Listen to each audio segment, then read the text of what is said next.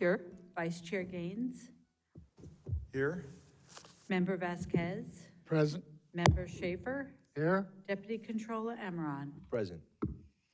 Thank you, members. Quorum is present, and the board meeting is called to order. We will begin with Pledge of Allegiance. Please stand, and Mr. Vasquez, if you would please lead us in the pledge.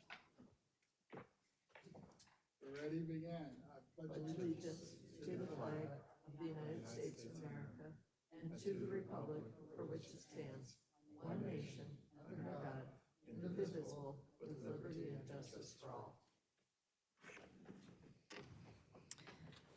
Thank you. We'll go now to member opening remarks, if there are any. Vice Chair. Yeah, thank you. I just want to recognize our 250th birthday as a democratic republic, the greatest country, in my opinion, that's ever existed on earth. And just grateful for the fact that we have the freedoms that we do, and that we will continue to secure those freedoms for generations to come. And I'm paraphrasing, but as Ronald Reagan said, we're only a generation away from losing our democratic republic. So I think it's very important that we make sure that we teach our children and our grandchildren the uniqueness of America, which I think was clarified with the World Cup and the comments that you saw from millions of visitors, and a different view of what America is, not one that is showing a particular view through the media, but what is America really like? And so they had that opportunity to experience that, and I just hope that we will continue to foster this democratic republic, and that we teach that to our children and grandchildren and within our schools. And so very disturbed at some of the things that have been happening in our schools, where children are being often taught to hate America. And yet it is the shining light upon a hill.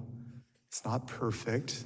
We've had struggles and challenges in the past, but we need to also remember that we learn from those struggles and we become better for it. So just want to emphasize that, because that's been such a great opportunity to reflect. And I just read a book by Jonathan Turley called Rage in the Republic, which was very interesting because it compares the revolutions, the American Revolution versus the French Revolution, and how brutal the French Revolution was, and how it was divided into factions, and then the factions killed off each other. And very kind of dark perspective of what can happen in a revolutionary time versus what I think, when you compare it to America and what we went through, it was a very different challenge. And Thomas Paine, who wrote Common Sense, was, considered the radical in America during the Revolution, and he was considered the moderate in France during their revolution, and was engaged in that and actually imprisoned because he wasn't radical enough. And so, so I just wanted to highlight that, and thank you for the opportunity indulging me. Thank you, Vice Chair. Mr. Vasquez. Thank you, Madam Chair. I'd like to just bring out a couple items here. First, to recognize National Park and Recreation Month, a time to focus on building strong and vibrant and resilient communities through the power of parks and recreation. This month is dedicated to recognizing and celebrating the full-time park and recreational professionals, part-time and seasonal workers, and volunteers who manage and maintain our country's local, state, and community parks. July is also National Make a Difference to Children's Month, which emphasizes the critical role of guidance and membership in a child's development. This month raises awareness about the vulnerabilities children face and the profound impact adult figures can have.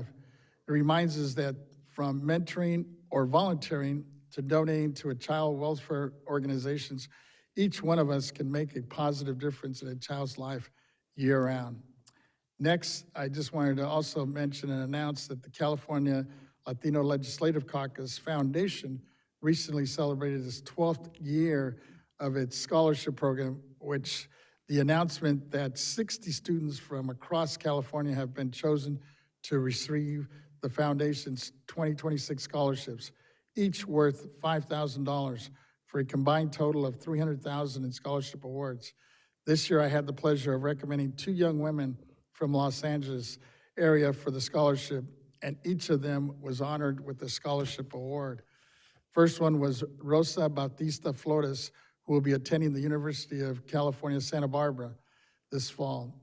The second one is Rosemary Calvac Lopez, who will be attending California State University, Los Angeles. Just wanted to congratulate both of them and wish them great success in their college journey and beyond. And last but not least, for those of you that were watching FIFA, I just wanted to shout out to Spain, who was able to take down Argentina, the winner of the FIFA World Cup, for an exceptional skill and teamwork.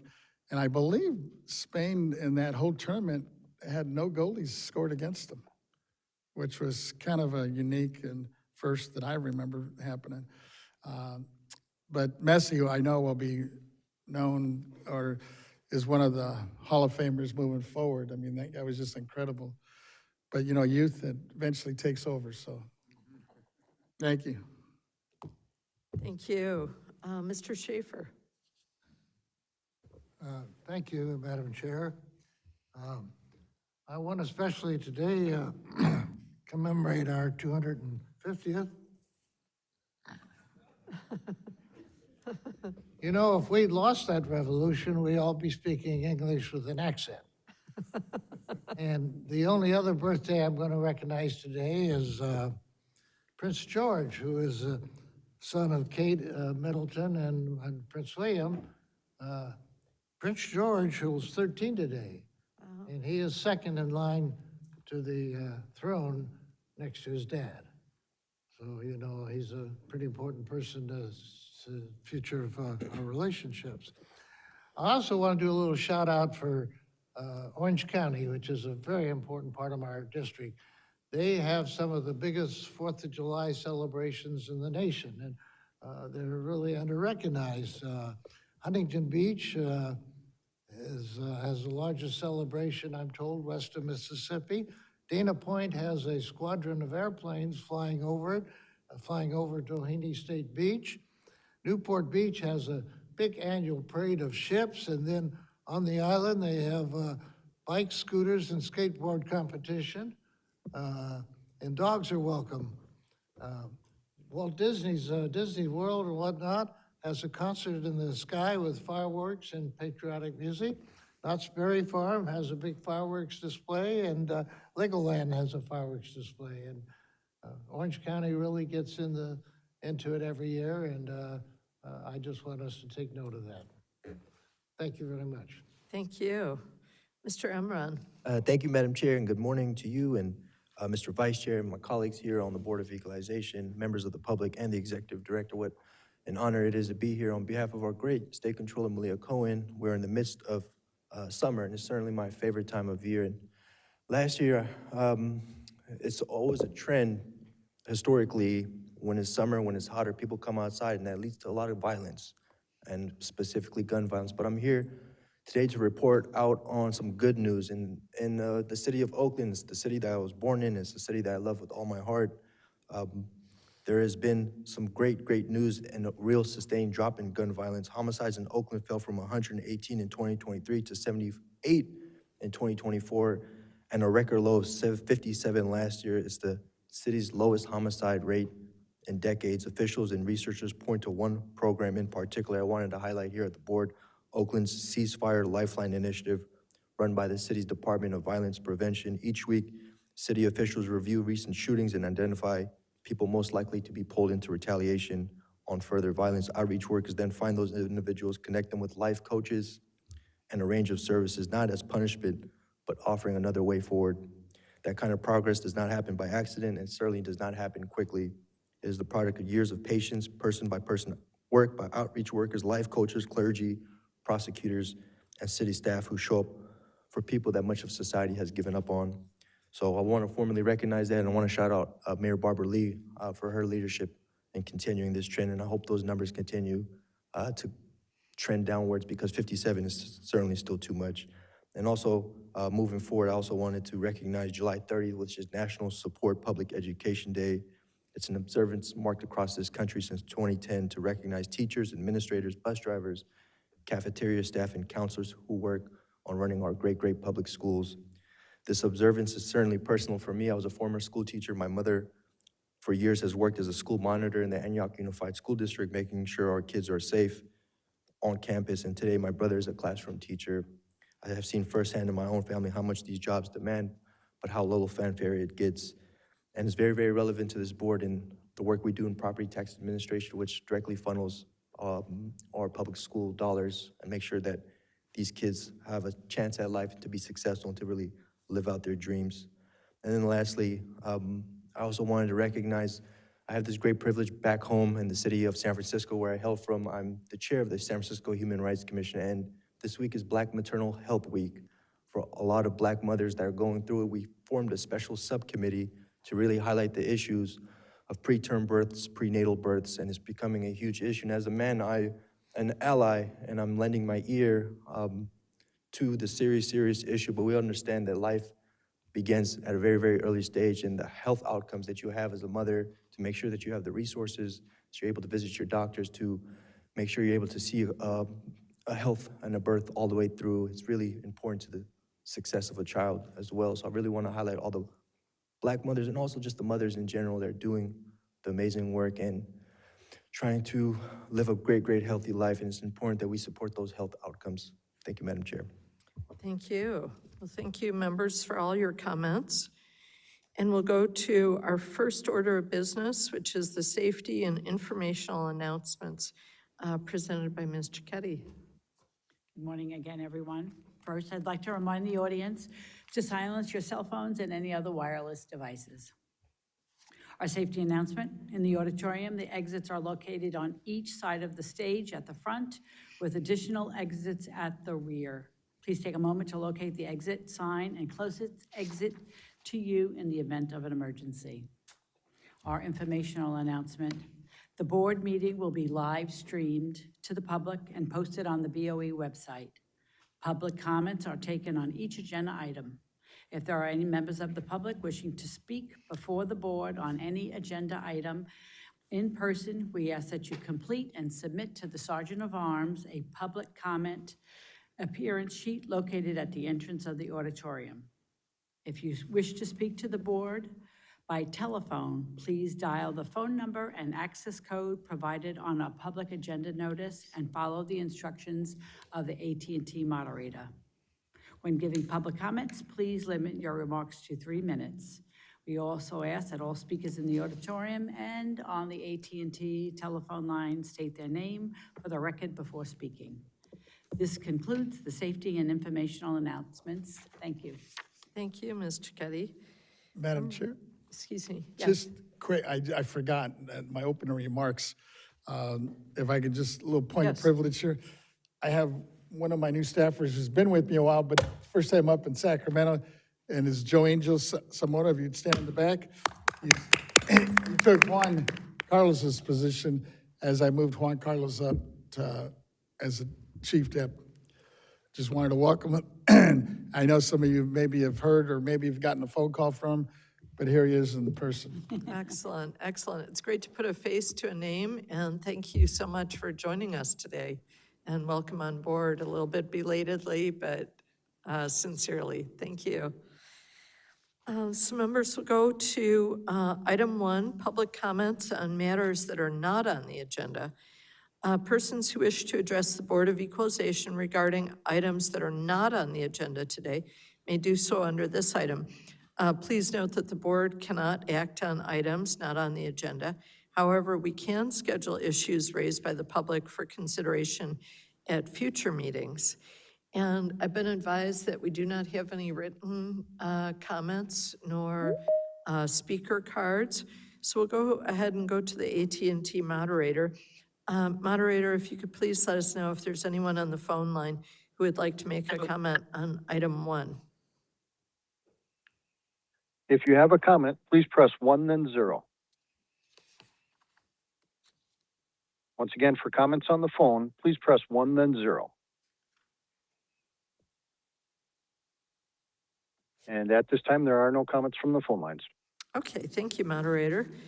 So we'll keep on moving to item 2, which is program matters. Excuse me, Chair Lieber, I believe Ms. Cohen is on the line. If we could take a moment to Yes, acknowledge that please. she has come, if that's okay. Yes, good morning, colleagues. It's good to be with you today, even if I'm coming in virtually. Good morning to the staff and also to the members of the public. All righty. Thank you, Mr. Kay. We can go ahead with the business, Good morning. yes. Yeah, let me do my little speech here. Controller Code is appearing Okay. remotely. If a member of the board attends a meeting by teleconference from a remote location, the member shall disclose whether any other individual 18 years or older are present in the room at the remote location with the member and the general nature of the member's relationship to such individual. Therefore, Controller Cohen, is there anyone 18 years of age or older present in the room at your remote location? No, I'm alone. Okay, thank you. Okay, thank you. We'll go to this fiscal year 2026 through 2027 private railroad car tax rate. This is a constitutional function, and Mr. McCool is here and ready to present on the item. Thank you. Good morning, Chair Lieber and honorable members of the board. My name is Jack McCool, Chief of the State Assessed Properties Division. I am here today to report on this year's private railroad car tax rate. This year's rate is 1.157%, which is up slightly from last year's 1.151%. The rate is computed annually by the board's Research and Statistics Division under the provisions of Revenue and Taxation Code Section 11403. This code section states that the board shall annually compute the average rate of general property taxation in the state. The rate is calculated annually using data from the State Controller's Office and is approved by the BOE's Executive Director and reported to the board at the July board meeting for informational purposes. The approved tax rate is applied by the State Assessed Properties Division to the annual private railroad car assessed values. The private railroad car assessed values multiplied by this approved rate will equate to the amount of tax due for each private railroad car assessee. This item is for informational purposes only and does not require any board action. That concludes the report on the 2026 private railroad car tax rate. Thank you. Thank you, members. Any questions or comments? Vice Chair. Yeah, thank you for this update. And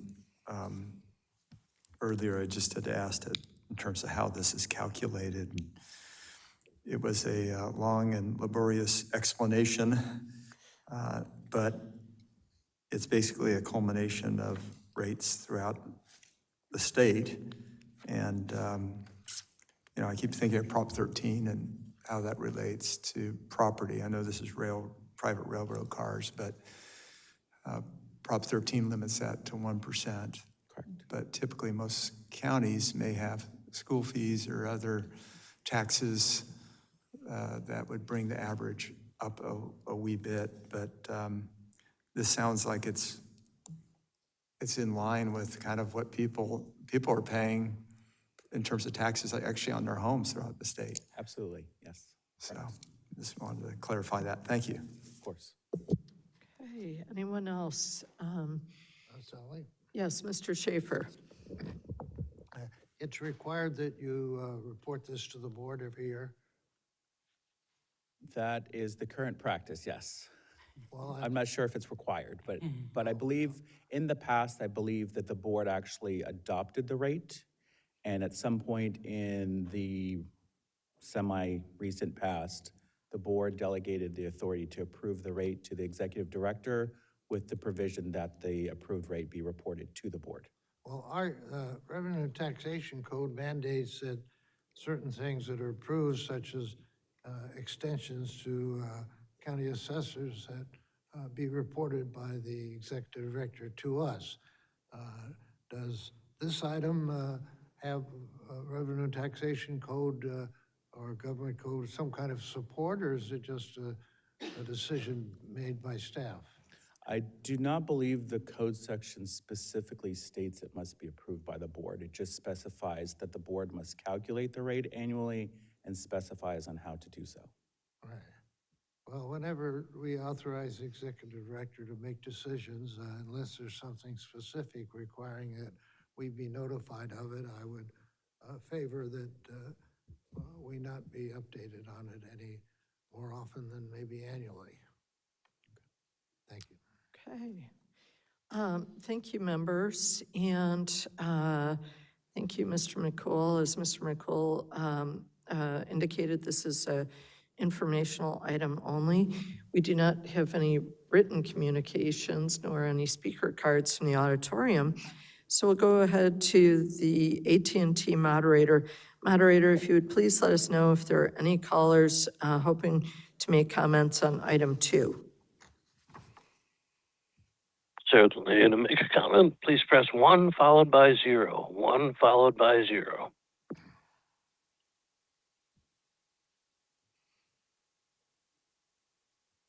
And we presently have no one in queue. Please continue. Okay, thank you. Well, we will conclude that item and go to item 3, adoption of the 2026 private railroad car roll. And this is a constitutional item again.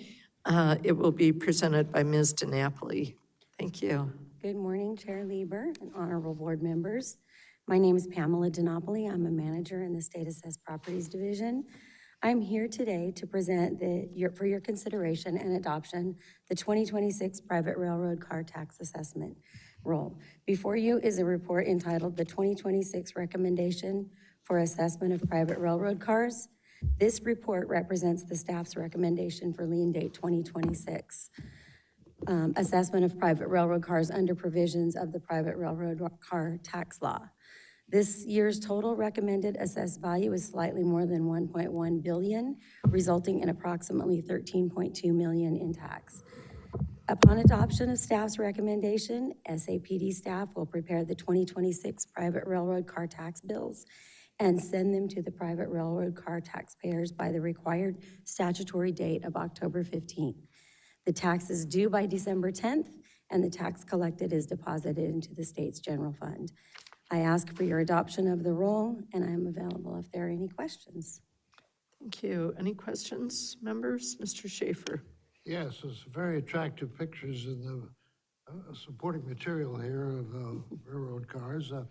Is this required that we present it by statute, or is this just your policy to present it to us? I think it's required. You have to adopt it. It's what? It's required. It must be adopted by the board members. Okay, whenever it's not really required by revenue and taxation code or government code, as is the extensions given assessors, I would favor that this be handled in-house, and we just trust you to do a good job and don't have to inform us on it. Thank you. Okay, members, the needed motion is to approve the assessment of private railroad cars under the provisions of the private railroad car tax law. So moved. Mr. Vasquez moves. Mr. Schaefer, would you like to provide a second on that? Second. Okay. So we do not have any written comments on this item, nor any comment cards from the auditorium today. So we'll go to our AT&T moderator. Moderator, if you could please let us know if there is anyone hoping to make a comment on item 3. Point of order, Madam Chair. Certainly, if you'd like to make a comment, please press Sorry. 1 followed by 0.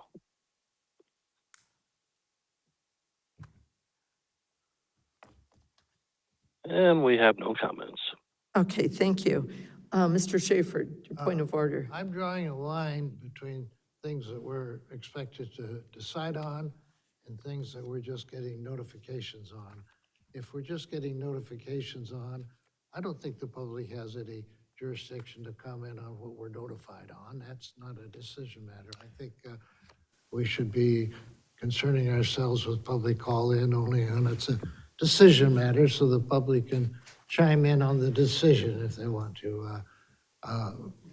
These are information items, and I would think we could lessen the burden on yourself as to the number of inquiries you make if we limit it to decision items instead of everything. Well, before we go to our legal staff, this is one of those decision items. So that's why I took a motion from Mr. Vasquez and you seconded. But it is our custom and practice to take public comment on all the items that are on the agenda. And as long as we move briskly, we can get it all done. So, thank you. Okay, thank you. So members. Madam Chair, may I interrupt? I'm Controller, sorry, I don't please. think you saw me. Thank you for acknowledging me, and good morning, everyone. I just was listening to Member Schaefer's remarks, and thank you very much for addressing them. I just want to make sure that I am at least on the record in sharing my views. I don't want my silence to be interpreted as being complicit or in support of Member Schaefer's remarks. I disagree with you, Member Schaefer. I think that it is our democratic responsibility to be transparent and to be open. And our job is to welcome feedback, whether it's constitutionally required or not. We are representing people, and people have thoughts and suggestions on many of the matters that we are discussing on this agenda item. The chair mentioned that it is the pattern and practice of this body, and I agree with it. I think it's the correct direction that we should be going in, listening to people, hearing their thoughts, and then, of course, incorporating them where it makes sense. So to suggest that if we're not constitutionally responsible or required for reporting or to receive comment on an agenda item, I think is just a little bit narrow, and where my values lie, it makes me uncomfortable. I think we should be welcoming more feedback and interaction from the public, not restricting it. Thank you. Thank Back to you. you, Madam Chair. Thank you, Controller. So we've opened up an opportunity for public comment. And so I'll indicate that we have a motion from Mr. Vasquez, seconded by Mr. Schaefer, to approve the assessment of private railroad cars on this 2026 matter. So we will go ahead and ask Ms. Cicchetti to please open the roll. All right. Chair Lieber, Aye. Vice Chair Gaines, Aye. Member Vasquez, Aye. Member Schaefer, Aye. Controller Cohen. Aye. Thank you, members. That item passes unanimously. And we'll go on to item 4, adoption of the 2026 State Assessed Property Roll. Again, this is constitutional function, and Mr. Ibarra will be making the presentation. Good morning, Chair Lieber and honorable members of the board. My name is Jason Ibarra, supervisor in the State Assessed Properties Division. I'm here to present for your consideration and adoption the 2026 State Assessed Property Roll. I'd like to take a moment just to acknowledge the hard work of our division. Some of my team members are actually here today, some of our real property appraisers, as well as some of the team members from the tax area services section. So their hard work contributed. They're just a small part of all the people in our division that were contributing to this year's roll. Thank you. Before you is a report entitled the 2026 Recommendation for the State Assessment of State Assessed Property.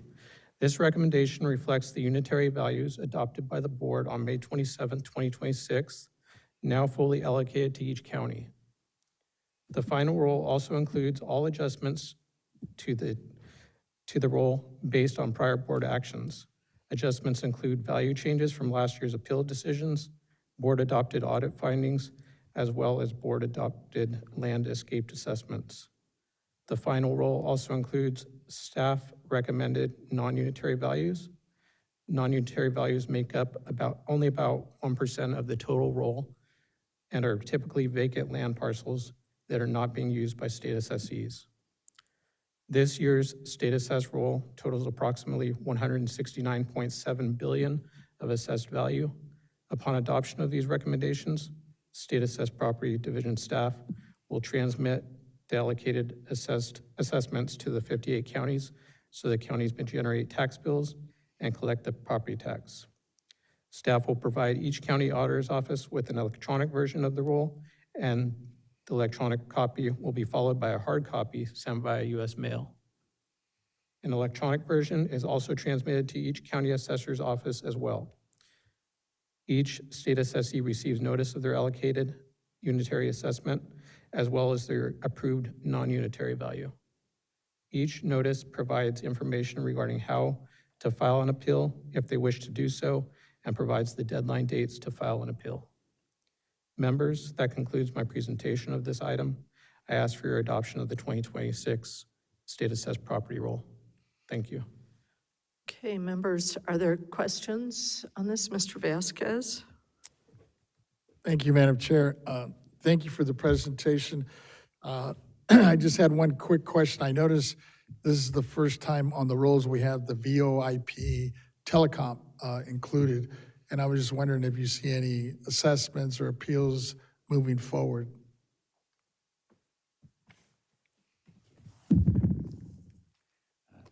Thank you for the question. For the record, Jack McCool, Chief of the State Assessed Properties Division. We continue to do a lot of work behind the scenes for the new VoIP entities that we have assessment jurisdiction over. I'm not aware currently of any appeals that have been filed, but the filing deadline was this past Monday, so we'll find out more about that in the coming days. But we do consider VoIP to be a growing industry from our perspective, simply because there's still a lot of discovery work to be done within that sub-industry group. Thank you. Okay. Controller, did you have any questions or comments? No, ma'am. Thank you for asking. Thank you. Okay. Members, the requested motion is to approve the allocations of the unitary values that were adopted by the board in May of 2026, plus adjustments that are based on prior board action and staff recommended non-unitary values. So, Mr. Vasquez, would you like to move this? Mr. Schaefer? I notice that the percent increase or decrease is sometimes 1%, sometimes over 20%. Is the reason for that there's added construction and value, or is the reason for that something going on in the neighborhood? I suppose for 50 different assessments, you'd have 50 different stories, but is there something general about that you could tell me as to your criteria for coming up with the increase and decreases values? Thank you for the question. Oh, the light is not working. Jack McCool, Chief State Assessed Properties Division. We do see increases that can range quite substantially within individual industries, but the overall assessment roll for this year is just over 3% higher compared to the prior year. That 3% overall increase is pretty consistent with the past few years. It's usually in the 2 to 4% increase range overall. So while you can see in the recommendation booklet, certain industry groups have larger increases or decreases, those can be attributed to specific factors within an industry, but the overall assessment roll is 3.13% higher than last year. So that total increase is pretty typical that we've seen in the last 5 to 10 years. Oh, thank you. Of course. Okay, thank you, members. Vice Chair. Just wanted to get clarification in terms of the increased value. In years past, you've mentioned that there have been infrastructure improvements made. Is that what's driving this? Largely, yes. Yeah. So as we kind of touched on back in May, the overwhelming majority of assessed value is, for our state assessed role, is still tied to the large investor-owned electric utilities. That, I think the top 3 or 4 companies make up about 75% of our assessed value. Those companies are continuing to invest significant amounts of money replacing very old property with newer, safer property. So to your point, yes, that increase pulls the entire roll up. Great, thank you. Okay, so we have a motion from Mr. Vasquez on the table. Mr. Schaefer, would you like to second that? Thank you, I do second it. Okay, thank you. And members, we do not have any written comments nor any speaker cards in the auditorium. So we're going to go to the AT&T moderator to ask if there's anyone hoping to make a comment on item 4. To make a comment, please press 1 followed by 0. 1 followed by 0.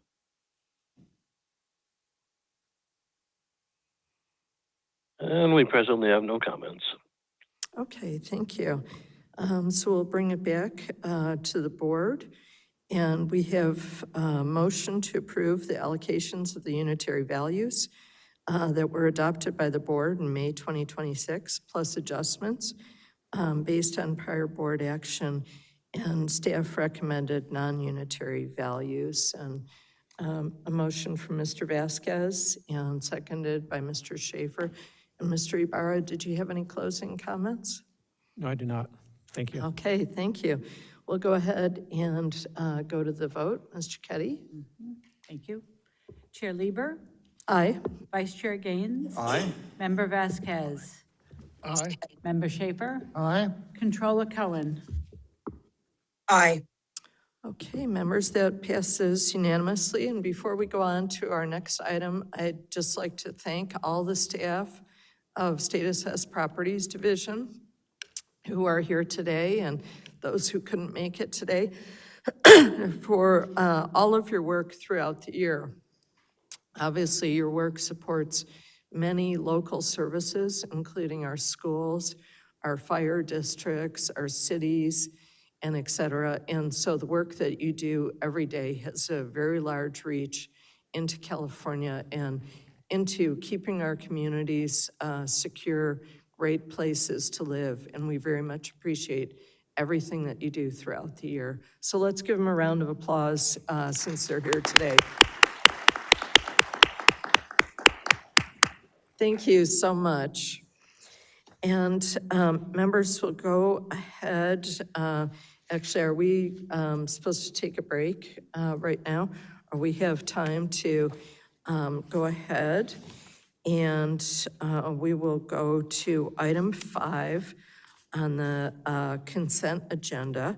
This is the adoption of the June 24th, 2026 board meeting minutes. And would anyone like to make a motion on this item? So moved. Mr. Vasquez. And Vice Chair, would you like to provide a second on this? Vice Chair. Does anyone on the board have any questions or comments regarding this item? And seeing none, we do not have any written comments nor speaker cards. So we'll go to the AT&T moderator. Moderator, is there anyone who's holding who would like to make a comment on item 5? Please press 1 followed by 0 to make a comment.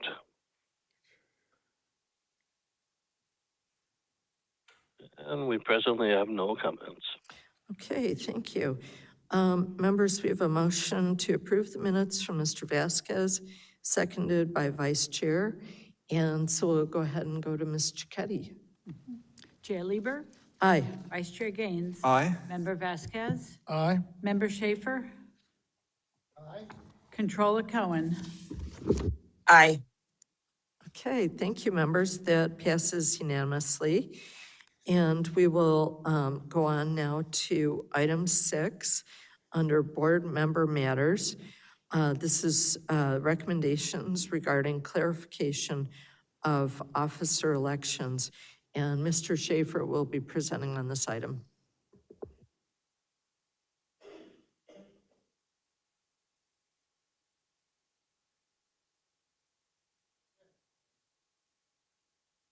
Thank you. You know, a lot of us are focusing on changes in how we could be better service to the public and going into various areas that need addressing, and I welcome that. But we do have to take time sometimes to look at our internal rules and how we conduct our meeting and to try to be more efficient.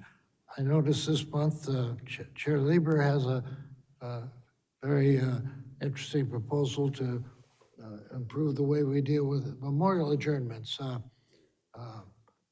I am really concerned about the how we pick our chair at the end of the year.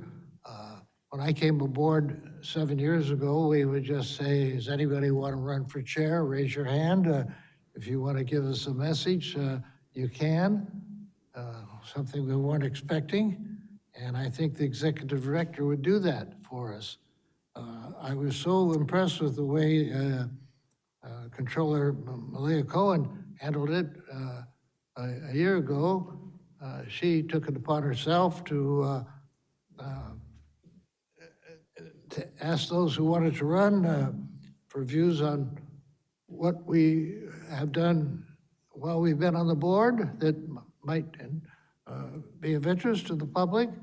And she also invited us to explain our views for the coming year that might be of good to the board. And I thought that was a brilliant move. I would just like to codify that because it's clear to all of us that she's not going to be serving as chair. If she's controller or whoever's controller, they will, for now to the end of time, be on the board.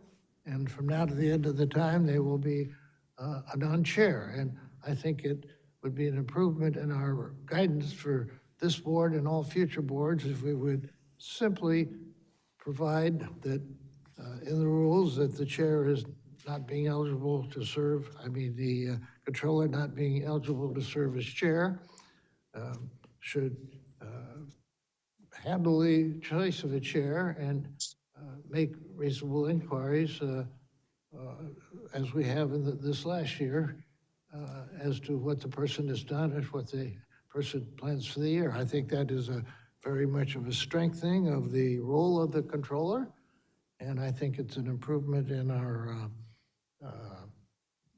governance rules for all time. And I would, just like I am going to be joining Chair Lieber in her effort to improve our memoriam, I would think we would not have any opposition within the board as to what I'm suggesting. Thank you. Thank you. Questions or comments? Members, Mr. Vasquez.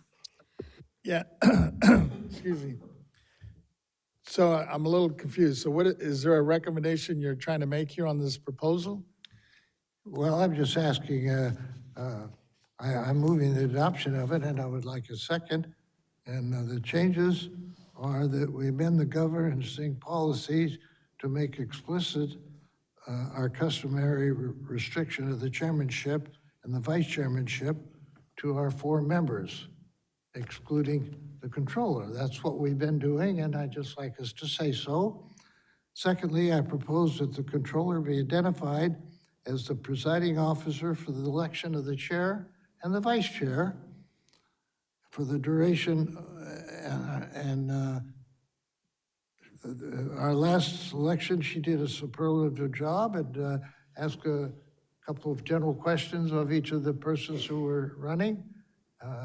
I'm asking that we adopt both of these modest changes in our governance policy. So governance policy says that she is not involved in the election of chair or vice chair, except she conduct the election and make inquiries of the candidates if it's a contested election.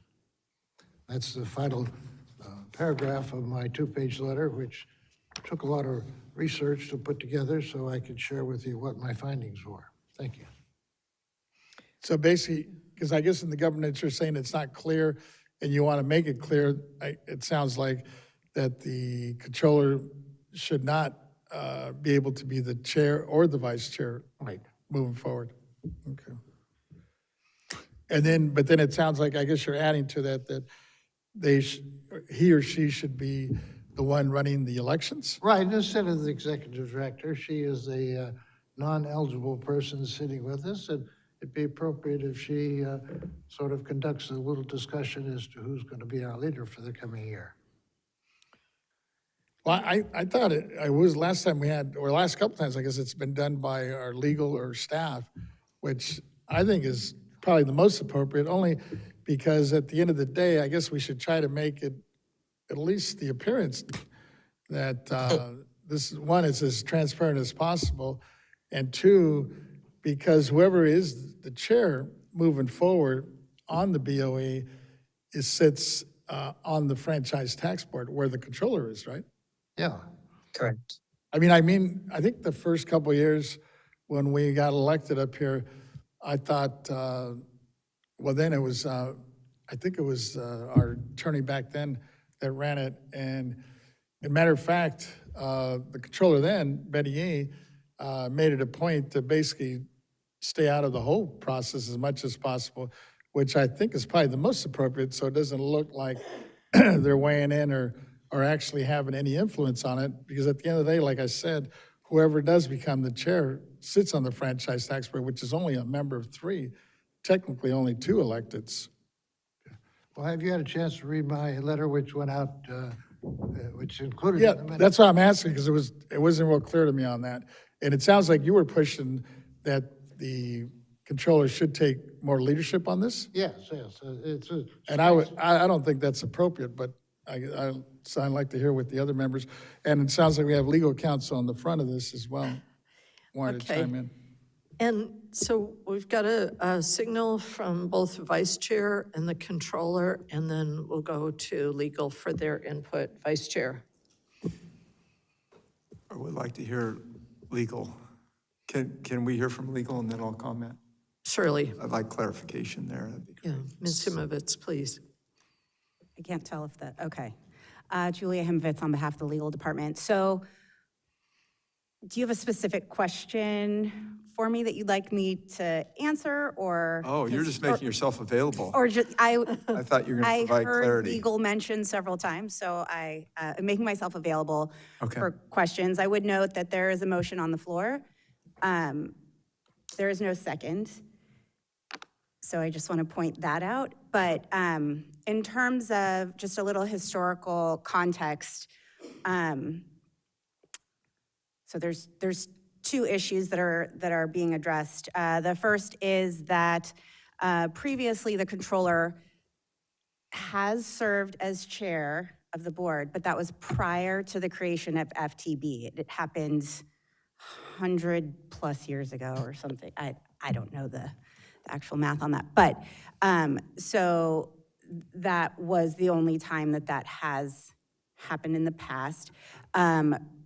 This board, when you guys took office, you adopted an election policy as to how the chair and vice chair would be elected. That has changed over the years. And so you currently have in your governance policy how you would like the chair and vice chair to be elected. Who runs that has traditionally been staff.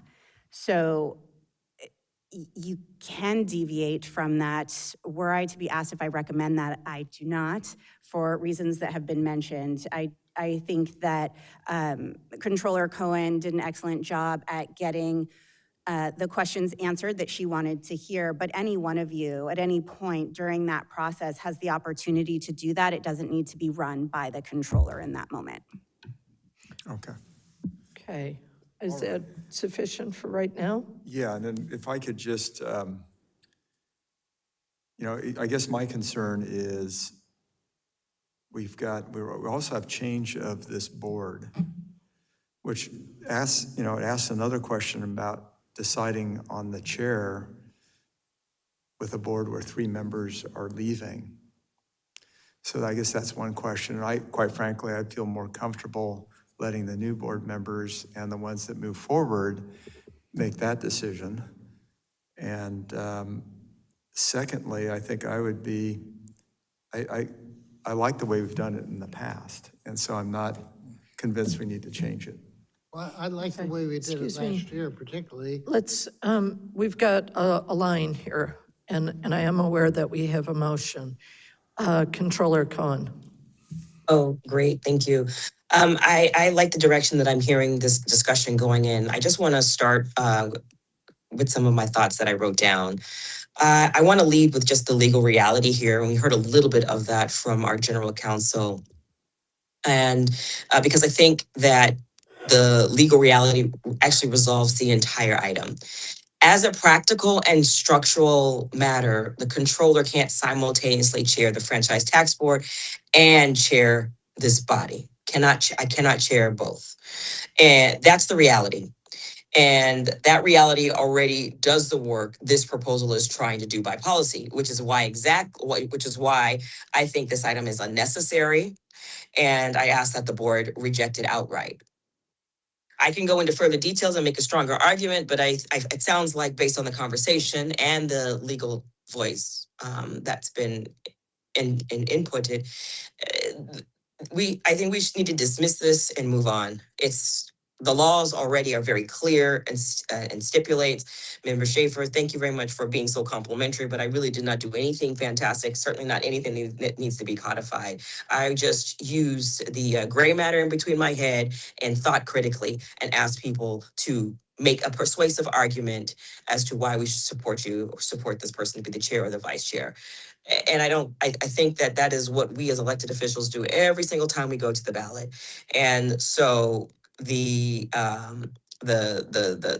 franchise tax board structure, according to Government Code Section 15700, makes the franchise tax board a 3-member body. You got the controller, you got the director of finance, and you have the chairperson of the Board of Equalization. 3 separate named seats by, quite frankly, is a very long and established standing practice. The controller chairs the franchise tax board. If the controller also becomes the chair of this board, one person would simultaneously occupy 2 of the FTB's 3 statutorily distinct seats. And, honestly, this would collapse the 3-member structure, and the legislature built into 2 actual people holding it. So I don't think we need to disrupt the apple cart. Please, colleagues, if you will join me, reject this. Don't even second the motion. Let's dispense with this issue and keep moving forward with the other items on the agenda. Thank you. Okay, thank you. Mr. Schaefer, did you have I don't think comments? it's clear at all that the controller is not eligible to be chair because of the conflicts, because of the franchise tax board obligations. It's never going to happen, but it's not clear. And that's just why you could take maybe the first of my 2 items and just put in our governance that what's really the reality is that the controller is not a candidate for the chairmanship. I would like that to be said someplace. Thank you. Thank you, Mr. Schaefer, and thank you for all the good work. I did read your memo several times, and I thought it was a very good one. I did almost understand it on the first pass, but then I took a couple more passes just to enjoy the writing. And so I'm not in agreement with it, though, mostly because our controller over the past several years, when I've been here, has provided so much good input to our discussion about the vice chair and chair election. And I would not want to see a loss of that input because the controller would be running the election in essence. I think right now Good point. we have adequately removed. Thank you, Mr. Schaefer. So I'm not going to make a second on this at this time, but I would like to keep it in my mind, and then we can bring it up perhaps with the new board. And when the new board is meeting, we're going to import you from San Diego to come up here to keep that new board if I'm fortunate enough to be on it. We'll have you be keeping that new board honest. There's nothing in this for me. I want you to know this. Yes, I no, was trying no. to save the world in a little. I know, you have a great California spirit, and there's no one who is going to surpass you in that. So right now, we I do have not, this feeling, I'm sorry to interrupt, but yes, please, Vice Chair. that you'll be back, right? it- I would imagine that Member Schaefer will probably be making recommendations after our terms are ended. Oh, he's going to be required to do that. He's going to be required to do that. We are not letting up on Mr. Schaefer and We know how engaged you are. in any way, shape, or form, even if it's just public comment, but it's going to be a lot more. I think it's going to be written missives that are going to really keep people on their toes. Well, I appreciate Ted's suggestion that perhaps the new board should take a look at this, and I will withdraw the issue and invite the new board to take a look at this issue. Okay, thank you so much. And since we have it on our agenda, Controller? Ms. Schaefer? Yes, thank you. Well, I just want to say this. No controller has ever sought or served as chair of this board, and the Franchise Tax Board's own statutory structure already prevents us from going forward. I don't think we need to move it forward, let the future board, like this is frankly, in honest terms, a bad idea. And I think it is our duty as leaders in this moment, when bad ideas come before us, it is our job to kill it. When good ideas come before it, we support it and we, allow it to move forward or allow it to take root. I will be on the body for the next 4 years. And if this matter comes up, I will again discourage the new colleagues to support it, not to support this. This is just not a good idea. I don't think we need to hold it off. I mean, it doesn't sound like we still have an open motion that has not been seconded, which means that the motion is going to die. But I just want to go on record in disagreement with the rationale that we should let the future board determine. There's nothing to determine. Yes, thank you so much for those comments. And we're not formally moving it forward in time, but I think there's a lack of a second. So it's sort of done for now, for sure. And I know that Mr. Schaefer can. I've withdrawn the matter. And just Oh, Mr. suggested Schaefer that is the, withdrawn. Next board take a look at it. I think this will give our controller something to live for next January. Well, we won't No, sir, I formally- don't want anything else to look for. I'm fine. No, she's I'm got fine. enough. We've got 150 years of BOE history. We got 96 years of FTB transition, a tradition. There's no need to make any changes at this point Yes. with this matter. And now, This topic. because Mr. Schaefer has removed his motion, we do not even need to kill this kindly, but we do need to take public comment on it because it's on our agenda. So let's, we don't have any written comments nor speaker cards from the auditorium, so we'll go to our AT&T moderator. Moderator, would you please let us know if there's anyone holding on the line who would like to make a comment on item 6? For comments on the phone lines, please press 1, then 0.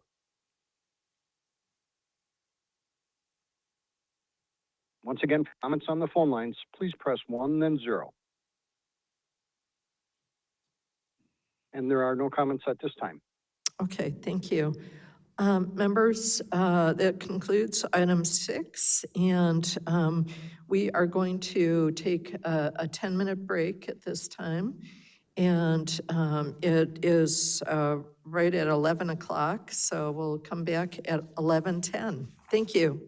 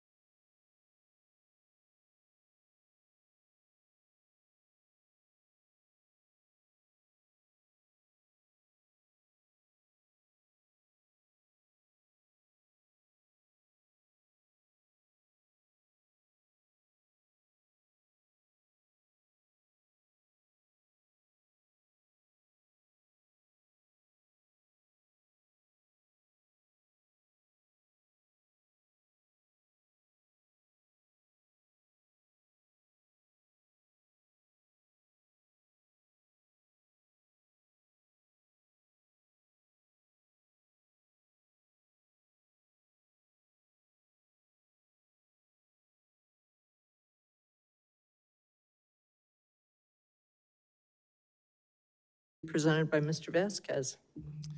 Thank you, Chair Lieber. As we discussed previously at board, housing affordability is a serious problem in California. Despite statewide efforts to lower the cost of housing, progress is slow, and the cost of housing remains out of reach for many Californians. It is incumbent upon us as elected officials to examine possible policy solutions germane to the board's jurisdiction, which may be able to help ease the burden. Last year, we had an informational hearing on the modular housing as a tool to aid in disaster relief and recovery. And we learned a great deal about the benefits and efficiencies of modular housing. In January of 2026, the Assembly Select Committee on Housing Construction Innovation held a series of hearings about whether and to what extent the state can engage productively with the modular housing industry, which led to some legislation on this issue. Following those hearings, the UC Berkeley Turner Center for the Housing Innovation published a report highlighting the recommended solutions to foster the development of that industry, which shows great promise regarding reducing the cost of construction. At least one of those solutions was directly related to property taxation, a possible property tax abatement program for the projects utilizing modular housing. And I believe that this report is worth discussing and learning more about. As a result, I am proposing an informational hearing for next month, during which we can hear from the report author and others to learn more about these ideas. Due to next month's TRA hearing, I am cognizant of the potential time constraints which may exist, so I am proposing a brief informational hearing, approximately 60 to 90 minutes time in the afternoon. And depending on the testimony we receive, we could engage more in these ideas at a future meeting. I would appreciate time and consideration on this proposal, and let me just open it up to my colleagues, and if there's anybody here in the public that wants to address this. And I wanted to thank actually our vice chair who participated actually in the first hearing we did on it, but now this is kind of just more zeroed in on the modular piece. Yeah. Okay, and I got a little motion of assent with that time frame for that date. Vice Chair, did you have comments? I did. I want to thank Member Vasquez for bringing this forward. And the modular aspect, I think, looks like it provides some real savings for home construction, so that's very encouraging. And I guess from my standpoint, I'm always looking for, are there opportunities for market rate? You know, can we work with home builders to build something affordable without having it subsidized? There's new legislation that I think went into effect this year that adjusts some of the fees for your housing, for building, for your building permit based on square footage. And I find that very encouraging because it's not a disincentive now to build a smaller home. And with the way costs are, I think that is part of the answer too, is we need to get a lot more smaller homes built. And we need to figure out ways to adjust our regulations so that we can have market-based housing. And I mean, philosophically, we need to provide the environment to have people satisfy the American dream. And part of that, I think very much so in our society, is still the ability to buy a home. So I thank you for bringing this forward and look forward to learning more about it. Yeah, thank you. Thank you. Mr. Imran. Thank you, Madam Chair. I want to also thank Member Vasquez for bringing this forward. It's really a very unique concept. It's something that the board should study. To ditto and echo Vice Chair Gaines' points, it's so hard to build. It's almost $1 million per unit to build in California. And we need to find viable options, alternative options, and also when there's fires that happen and burns down a home, it takes years and years to rebuild somebody's home, and to a point where some of these projects are halfway done and just left in shambles. I was driving down the PCH just to see the destruction and the carnage on one of the most beautiful coastlines in the entire world. Is really, really sad. So I think we need to continue to look at this as the Board of Equalization, as somebody that does property tax in general. It's a really good way to look at it. And I encourage Member Vasquez, as he brings our participants forward, to include members of the Housing Committee and also UC Berkeley and other people that are doing the research and on the ground, especially those in the private sector as well. Thank you. Thank you, Mr. Schaefer. Yes, I want to thank Member Vasquez for bringing this issue forward, but my opinion is he's in the last few months of a strong 8-year service on the board, and you know, this is raising a major issue as you're on your way out. I would like to see this issue come in with the new board, where they'll be there for 4 to 8 years to monitor what's going on and grow with it. And you can't do that, and we can't do it. Most of us are leaving. Also, I'm frightened by the 1 to 2 hour portion. I would not favor 10 speakers and 2 hours of our time debating this because it's an issue that most of us are leaving the board. I would like to see, if you are going to go ahead and present it, that it be with a few speakers, and that we be not over an hour on the matter, because we do have a lot of things to try to conclude before we end our service, you, myself, and Member Gaines. So I'm not as optimistic of this as I would have been if you would have brought it up 4 years ago. Thank you. Yeah, did you have something to, Well, I have some comments that may go ahead. be helpful in this. So I think what's very important to me about the timing of it is that members of the legislature are planning their bill packages earlier and earlier before the start of session. And I did personally have a bill that we shopped around last year, and I found that members' bill packages were filled up by October. So I think the time frame is well placed for something like this. I do have a couple of thoughts, and one is that when we're talking about property tax abatements for all modular housing, I think that it should just be for affordable modular housing, because abating a property tax is like spending money in adding to the budget. And more communities are having to go to parcel taxes for this, parcel taxes for that. And it just is something that becomes so additive that it's unclear. And an issue that I heard raised by the Turner Center the other day when they were on KQED Forum was the capacity of the modular housing industry in California was a significant threshold issue. So I would like it in your discussions with Turner, should this item go forward, and I believe that it will, that you ask them to address the capacity issue here. And then I'd like to ask if we can really keep the property tax abatements within the affordable housing guide, corral. And then the last thing that I'd like to ask is that we continue to move in the direction that has been our custom and practice of having a report at the end of the process. Rather than minutes, if we can accept a report with more information in it.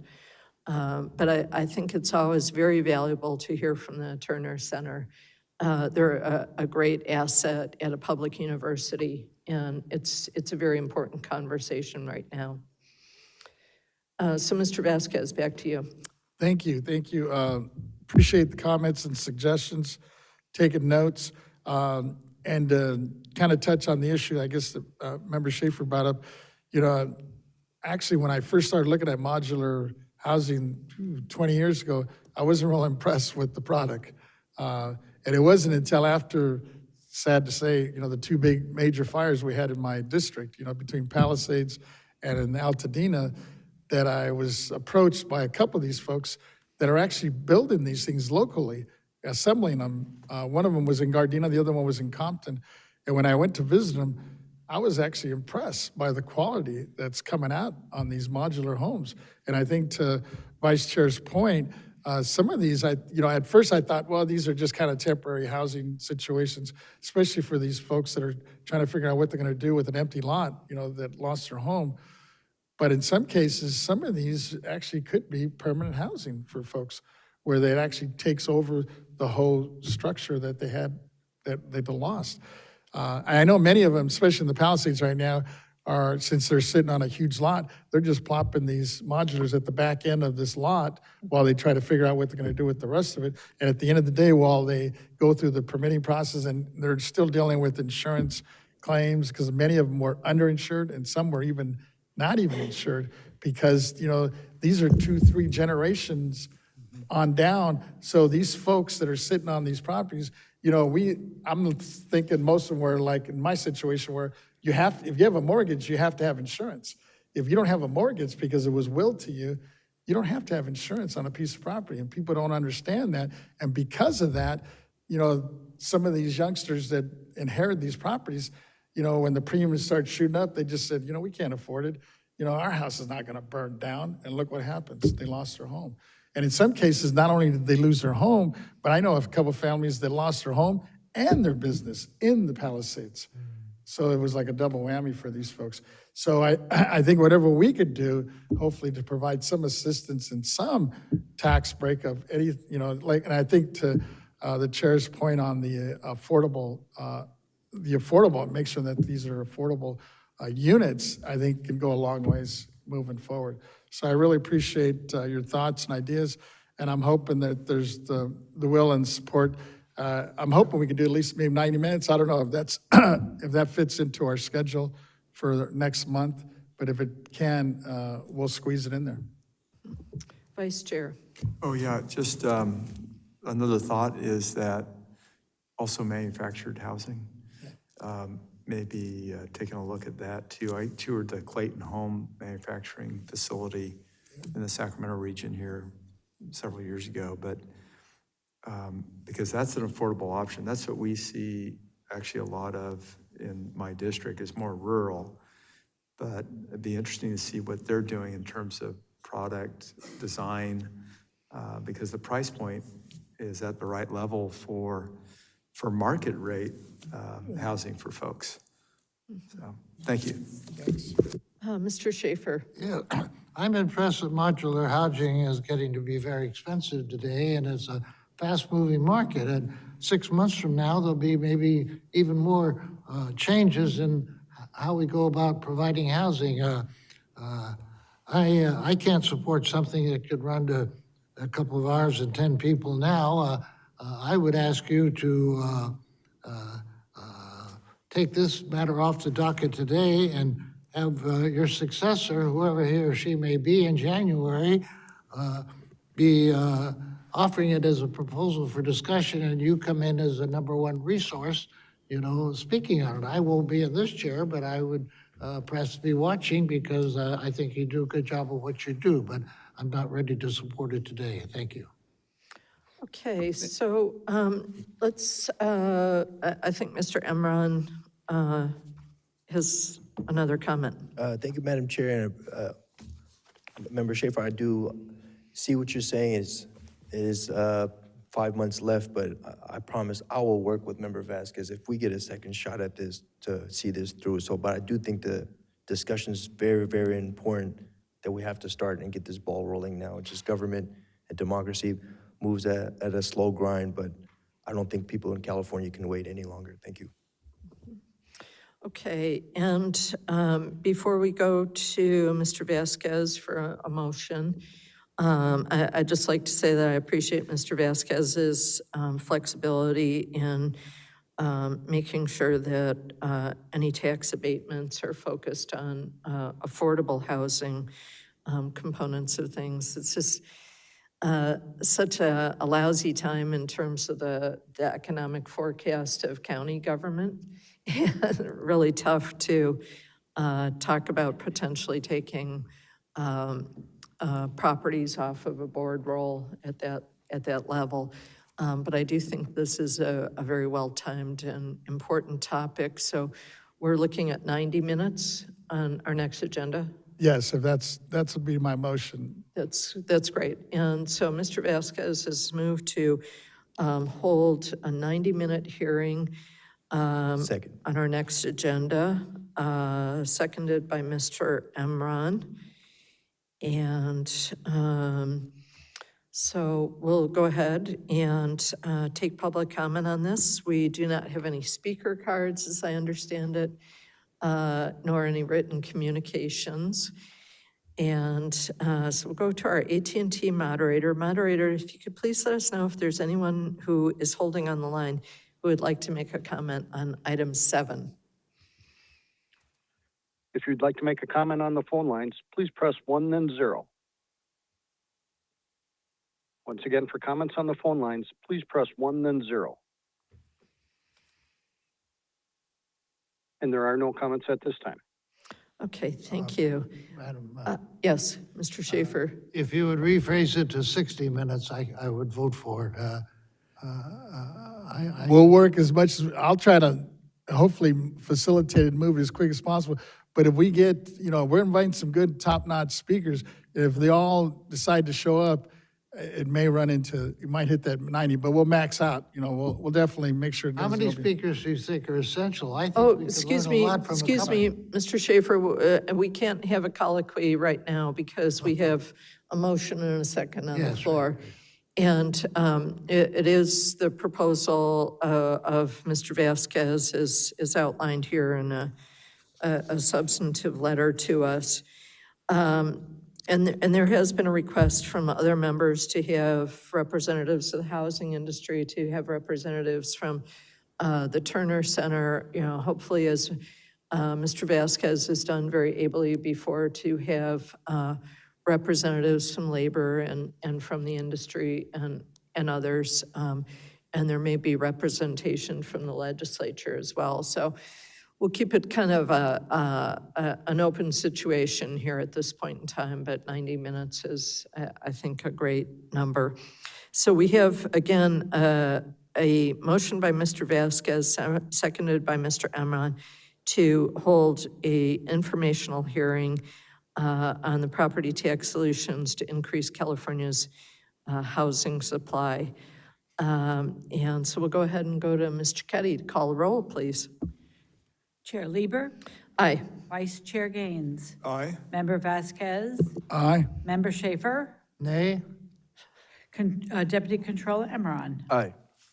Okay, members, that passes with 4 yeses and 1 no. So we will keep on going now to item 8. This is my item concerning the adjournments in memoriam.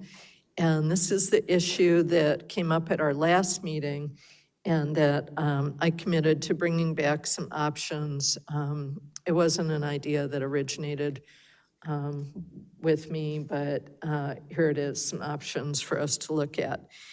And so at last month's meeting, we talked about the practice, how we're doing things, and an option is to continue our current practice where members make personal adjournments. And currently, personal adjournments are in the transcript of our meetings, but not in the minutes. And members can also send a letter to the family or community and link to the video proceedings where the adjournment was discussed. And then that goes out pretty much instantly after a meeting. So the second option is formalized process where adjournments are published in the minutes and in the transcripts. And we have some sample language in the item concerning that. I've also added some guidelines here because it does seem that the number of our adjournments has grown over the past several months. And we're pretty sure that it's not due to demographic changes, but more interest changes.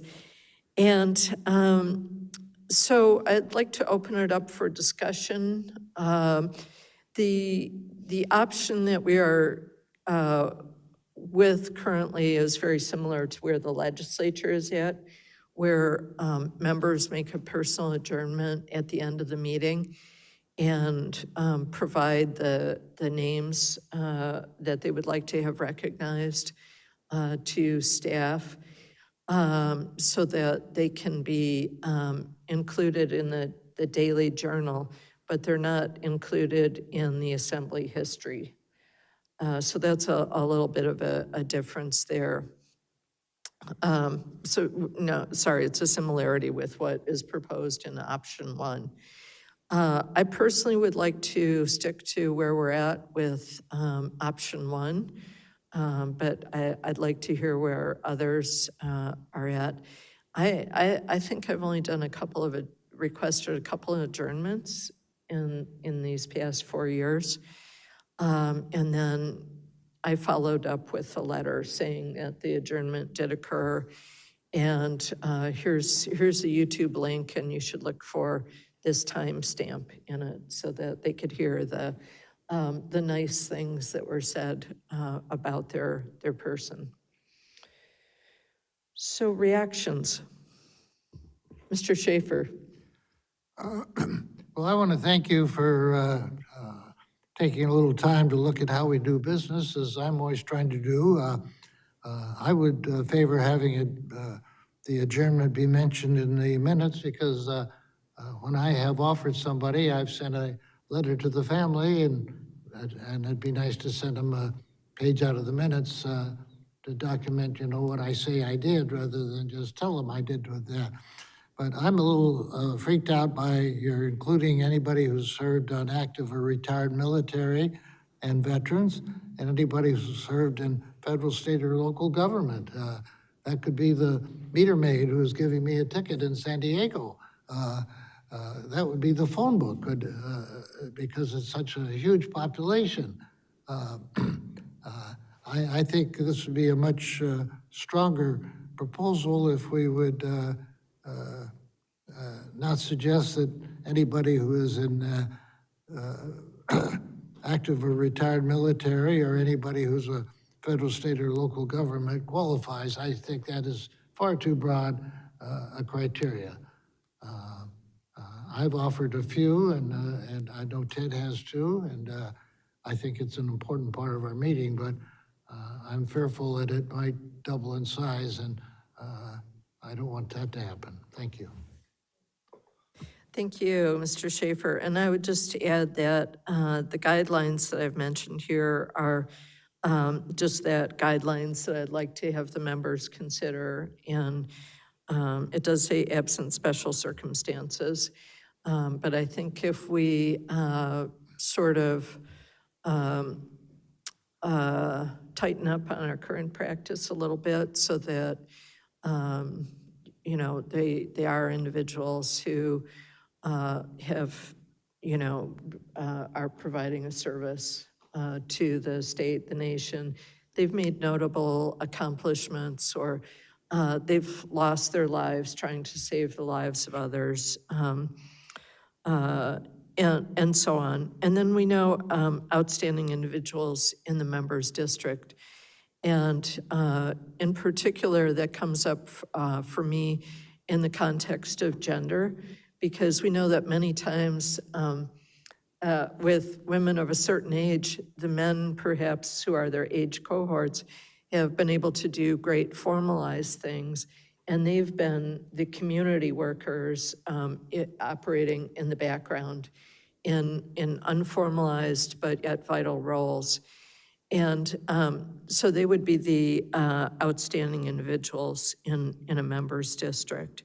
But these are simply guidelines for the members that I would like to ask that we all kind of take a good check on. And Mr. Vasquez, did you have further comments? Yes, thank you, Madam Chair, for bringing this back to us. Really appreciate it. And I would support formalizing the adjournment process to the extent that we would allow us to name, put the names, like you mentioned, of these important individuals cited in our minutes.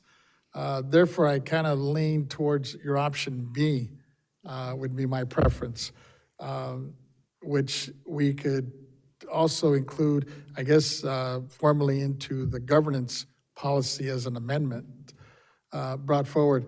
The one change I would suggest would be to, rather than giving space for a brief sentence about the life being recognized, the minutes should include maybe the title as provided by the requesting board member. Many of the individuals we wish to recognize have led exceptional lives and may boil down to just a brief sentence, for example. And I think you kind of touched on it, they may not have been an elected official, but maybe been very active in your community or your district.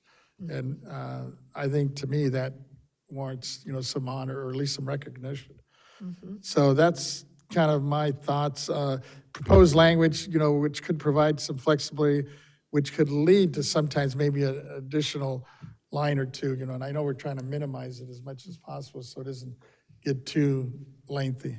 But those are kind of my thoughts. Great, and I think that aligns with, very much with where I'm at, that it could be title, if available, or simply the short sentence of what we're recognizing them for, because there are many, many people who don't have a title but are Community activists. so much providing the work. Yeah, and that's a generational thing too, is a lot of the women who have done the real hardcore work in the community don't identify as a community activist because that title didn't exist until a few years ago, and they say, oh, I'm just a homemaker.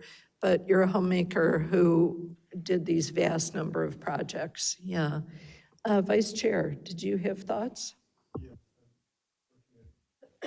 Why don't I, after Mr. Amron speaks? Oh, excuse me, Mr. Emra. I appreciate that. Vice Chair Gaines, I want to thank you for this discussion. It's really important, and memoriams are important. I think it's a great way to recognize the community. However, when it comes to meeting minutes, the controller and I are in belief that meeting minutes should be only describing the actions and votes taken by the board, should not be something ceremonial.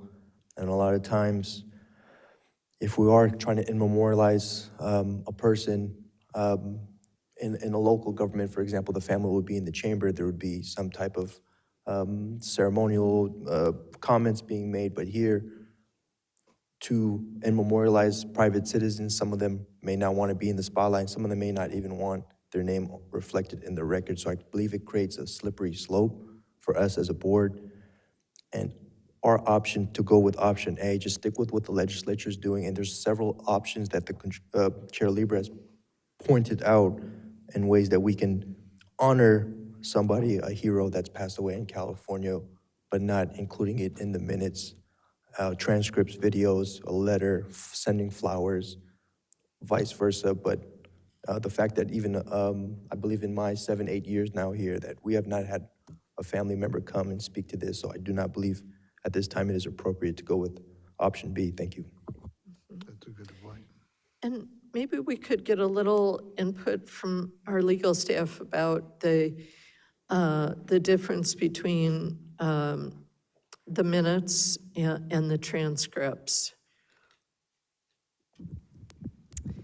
Julia Hemvitz on behalf of the legal department. So I want to make sure that I capture what you've asked, but I also want to address Mr. Emron. I would recommend going with what Mr. Emron has suggested for similar reasons. The minutes should be a reflection of formal actions taken by this board. So the motions that you make and whether they pass or not should be what are in the official minutes.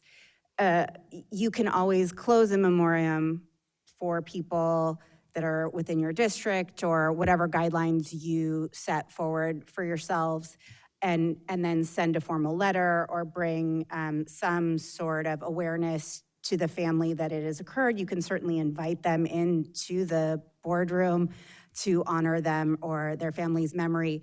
The transcripts will always reflect the comments that you say. Those can be requested from board proceedings, and then also the YouTube recording does exist.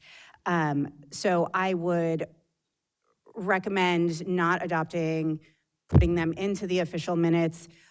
Also, I would note that these minutes get bound into books, which are quite expensive, and so the more that we add to them, the more expensive the books become. And I know Mr. Schaefer does like efficiency and cost savings, so that might be one reason to continue with our current practice. Okay. Sally, Mr. Schaefer. I appreciate the point Mr. Emron made on the limiting what's in the minutes and the privacy of some people not wanting to be published. I'll withdraw my suggestion that we should have it in the minutes. Thank you. Okay. Vice Chair. Yeah, thank you. I like proposal number 1. I think this aspect where we could send a letter or a video or a portion of the transcript, I think those are appropriate for communicating to a family that lost a loved one. I guess you could also look at, we had Adjourned Memories in the legislature, and that was put like in a folder. That would be another way to formalize something that would talk a little bit about the life of the individual. And I think you could do it relatively inexpensively. You could have a pre-printed form that then could be printed out on a printer and sent to them. So, thank you. And I would encourage everybody to look at the print catalog that we're each given. I haven't had any printing done because I do have some of those certificates on hand from the previous member in my seat. And because of the lag time, if it's 3 weeks before the meeting when you do the adjourn, and then you have to wait a month to get minutes to send someone, I think it's nicer to compress that time when family are available and et cetera. So it sounds like we're kind of centering around no action being needed at this time. But I do agree if we each look at the print catalog, and I think it's personally kind of a grace note to know or inquire as to how many children the person had and to include that number of certificates for them, because that makes something that's very nice for the future for that person. So we will hold on this issue, and I appreciate the members allowing me to develop some ideas in terms of this. But we are going to take public comment on this one. So we do not have written comments nor speaker cards. And so we'll go to the AT&T moderator. Moderator, if you could please let us know if there's anyone holding on the line who would like to make a public comment on item 8. If you would like to make a comment, please press 1, then 0. Once again, for comments on the phone lines, please press 1, then 0. And at this time, there are no comments. Okay, thank you. Well, we'll go on now to item 9, the Executive Director's report presented by Ms. Towers. Is it on? No.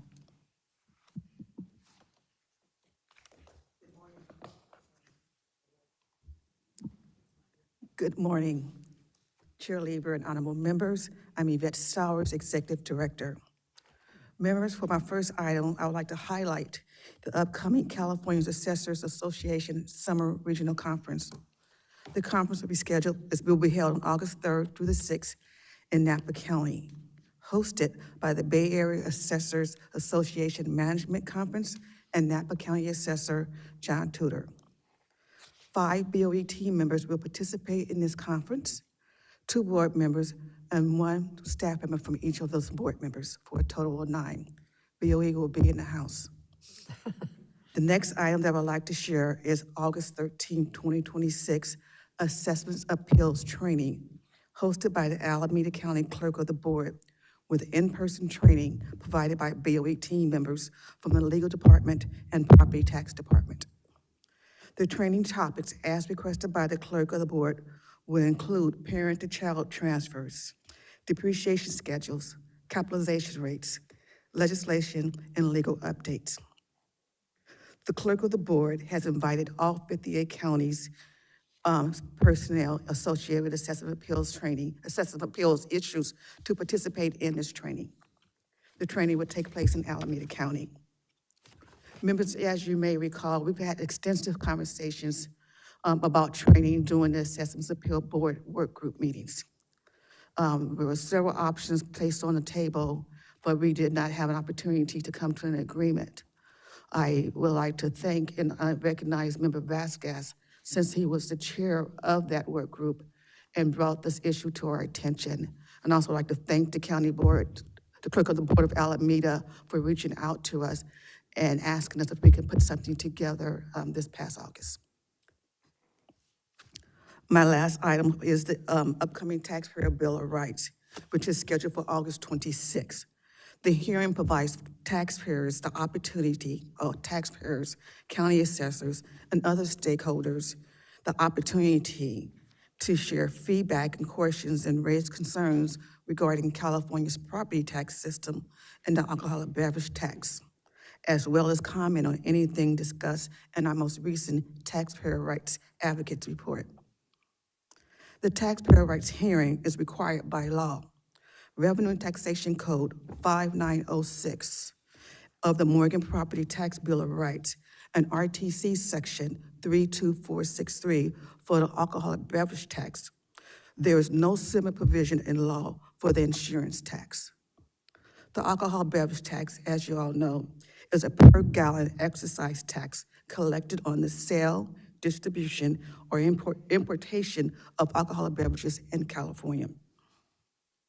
Our Chief Communication Officer and Acting Taxpayer Rights Advocate will provide more information on this item, but I am asking you to continue to promote the Taxpayer Bill of Rights hearing that is scheduled for August 26th.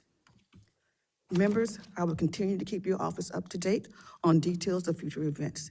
That will conclude my report for item 9. I'm available to answer any questions you may have. Okay, any questions for Ms. Towers? Mr. Vasquez. Thank you, Madam Chair, and thank you, Ms. Towers, for the report.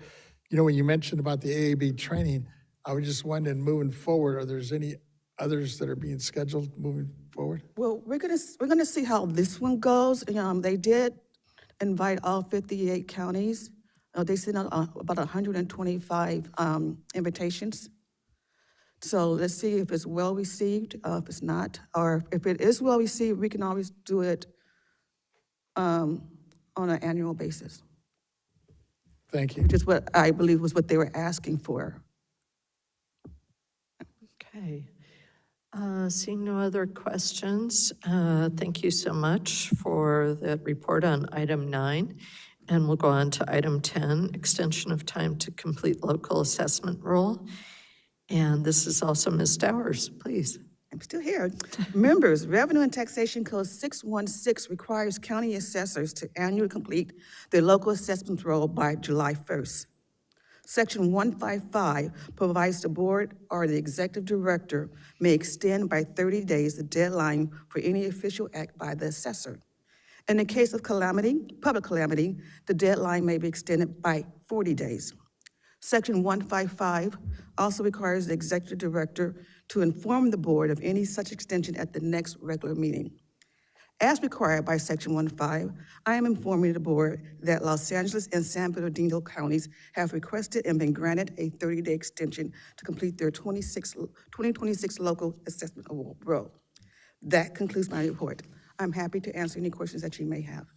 Okay, any questions, members? Okay, great, thank you so much. And we'll go on to item 11, Operational Priorities Report and Quarterly Budget Report, also presented by Ms. Towers. Thank you. Members like to start this report with the workforce. Honorable members, BOE continues to have a very low vacancy rate of under 9%. We are actively recruiting the vacant position, and since our last meeting, we have promoted 3 team members. As we continue to advance workforce development, our diverse recruitment team is gearing up for recruitment activities and events to attract a pool of talented professionals to the BOE. Members, the next item is workforce development. State agencies must provide employees with specific training courses according to statute. Some courses must be completed annually, and other courses every 2 to 4 years.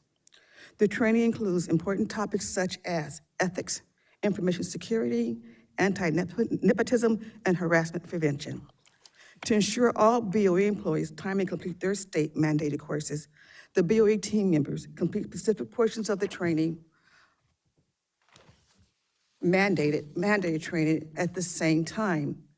The mandated training classes are provided online and are self-paced. An agency-wide training cycle eliminates the need to track individual employees' training histories. It allows the agency to efficiently ensure compliance and document the completion of this important effort. Based on the current training cycle, by the end of June, all the BOT members were required to complete the following training: information security, 1 hour, disclosure awareness, 40 minutes, anti-nepotism, 15 minutes, essential workplace violence prevention training, 30 minutes. The next item I would like to talk about is budget. Members, the following item is the fourth quarter budget report for fiscal year 2025-26. Most of BOE budget's appropriations is allocated to personnel services, payroll, and benefits. The remainder amount, about 14%, is operating expenses. I'm happy to report that BOE expended 96% of our total allocated budget for fiscal year 25-26.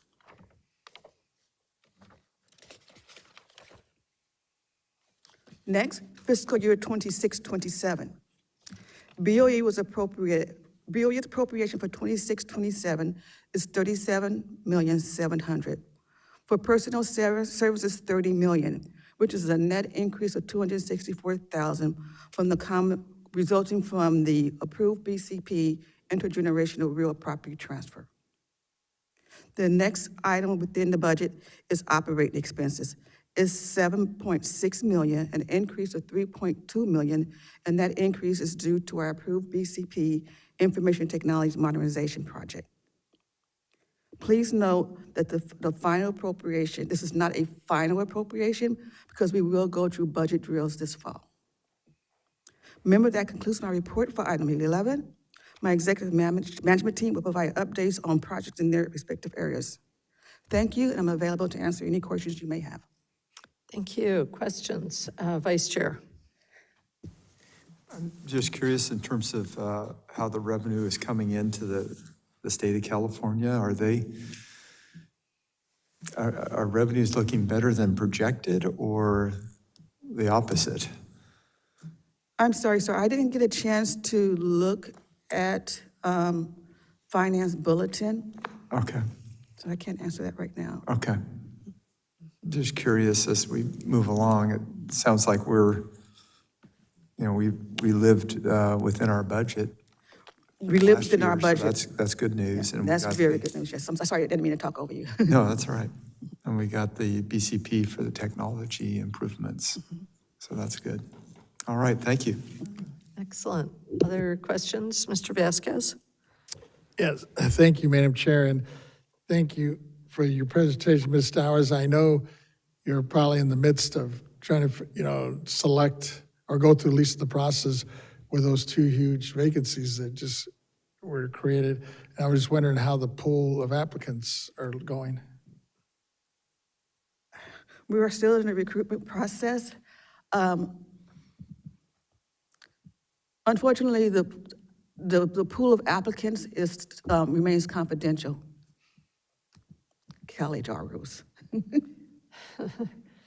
Curious if we're getting a lot of, I mean, I guess a lot of, I don't know if you say lineup or a lot of people asking or applying, I should say. I would say that I did receive several calls when we posted the Chief Deputy Director's position with inquiries. I will also say that I was very active in seeking individuals.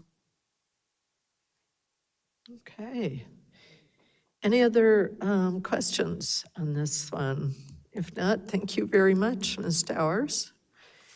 And we'll go on to item 12, the Chief Counsel's quarterly report that will be presented by Ms. Himovitz.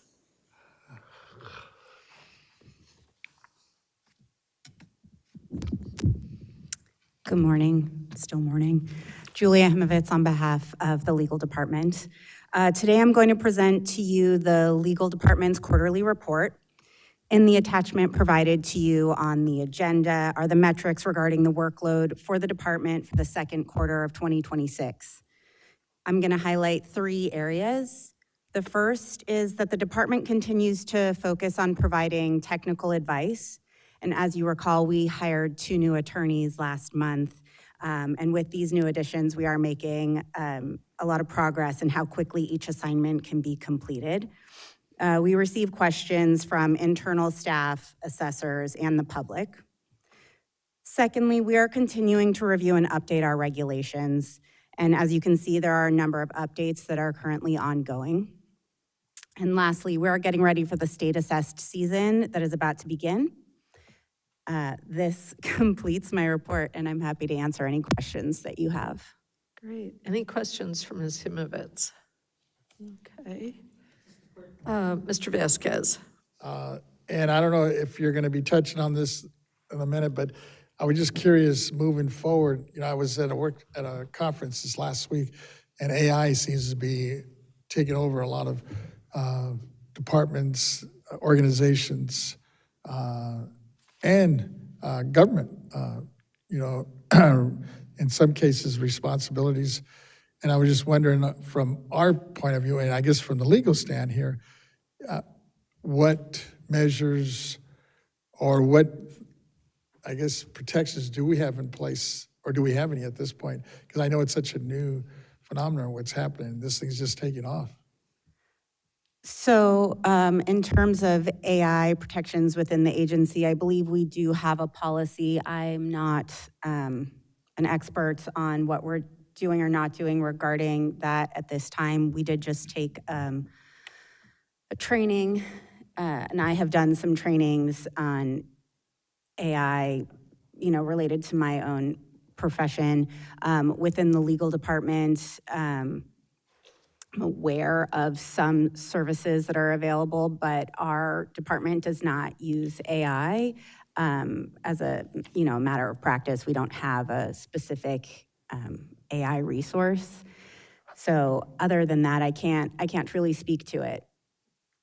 I guess I was more, no, I understand, you know, there's going to be some, I'm sure, policy discussions talked that'll be probably handled more from the executive director. I was just thinking from your legal experience, what do you see moving forward in terms of possible some legal issues that could rise within the BOE? Especially I'm thinking in terms of the property tax piece of it. Sure. Well, so again, the legal department, we don't use AI. Yeah. So that's not really an issue that I am personally facing in my job. I'm sure the industry is dealing with it in other ways, but in terms of doing legal research and writing, we're not using AI to do that. All right, thank you. Thank you. Okay. And I see Ms. Dowers approaching. It's technology, and I have been kind of putting shades on for that one, but same thing for property tax. They will not be using AI to value property. We do have, I call it GI platform, where if they want to use AI, if the agency wants to use AI for helping them to generate their thoughts, they can. If they use AI and it's all AI for a report, they have to identify that this was generated by AI. So we have the tools, but we're using it in a very limited way and in a closed platform. Okay. Thank you, and thank you to Ms. Himovitz for that info. And we'll go on now to item 13, Communication Chief's Quarterly Report, presented by Mr. Taylor. Chair Lieber, honorable members, it is a pleasure to see everyone again. It is rarely an enviable position to stand between an audience and their lunch hour. I will do my best to be informative. For the record, John Taylor, Chief Communications Officer. This quarter, the Communications Department focused on quite a bit more than updating publications and websites and social media posts. We began really laying the foundation for a more modern, more consistent, and more data-informed approach to public communications all across the Board of Equalization.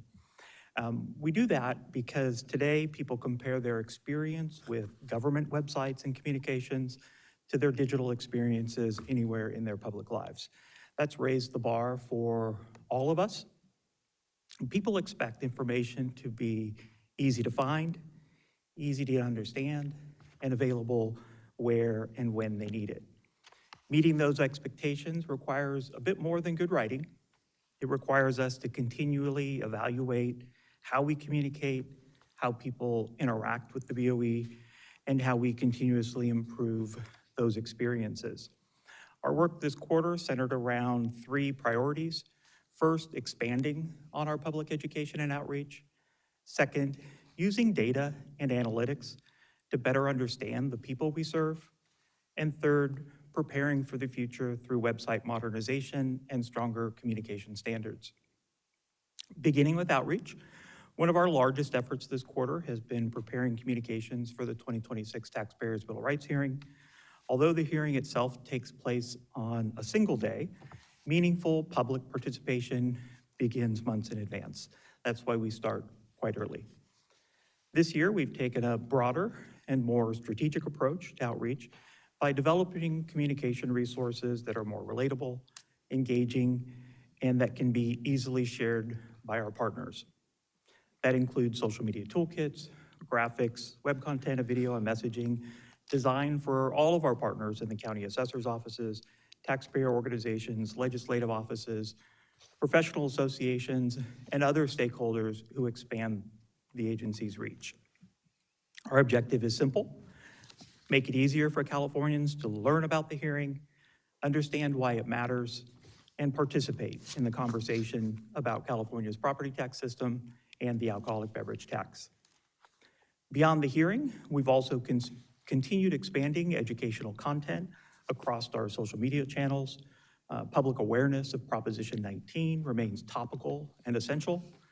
While board meetings and agency announcements remain important, we've placed greater emphasis on practical information that helps taxpayers understand property tax savings opportunities, learn about services available through the Taxpayer Rights Advocate Office, recognize common scams, and access BOE information in multiple languages. To me, that's an important evolution as our responsibility extends well beyond public communications. We're striving to truly improve public understanding. Our second area of focus has been using analytics to better understand how Californians engage with the BOE. One of my many priorities has been building a communications program that measures what works, not just assuming what works. Our audiences have continued to grow across each of our social media channels. But what I find even more valuable is what those audiences are teaching us. We have a much better understanding of who we're reaching, what types of information generate the greatest interest, and which communication channels are the most effective for the various audiences we serve. Every page view, every search, every browser preference, and every user journey helps us to better understand how people are interacting with BOE information. An example remains device usage. One insight is that our audience is truly different from many other government websites, and that's shaping how we think about future improvements. We're also learning more about how visitors navigate through our website and our content. Those insights help us identify which information people value most, where they encounter challenges, and where we can improve navigation and content organization. So these aren't simply statistics to us, they're insights that help us make better decisions. Those insights naturally lead into our third priority, modernization, and they're already beginning to shape how we approach the digital experience. In fact, yesterday, we launched a reimagined and redesigned webpage for the Taxpayer Rights Advocate Office that reflects many of the same user experience concepts that we'll be applying more broadly. That page now reduces what was 932 words by 55% down to 420, and more importantly, reducing the reading level from just above the 14th grade reading level down to the 8th grade reading level. That shift in reading level, it's no easy feat, but it takes commitment and quality collaboration internally with our BOE stakeholders.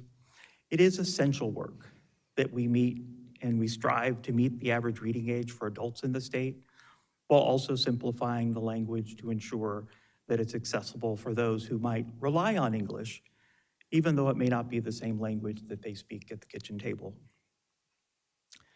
We reorganize the information using clearer headings and shorter sections so visitors can quickly scan the page and find the information the first time they visit. We also introduce some more welcoming visual design elements that help create an experience that is more approachable, more compassionate, and easier to navigate. It's a measurable impact of how thoughtful design and plain language can come together to improve the customer experience without impacting the integrity of the information. Beginning in August, we'll be taking the next big step forward, rethinking how the public experiences BOE online. Partnering with the California Department of Technology's User Experience Consulting Team and our IT services partner, we'll be conducting an independent evaluation of the BOE website. Historically, website redesigns have focused a lot on what organizations want to say. User experience begins by understanding what visitors are trying to accomplish. And that's the perspective we'll be bringing into this effort. The goal isn't simply just to redesign the BOE website, it's to better understand how people use them. Together, we'll evaluate how easily visitors find information, whether our navigation reflects how people naturally search for property tax topics, whether our content is organized in ways that make sense to users, and where unnecessary complexity may be creating barriers. This assessment is gonna provide us an objective roadmap for future improvements by identifying those opportunities where we can strengthen navigation, improve consistency, simplify the user experience, and better align the website with modern usability standards.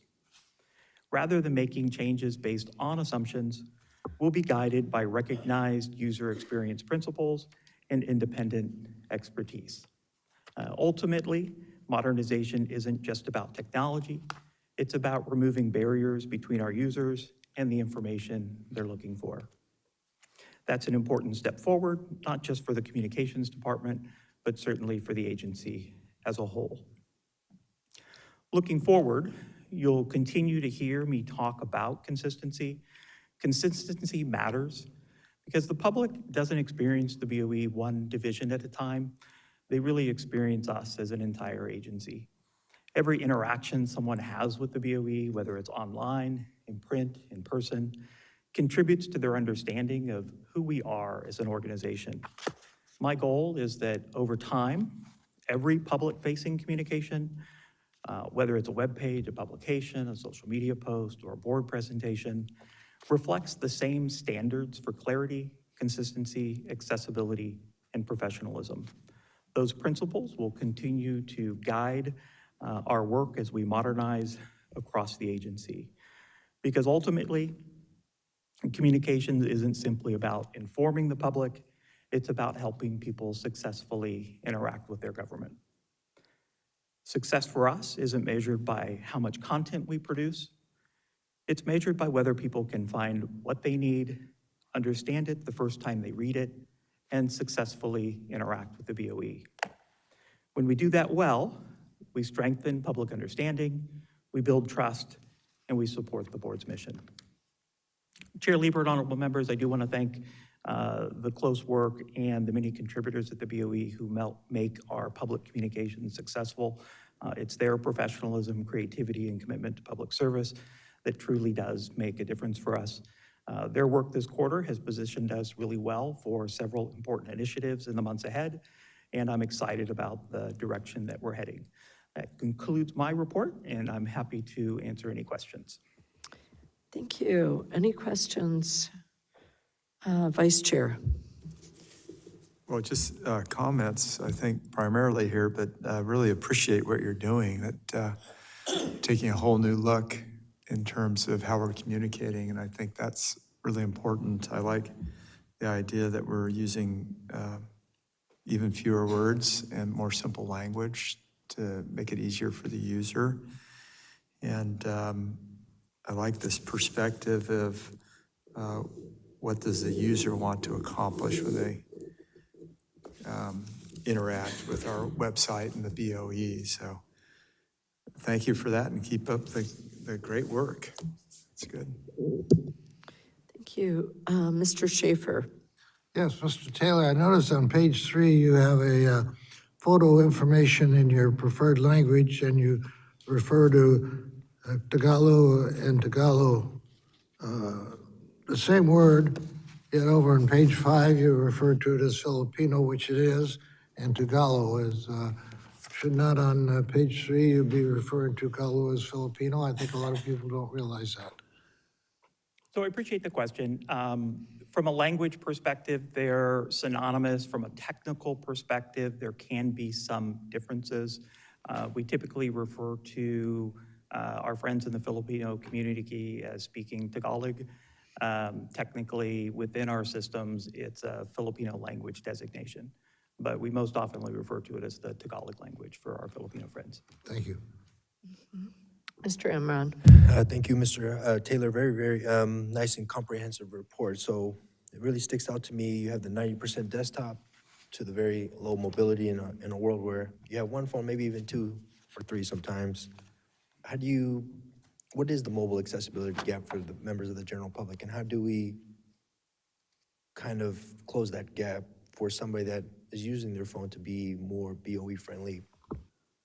I appreciate the question and keying in on that. So, yeah, I'm a little over getting on 6 months in here and learning quite a bit about this agency and the customers that we serve. What that insight tells me is that anecdotally, what I'm hearing is supported by the data, that primarily we're serving a professional community. Our systems and our sites are largely being accessed by staff in the county assessor's offices, by other professionals within the tax industry, other stakeholders in government. That's our largest audience. Anecdotally, I also hear that, the public largely goes to their county assessor's office first for information. So I would expect something like device usage would be flipped if I were looking at the county assessor's websites. It does define an opportunity for us, right? So we know that on the public side, greater than 70% of the public does prefer their mobile phones when they're accessing data. We want to make sure that we're not providing any barriers to access. So we will be ensuring that we examine very carefully the mobile friendliness of our communications, because even though our primary audience may be professionals, the public still can find really vital information here at the BOE that can help them plan for any event that might occur in their families' lives as it relates to their properties. So we want to make sure that we're not doing anything to create barriers in that case. Understood. And my next and last question would be, in regards to the YouTube, I understand that this meeting is live broadcasted on YouTube. Do you have any analytical trends of, let's just say last month, 300 people watch it? Are there certain times of the meeting where people are maybe tuning in more, or is it maybe during work group, or is that something maybe we haven't dived into fully yet. I appreciate that. It's probably an analysis that I want to take down for later. Our board proceedings division spends quite a bit of time analyzing and trying to understand the audience trends as it relates to the video. We get a few hundred views or more of that video after the meeting, but it's something we can certainly get back to you on. And this is not something that's on any type of government channel or meetings? So our meetings are streamed live from our BOE website, so they don't have to go out to YouTube. It's on our BOE meetings page. There's an embedded player there. We're not hosting it on another government website, so we'll store all of our archives on YouTube, which I think makes it the most accessible for the broadest group in the public. Thank you. Okay, other questions? Mr. Vasquez. Thank you, Madam Chair. Thank you, Mr. Taylor, for your presentation. And you mentioned that you're obviously going through some modernization issues as well as, I guess, revamping the website to try to improve it. Since you've been on board now, what are some of the things you see that maybe they were deficient or need to be upgraded, especially on the website, I'm thinking? For more accessibility, I guess. Sure, and I appreciate that, Mr. Vasquez. So strictly speaking, in terms of accessibility, we hit all the numbers there. The BOE is not different than other California agencies in that it certifies each year that it complies with Section 508 and is wholly accessible in terms of all of its digital content. So from that standpoint, I feel very comfortable with it.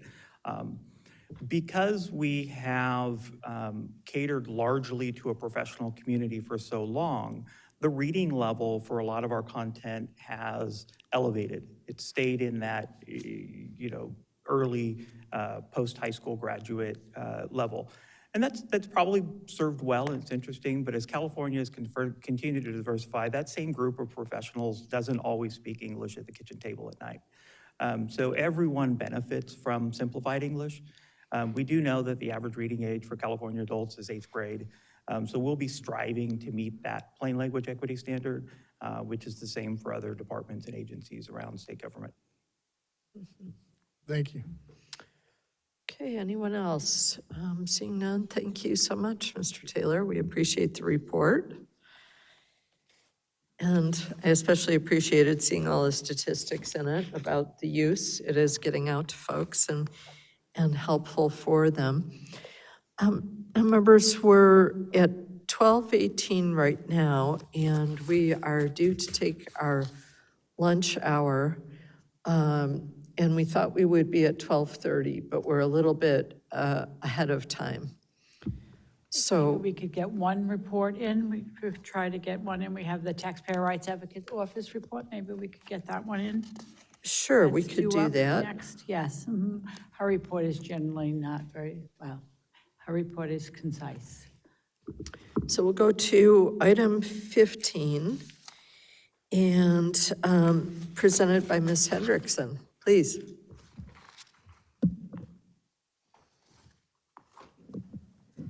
Okay.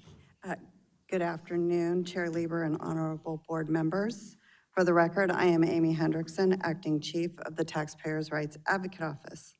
Today, I will provide a brief update on the activities of the Taxpayers' Rights Advocate Office. Our office completed 29 cases for the month of June. 7 were in District 1, Vice Chair Gaines District. Of the 7 cases, 2 concerned Prop 19 exclusions. 11 were in District 2, Chair Lieber's district. Of the 11 cases, 4 concerned Prop 19 exclusions. 6 were in District 3, Board Member Vasquez district. Of the 6 cases, 1 concerned Prop 19 exclusions. 5 were in District 4, Board Member Schaefer's district. Of the 5 cases, none concerned Prop 19 exclusions. Of the 29 cases, 10 were in the administrative category and 19 were in the valuation category. This month, there were 8 exclusion cases. 5 pertained to the parent-child exclusion. 1 pertained to the base year value transfers 55 and older. 1 pertained to the base year value transfer after disaster. and one pertained to the co-tenancy exclusion. I would also like to inform the board that our office has completed several items since the last board meeting toward the promoting of the upcoming 2026 Taxpayers Bill of Rights hearing that will be held on August 26th at our board meeting. As already mentioned by Mr. Taylor and by Ms. Stowers, this may be a little repetitive, but I will try to be as quick as possible. The Taxpayers' Rights Advocate Office worked in collaboration with the agency's communications officer, Mr. Taylor, and Executive Director, Ms. Stowers, to make a public service announcement inviting taxpayers and stakeholders to participate in the Taxpayers' Bill of Rights hearing and an opportunity to have their voices heard. We also added the electronic public comment form to the Taxpayers' Bill of Rights hearing webpage at the end of June. Each board member's office received an email from Mr. Taylor with a toolkit that can be used to assist us with the promotion of the hearing. The toolkit has also been sent to all legislative offices, Senate and Assembly, and various statewide taxpayer and stakeholder organizations to notify them of the hearing and ask for their assistance in publicizing the hearing. Additionally, we have invited the Executive Director's Advisory Council members and requested their assistance in publicizing this important event. Further outreach efforts will be made in advance of the hearing. The communications officer, Mr. Taylor, will be sending e-blasts to alcoholic beverage taxpayers and subscribers of the TRA Bill of Rights hearing, as well as doing various social media posts. I appreciate the board's leadership and support on outreach efforts and to let your constituents know about the hearing and participate in this year's Taxpayers Bill of Rights hearing for their voices to be heard. And finally, I am pleased to share with you that the TRA office has updated our webpage with a refreshed look and a goal of ease for taxpayers to navigate. This concludes my update. I am available for any questions if you have any. Thank you. Any questions for Ms. Hendrickson? I think all sounds good. And thank you very much. We're looking forward to the Taxpayers' Bill of Rights hearing. Absolutely. Thank you. Great. Well, we've now got 7 minutes. So I think what we're going to do is let ourselves have an additional 7 minutes for lunch and to reconnoiter things. And so we are due back for a time certain hearing at 1:30, but I'd really like to encourage members to try to come in at 1:25 or so informally, so we can get information in an impressive way before our hearing begins. And so it is 12:24 now, and we'll take our lunch break at this time. And we will come back formally at 1:30, but encouraged to come back at 1:25. Thank you, members.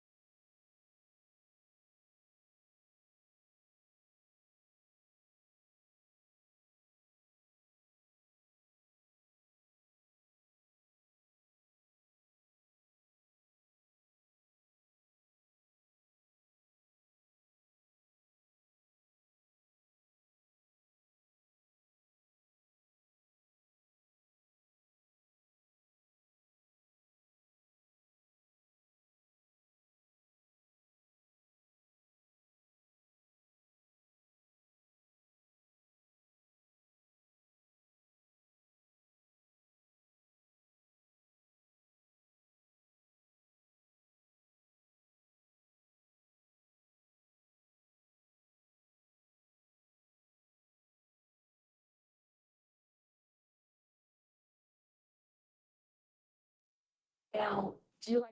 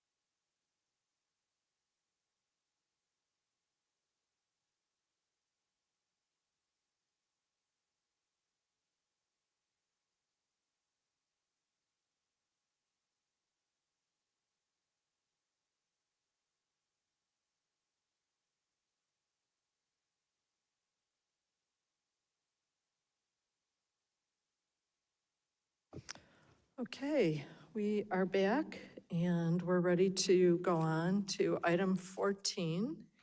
And we've got our audio-visual going. And I'm so honored to have so many qualified experts here to talk with us today about affordable housing and the welfare tax exemption. I know that each of us up here on this dais could tell stories about our own districts and about the impact of the lack of affordable housing in California. The preservation of housing that is already affordable and the creation of new affordable housing is just among the most important things that we can be doing. In my own home county, there is a lack of hospital workers.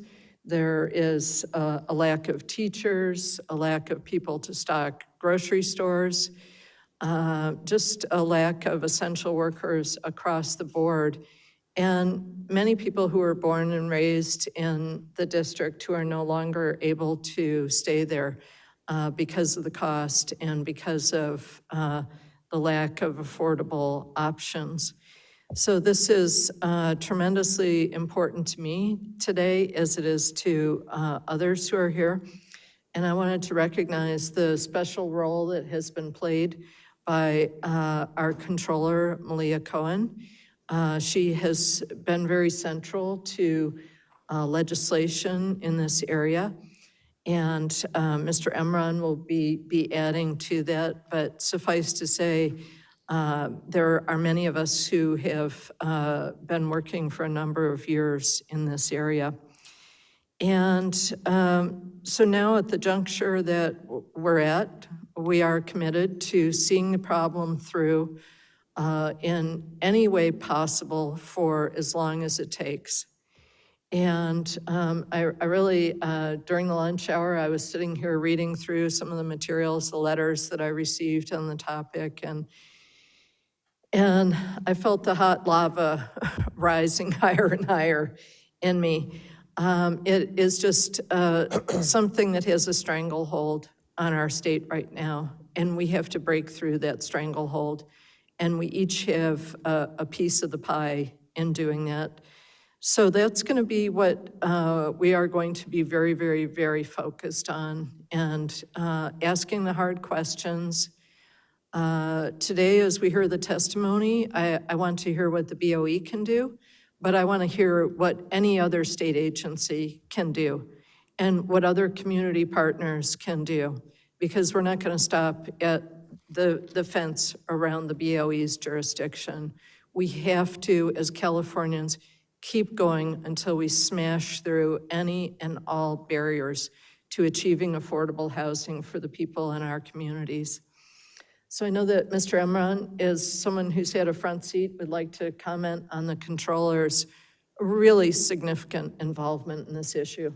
Thank you so much, Chair Lieber, and want to welcome all the guests, especially our CAA President, Christine DePaul. What an honor it is to see some folks also on the screen today. So we're going to dive into this, and it's going to be a great, great hearing. I just wanted to address really quickly, in order to provide further funding to stack capacity to address our housing shortfall, the controller sponsored AB 2353 with Assemblymember Ward to solve some of the issues being raised today. She's committed to working with the assessors, developers, the Board of Equalization, and other stakeholders to determine the best solution to address what appears to be unintended consequences. At this time, it is unclear whether we need legislative cleanup, an LTA, or an alternative solution.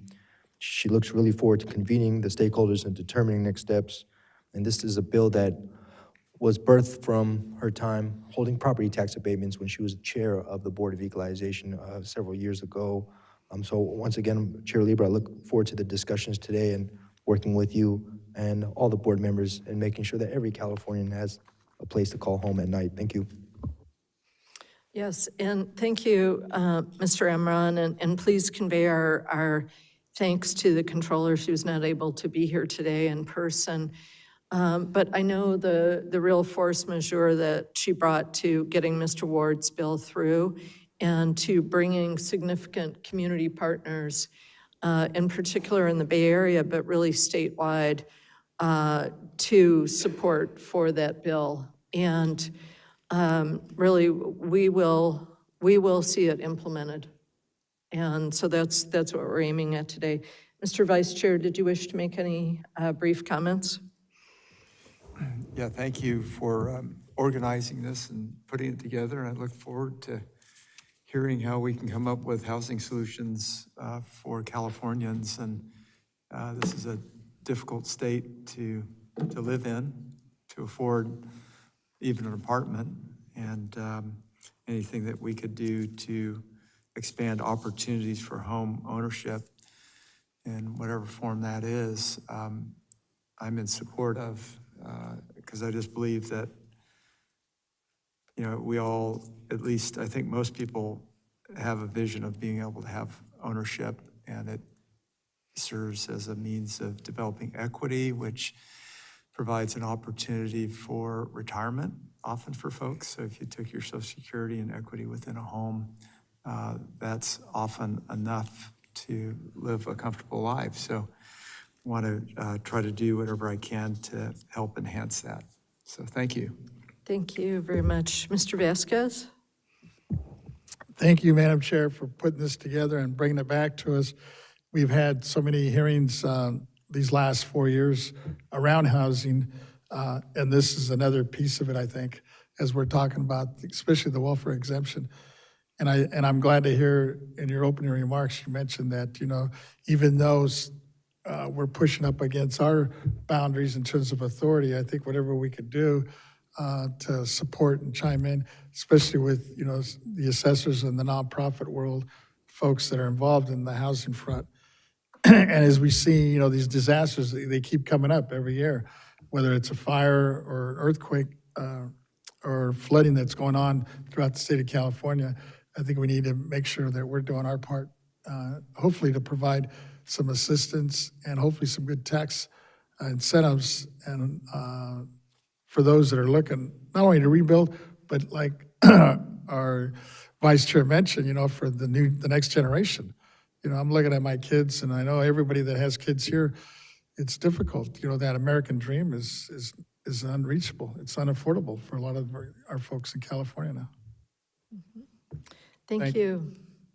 Mr. Schaefer. Yes, I want to thank you, Madam Chair, for bringing this on.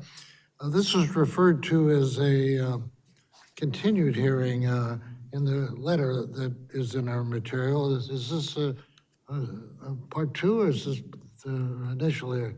This is an informational hearing, and this is part one of it, but I think that in the letter from one of our witnesses today, it was a letter addressed to me, and he was referring to a previous meeting that I and my staff had with him. So this is not the first time that we've seen the organization, but it's the first hearing. We have 11 witnesses, but I only see 8 out here. Have we lost 3, or are they? Well, we've got folks on the team environment. Oh, I see. Yes.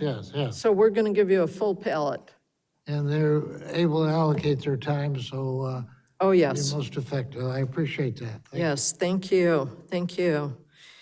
So members, without any further ado, we are very pleased to have the president of the California Assessors Association with us today. And we'd like to go to her first. This is Assessor Kristen DePaul, who is president of the California Assessors Association, and is also Modoc County Assessor. Thank you for being here with us. Thank you. Good afternoon, Chair, members of the board, and distinguished guests. As mentioned, my name is Kristen DePaul, and I am the Modoc County Assessor and Recorder, and I have the honor of serving as the president of the California Assessors Association this year.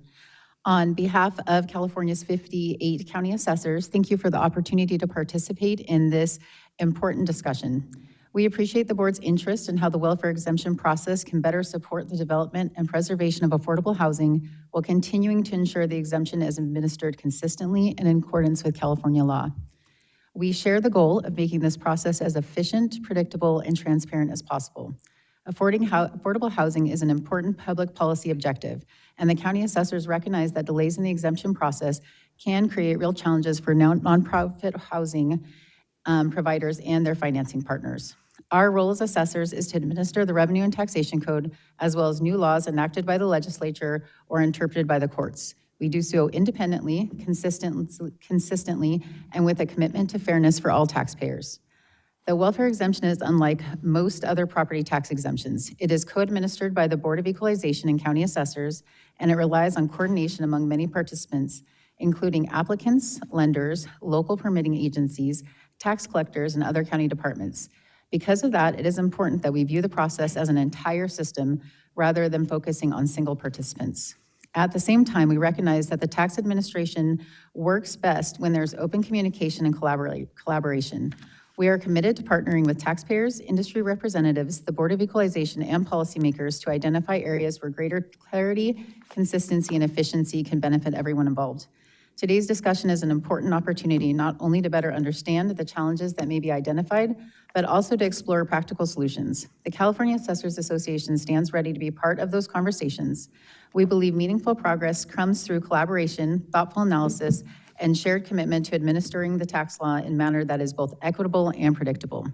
We appreciate the board's willingness to convene this hearing and look forward to a productive discussion that advances our shared goal of supporting affordable housing while preserving the integrity and uniform administration of California's property tax system. My esteemed fellow assessors are here virtually today. Assessor Shelley Scott from Marin County, and Assessor Nisa Flagor from Santa Clara County. Our goal is to create context for our work, highlight known concerns, and provide a future forward perspective. They also have with them exemption subject matter experts to answer questions both after we present and after we hear from other participants. I did want to highlight that we have become aware of concerns and frustrations around the implementation of AB 2353, chaptered in 2024. At our CAA board meeting last week, we did bring this to the association as an issue. Assessor Flagor from Santa Clara will share more in the background of this legislation and the role of assessors. But I did want to share that as an organization, we are bringing this topic to our August regional conference, and we'll add it to the agenda of our standards committee.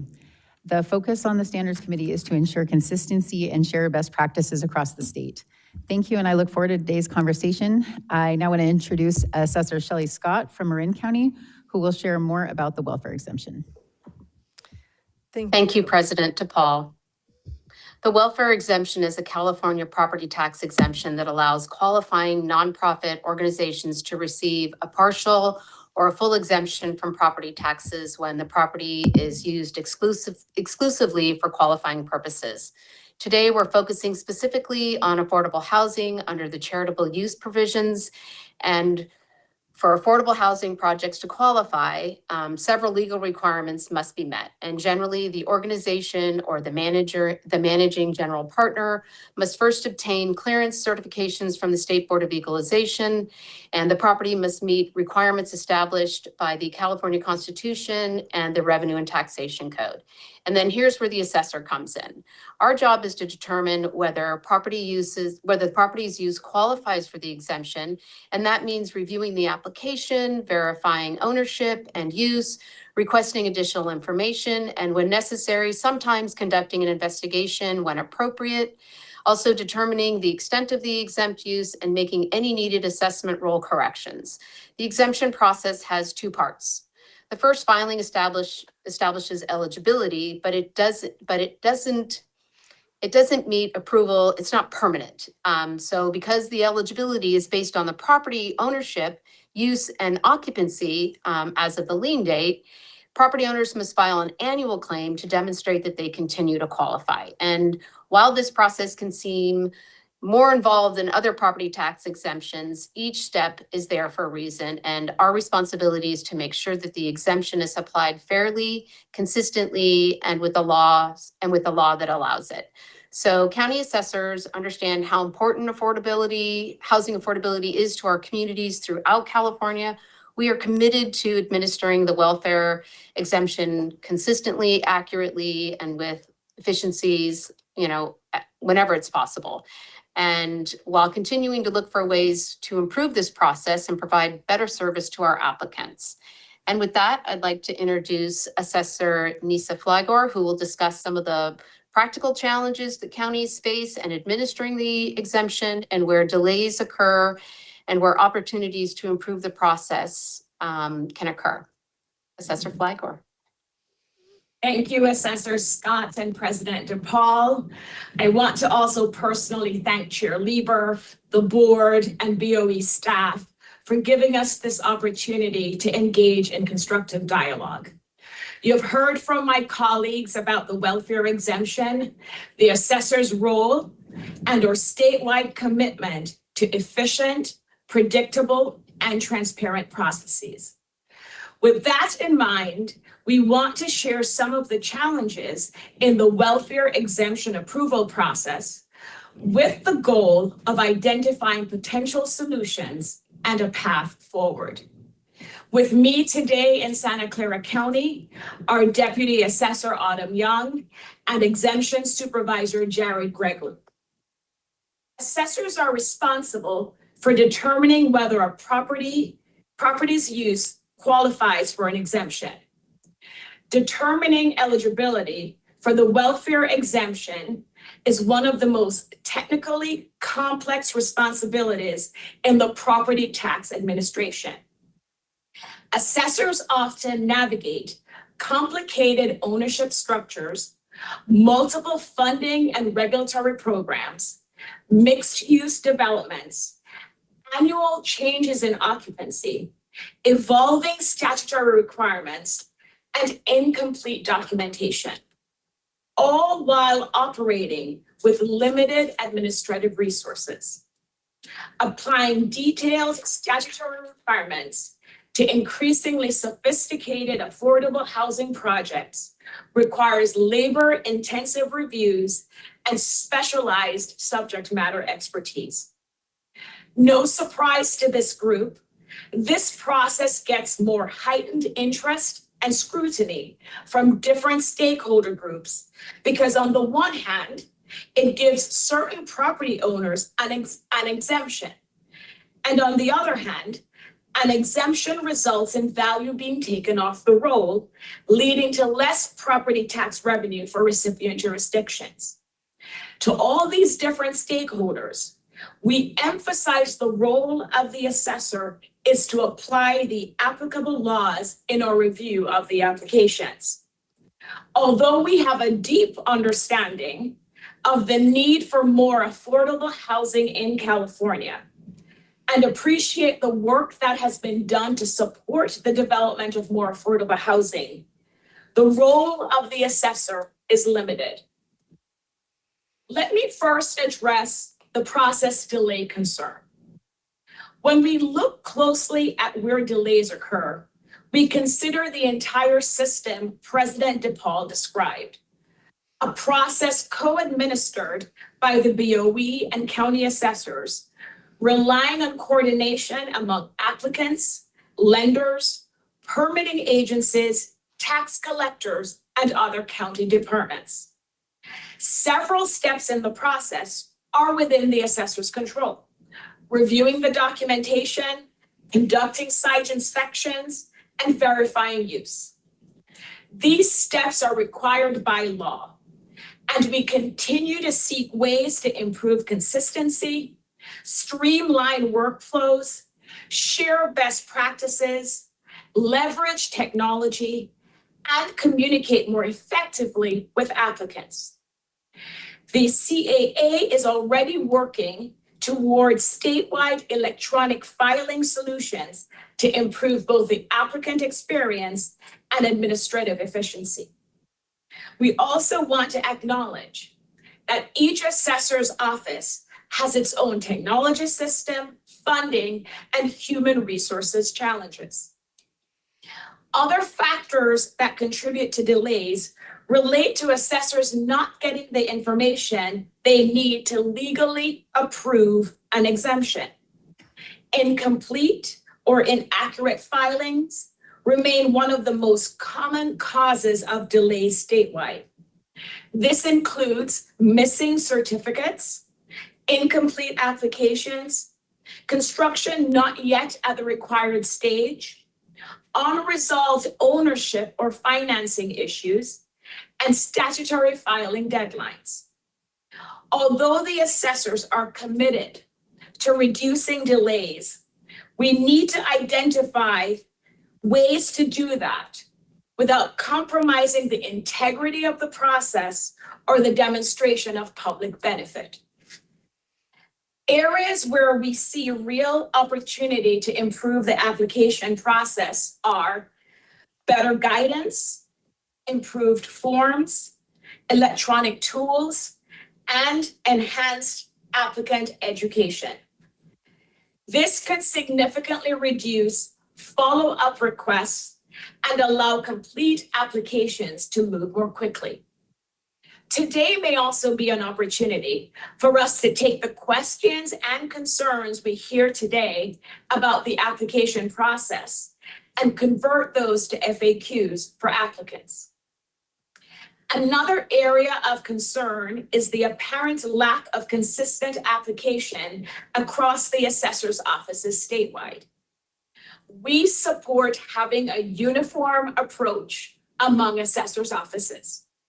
And applicants should have the confidence that all assessors are committed to administering the exemption uniformly across California. Please note that the review of a welfare exemption application is case-specific, and each application must be reviewed as such. Therefore, an affordable housing developer may believe that the development they're doing in Marin County, for example, is exactly the same as the one they're doing in Santa Clara County. But there may in fact be differences in the developments that result in a different application of the exemption. Where statutes leave room for differing interpretations, however, additional guidance from the BOE could support greater consistency and predictability. Our shared objective is simple. Applicants should clearly understand what is required. Complete applications should move efficiently, and every qualifying organization should receive the exemption it is entitled to under the law. I'd also like to touch on the CAA's legislative review work. The Ledge Committee evaluates all proposed legislation affecting assessors, focusing on the administrative impact and collaborating with sponsors and authors to support clarity and consistency. We review proposals through operational, legal, technological, fiscal, and taxpayer impact lenses, and aim to stay away from legislative policy. We also advocate strongly that the language in the bill is clear to avoid any confusion or ambiguity in its application, that the roles are not placed on assessors that do not fall within our expertise or current functions, and also for any education and funding that would be required to support the assessor's implementation of a new law. Of current concern, as President DePaul mentioned, is the implementation of AB 2353.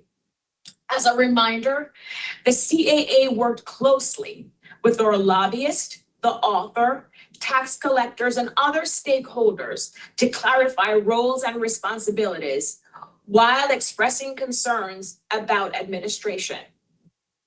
Recently, some of the CAA leadership met with state leadership, and as Assessor DePaul mentioned, subsequently brought this issue to our membership.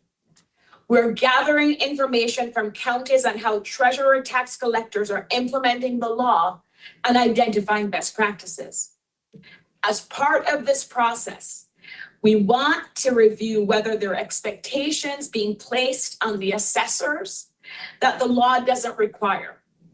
And if there are areas within our responsibility, we are ready to work with the BOE and industry leaders to identify ways to improve those areas. Let me end by saying all 58 counties stand ready to work collaboratively with the BOE, housing providers, and our state and local partners to find practical, administrative, regulatory, technological, and legislative improvements that reduce unnecessary delays while preserving the integrity of the welfare exemption. Thank you again for including the assessors in this very important discussion. Thank you, and thank you to all three assessors. I know that both Assessor Flieger and Assessor Scott are very short on time today, but I appreciate your participation so much, as well as Assessor DePaul. And they are very welcome words that the CAA is digging into the issues and is looking for where the breakdown is. And we certainly do not want to expect more of the assessors than they're able to do within their jurisdiction. And like you, we are on a hunt for exactly where the problems lie. And so appreciate your participation so much. And I wanted to go on now to JT Harich-Mack, who is Policy Director of the Nonprofit Housing Association of Northern California. And he has a presentation for us, and he will be introducing the other subject matter experts. Thank you. Absolutely. Good afternoon, Chair Lieber, members of the board. Thank you for having us. My name is Gigi Hirschmack, Policy Director from the Nonprofit Housing Association of Northern California. Since 1979, we've represented nonprofit and mission-driven affordable developers across the 9 counties that make up the San Francisco Bay Area.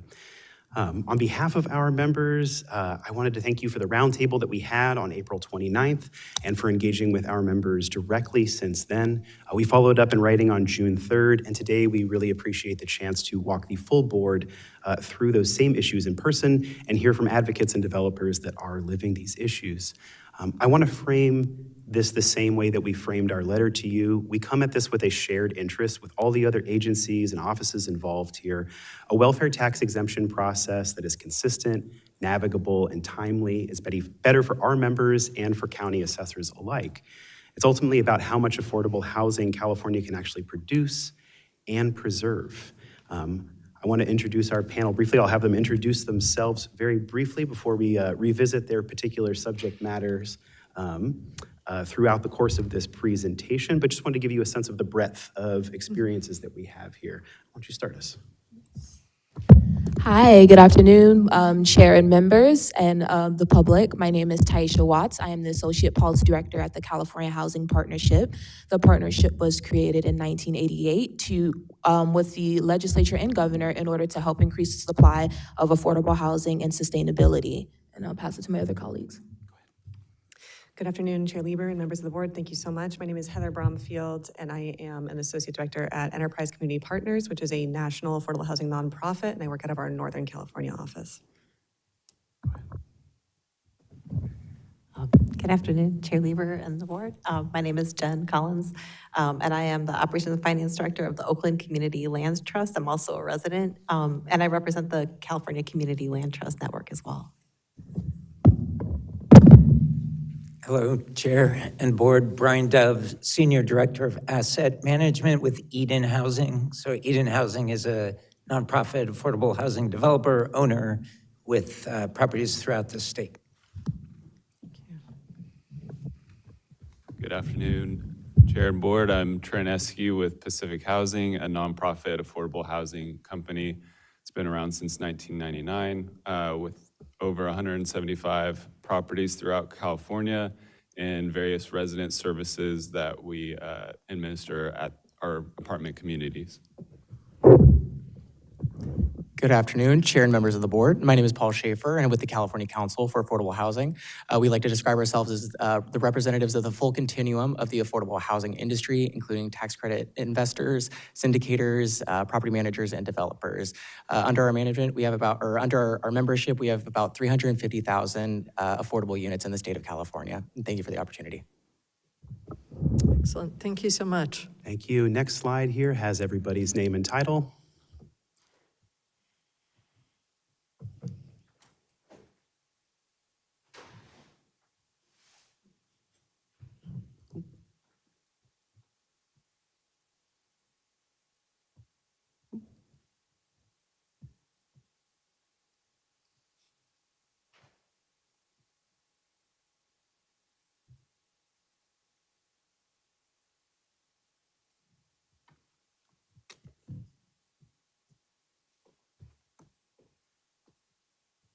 That's all right. We have slides here with us, so why don't we, after that, you pull up and go to the next slide after that.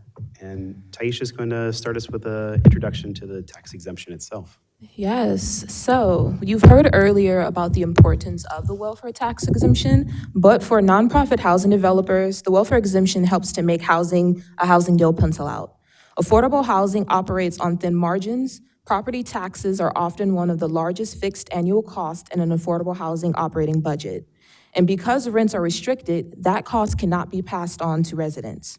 When nonprofit developers are putting together their budgets to determine whether a project can move forward, lenders and LIHTC investors underwrite the assumption that the exemption applies. That assumption is baked in before shovels ever go into the ground. So when exemption doesn't apply cleanly or on time, it isn't an abstract compliance issue. It directly threatens debt cover ratios and project feasibility. And today, that risk isn't hypothetical. Developers are waiting 1 to 3 years to secure welfare tax exemption approval, and that doesn't include the additional time to receive refunds. 58 county assessors are each administering one statewide exemption with wide variation in how it applied.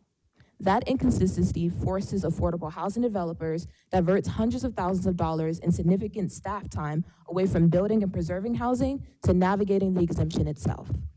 Well, we are here today. We have recommendations that we want to put forward and be a thought partner with you all, and I'll pass it to my colleague JT to go into details. Absolutely. Can we go 2 slides? There we go. All right, so I'm just going to preview these now, and we'll go into them one by one. But the first one is to create guidance on compliance with AB 2353. We've heard this already here. The second one would be that the BOE can promote faster welfare tax exemption qualification for the exemption by county assessors. The third one is to create or clarify performance standards and documentation requirements to receive your welfare tax exemption. And 4, to partner with us on informal outreach to specific counties where there may be further issues. If we can go to the next slide. The first recommendation we have here, AB 2353 compliance. This was meant to solve a real cash flow problem. It lets a developer withhold the taxes that the exemption will ultimately forgive while the application is pending instead of paying and waiting years for a refund. This is a good law. We have the sponsor here with us as well. And the trouble has been in the implementation. The 3 obstacles we're facing here. First, a lot of taxing authorities and transactional partners simply aren't aware of this authority yet.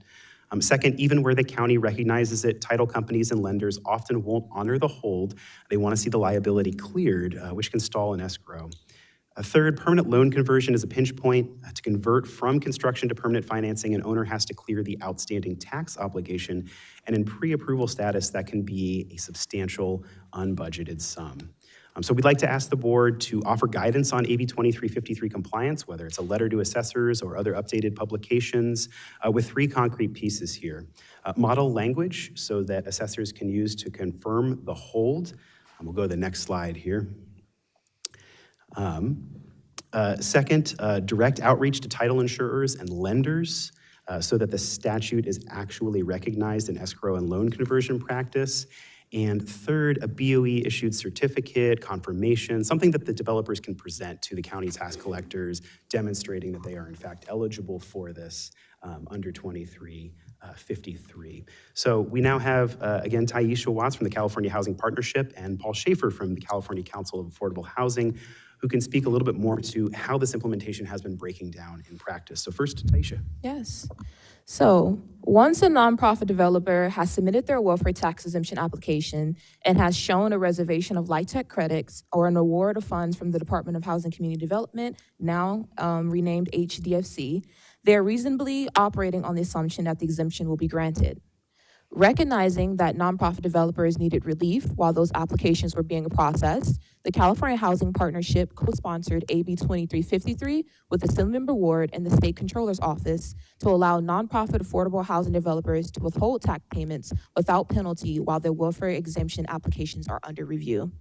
In developing this bill, CHP worked directly with assessors and county tax collectors to align it with current practices, including aligning the bill dates, December 10, 2025 through April 10, 2031, with the property tax cycle, and to build an annual verification and shared eligibility list between tax collectors and assessors, so oversight and accountability continue without adding administrative burdens to either entity. But now that the bill has been signed into law, we're seeing real barriers to nonprofit developers actually being able to access the relief they need. As this slide shows, there's a lack of awareness among taxing authorities and transactional partners, title companies, and lenders unwilling to honor the hold, and permanent loan conversion remaining a barrier even where the hold is honored upfront. The recurring theme across every testimony you heard today is that developers are being forced to carry the burden of a broken implementation system, paying hundreds of thousands of dollars upfront, chasing refunds, navigating county offices that don't know the law exists, and then fighting with lenders and title companies on top of all of that.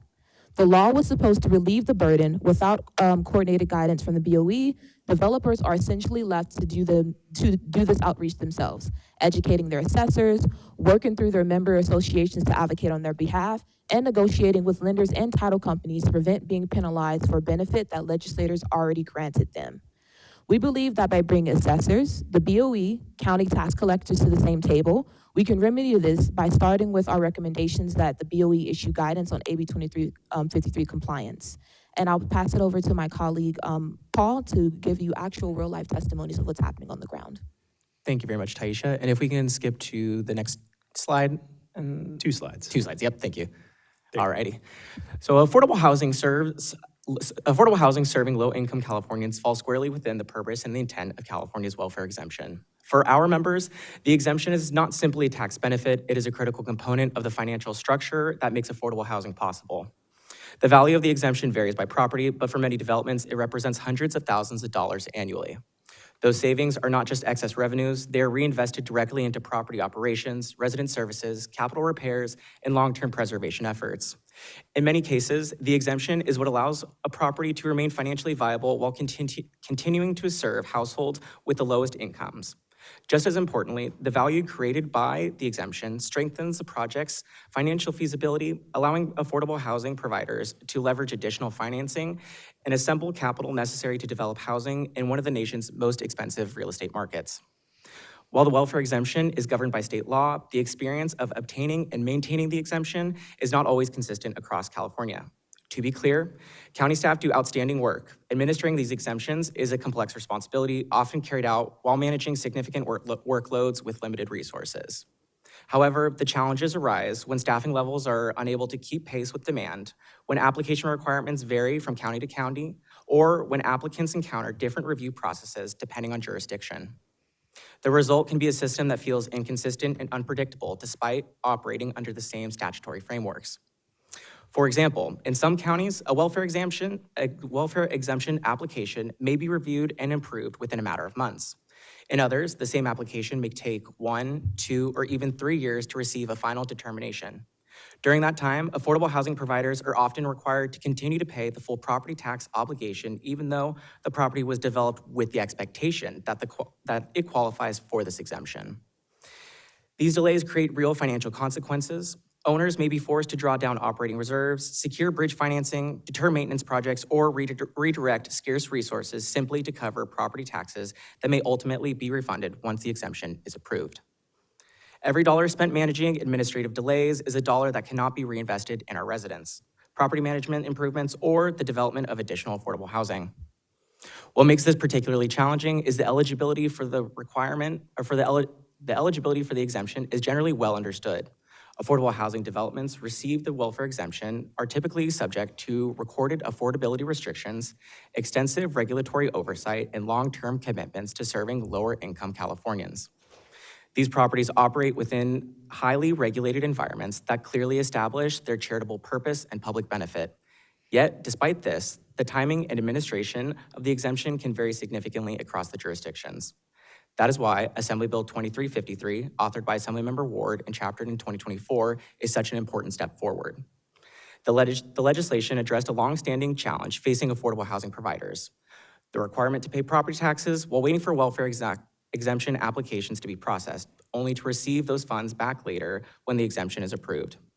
In many cases, providers must borrow money to cover those tax obligations and absorb financial costs that are never recovered.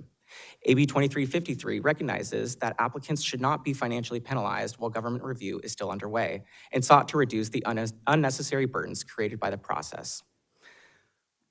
The affordable housing community strongly supports the legislation because of the certainty, fairness, and the cost saving it was expected to provide. However, despite its passage, implementation has remained challenging. Over the past year, members of my organization have consistently expressed a strong desire to see AB 2353 implemented in a practical and uniform manner throughout the state. One of our members has been working closely with the Los Angeles County assessors to better understand how the law can be operationalized in a way that works for all parties involved. I'm encouraged to report that meaningful progress has recently been made through these conversations, and we appreciate the willingness of the LA County Assessor's Office to engage constructively while broader guidance continues to be developed.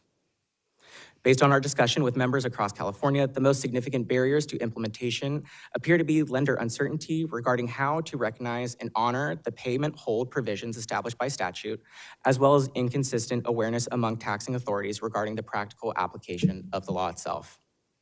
These challenges are not insurmountable, but they do require coordination, communication, and clear guidance to ensure the legislature's intent is fully realized.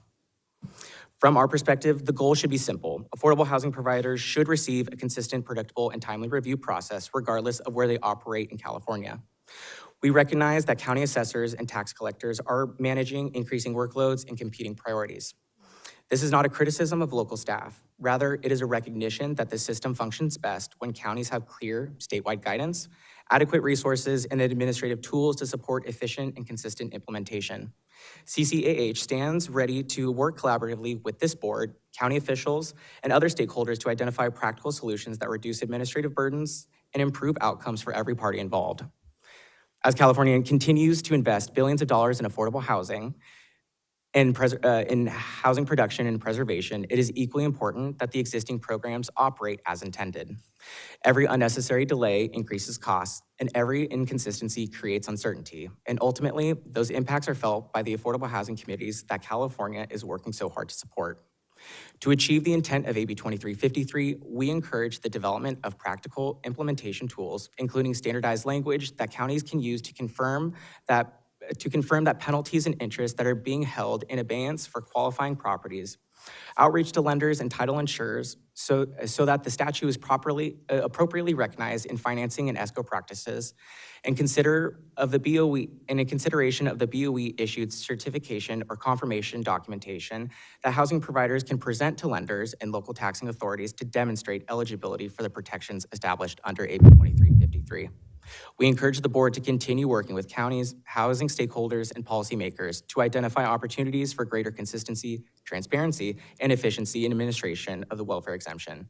By doing so, we can ensure that the important program functions as intended, not as an administrative hurdle, but as a tool that preserves affordable housing, supports low-income Californians, and advances the state's broader housing goals. I thank you for your time and consideration, and I'll pass it back to JT. All right, we'll have Taisha close this section. Yes. We want to thank the partners for ensuring that this bill was brought forward. We want to thank the Controller's Office for continued work, the nonprofit development company and partners who are on the front lines every day ensuring that we are building affordable housing for California's residents, the chair and the board members who continue to ensure that these laws are implemented correctly, and also the different assessors who wanted to be thought partners in ensuring that it is applied applicably correctly throughout each county. I'll turn it over to JT. All right, thank you. We'll go forward 2 slides here. So recommendation 2, and our ask here is about predictability. We're looking for perhaps a recommended time frame for approval, a clear statewide baseline for what a complete application looks like, a recognition of the monitoring regimes that our members already operate under. At the state, we have TCAC, we have HCD.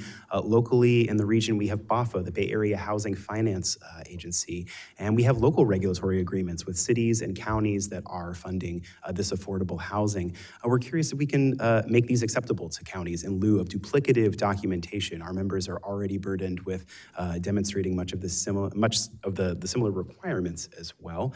And here to speak to that, we have Brian Dove of Eden Housing on the approval and refund timelines and what the carrying cost looks like. Can we go to the next slide? Thank you. So Eden Housing is one of California's largest affordable housing organizations. For more than 55 years, we've been developing and operating affordable apartment communities throughout California, providing stable homes for over 13,000 low-income families. My job is to oversee the long-term performance of our communities and indirectly the health of our nonprofit organizations so we can continue to provide affordable housing. When we break ground for a new construction project or start rehab for a major renovation, within 90 days, we prepare the first filing welfare exemption applications and submit it to the state and the applicable county assessor. As an aside, the state BOE process for the SCC and OCC is wonderful. Quick turnaround, they get it. In addition to those first filings, we also prepare the annual filings every year for over 160 communities in over 20 counties. As you can imagine, it's a big effort for this season. We bring in temporary staff. Our executives need to hand sign multiple documents for every property. And when it's over, we throw a celebration. There's a whole other added season after we've submitted the designated applications, responding to additional requests for information or denial of claims from the county assessors. When I'm not looking at financial spreadsheets or putting together these applications, occasionally I get to attend grand opening ceremonies for one of our apartment communities. There's balloon arches, there's tours of apartments and the energy efficiency features, there's live music, food from a local business. There's also a long list of speakers. The state agencies, California Tax Credit Allocation Committee, Cal HFA, HCD, sometimes all three put money in the deal. The county, the city, maybe the mayor shows up to speak. HUD, usually state or federal elected representative is there. They all provide upfront financial support and a lifetime of monitoring to ensure their investment was worth it. The speakers typically discuss the village it takes to develop affordable housing. This layer of funding of affordable housing is pretty typical. It's not perfect, it's not quick, but it is a model that produces affordable housing across the state. My favorite part about these grand openings are towards the end when usually a resident speaks, usually for the first time in front of a crowd. And so they talk about how it's literally changed their lives, from couch surfing, sleeping in their car, to finally having an apartment they can afford. So coming back to the topic here, it takes many counties longer to review and approve a first filing application than it takes to construct, lease up, and celebrate at a grand opening event. While we wait years for county assessors to review our paperwork to determine if we've actually built an affordable housing community, our organization must pay the full property tax and spend countless hours of staff time following up and providing additional paperwork and verifications. For what other state and local agencies who also regulate and verify and celebrate these communities.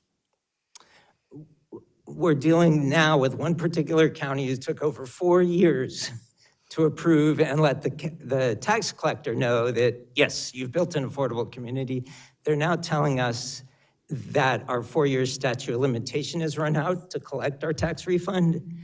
And so we must go to the County Board of Supervisors and have a hearing to convince them that they return our first-year property taxes. So we believe there's an opportunity to modernize and streamline this process, recognize existing monitoring by other agencies, set reasonable timeframes for approval, and provide assistance or facilitation for us with the county assessors and the tax collectors. So thank you for your time and consideration. Thank you. Thank you. Can we go to the next slide? And then the next one. Recommendation 3 on performance standards and documentation. This is where the county-to-county variation is most significant. Inconsistent administration means unpredictable paperwork, unclear privacy protections for tenants' personal finance information, and penalties that are for things that are outside the developer's control.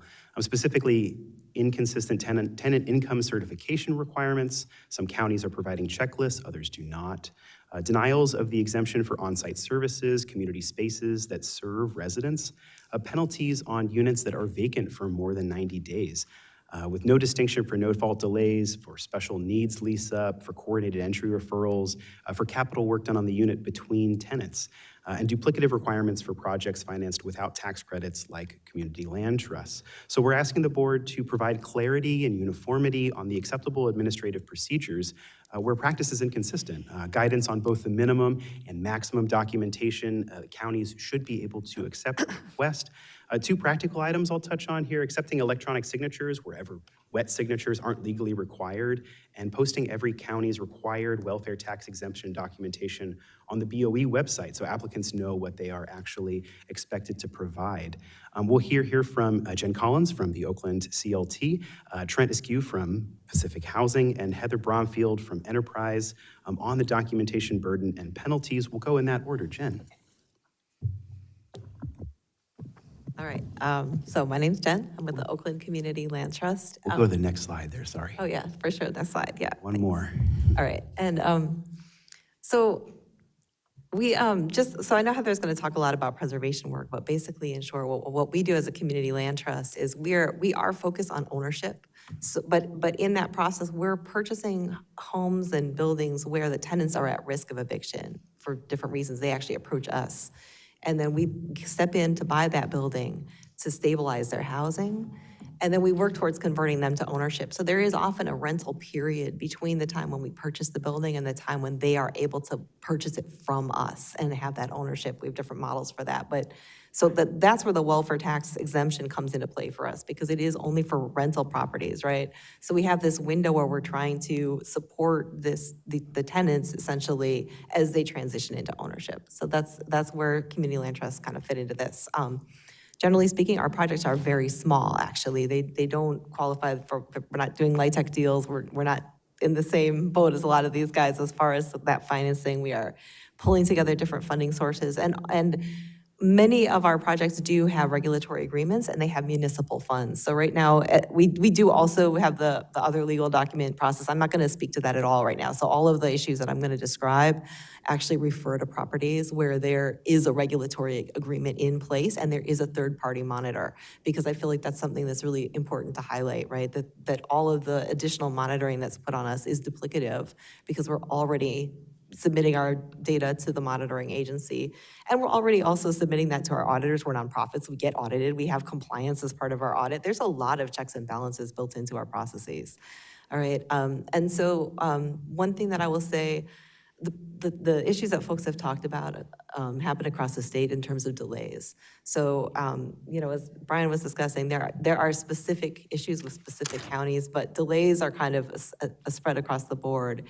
And the important thing to understand about how that affects community land trusts is because we are small organizations, when we are, and because our projects are small, actually the operating budget, it's very narrow. We don't have a lot of margins. So if we're paying that expense, it's actually coming out of organizational operating funds, which is the only place it can come from usually. So we're taking our organization, like money that would go to hiring staff, and we're paying property taxes for our properties out of that. So just to be really clear, like what that looks like for small organizations, it's a very high burden that's placed on us.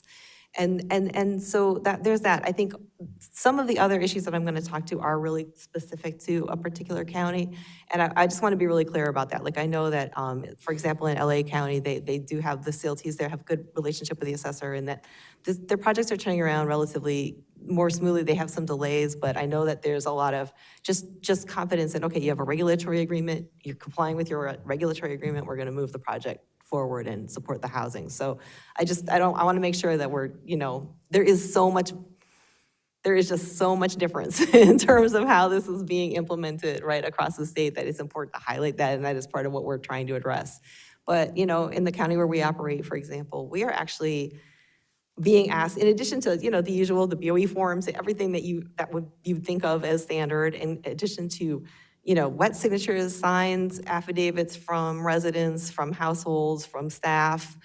We also have to submit tenants' personal data. So we're talking tax returns, pay stubs, stuff that has like identifying information about our tenants to the county, where there's no guarantee of how that's being held, what the security looks like. And it's very sensitive information that we're putting at risk. And so I think the biggest thing, I think, for us, for Oak CLT, that we could get out of this is like, there has to be some limit, right? On like, what can the county, I mean, I understand there's this compliance issue, but I'm talking about annual filings here. I'm not talking about first filings either. I'm talking about every single year, and again, it has taken us in excess of 4 years to get approved, and we've had the same problem of, now you got approved, but you got to go to the Board of Supervisors for that, right? Same problem. But even after it's approved, for every filing, we have to go around and hunt down tenant data. And sometimes, a lot of times, there's back and forth around like, oh, well, you gave us the pay stubs, but do you have the tax return? Oh, you gave it. And I want to be really clear. So our residents, again, we're doing preservation work, so we are usually dealing with properties that are, in significant distress, residents who are extremely vulnerable, who are at risk of homelessness. So what that looks like for extremely vulnerable populations is often you're dealing with people who are not banked. They're getting paid in cash.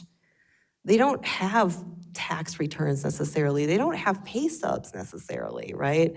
So when we're doing our certification and like working with them, we're getting affidavits. We're talking to them because we're doing economic development with our residents. We are engaged in conversations about their income. But to have this additional, we've had issues of where basically we've been looking at a denial of an exemption just because our tenants don't have the right kind of documentation. And I think that's got to stop, because essentially what we are doing is we are saving the county money because we are preventing these people from becoming homeless. Like, we are literally their last line of defense. We have residents who've lost their income and haven't been able to pay rent in more than a year that we have supported in their housing at that time. They would not get that from any other housing provider. So we're saving the county money by doing the work that we do, but this is being put on us as an additional burden. And it's also taking a lot of county time. Just want to be really clear. Like, the county is having people come in that aren't part of the exemptions unit to cover staff hours and get paid overtime, presumably, because they email on like Sundays and in the middle of the night. So presumably they're working overtime, chasing down tax forms for one member of one household. This is the amount of money that's being saved by having that intensity of monitoring is not, it's not worth it. Like, they're spending more money to monitor us, and we're actually saving the taxpayer by the work that we're doing. So I just really want to be really clear about that. I think that's, I'm sorry, oh no, I'm not past time. Boy, I really thought I was I'm gonna start talking, and I'm just gonna keep talking, and they're gonna be poking me like, shut up. No, I think you're just painting a very vivid picture for us, and message 1,000% received. Yeah.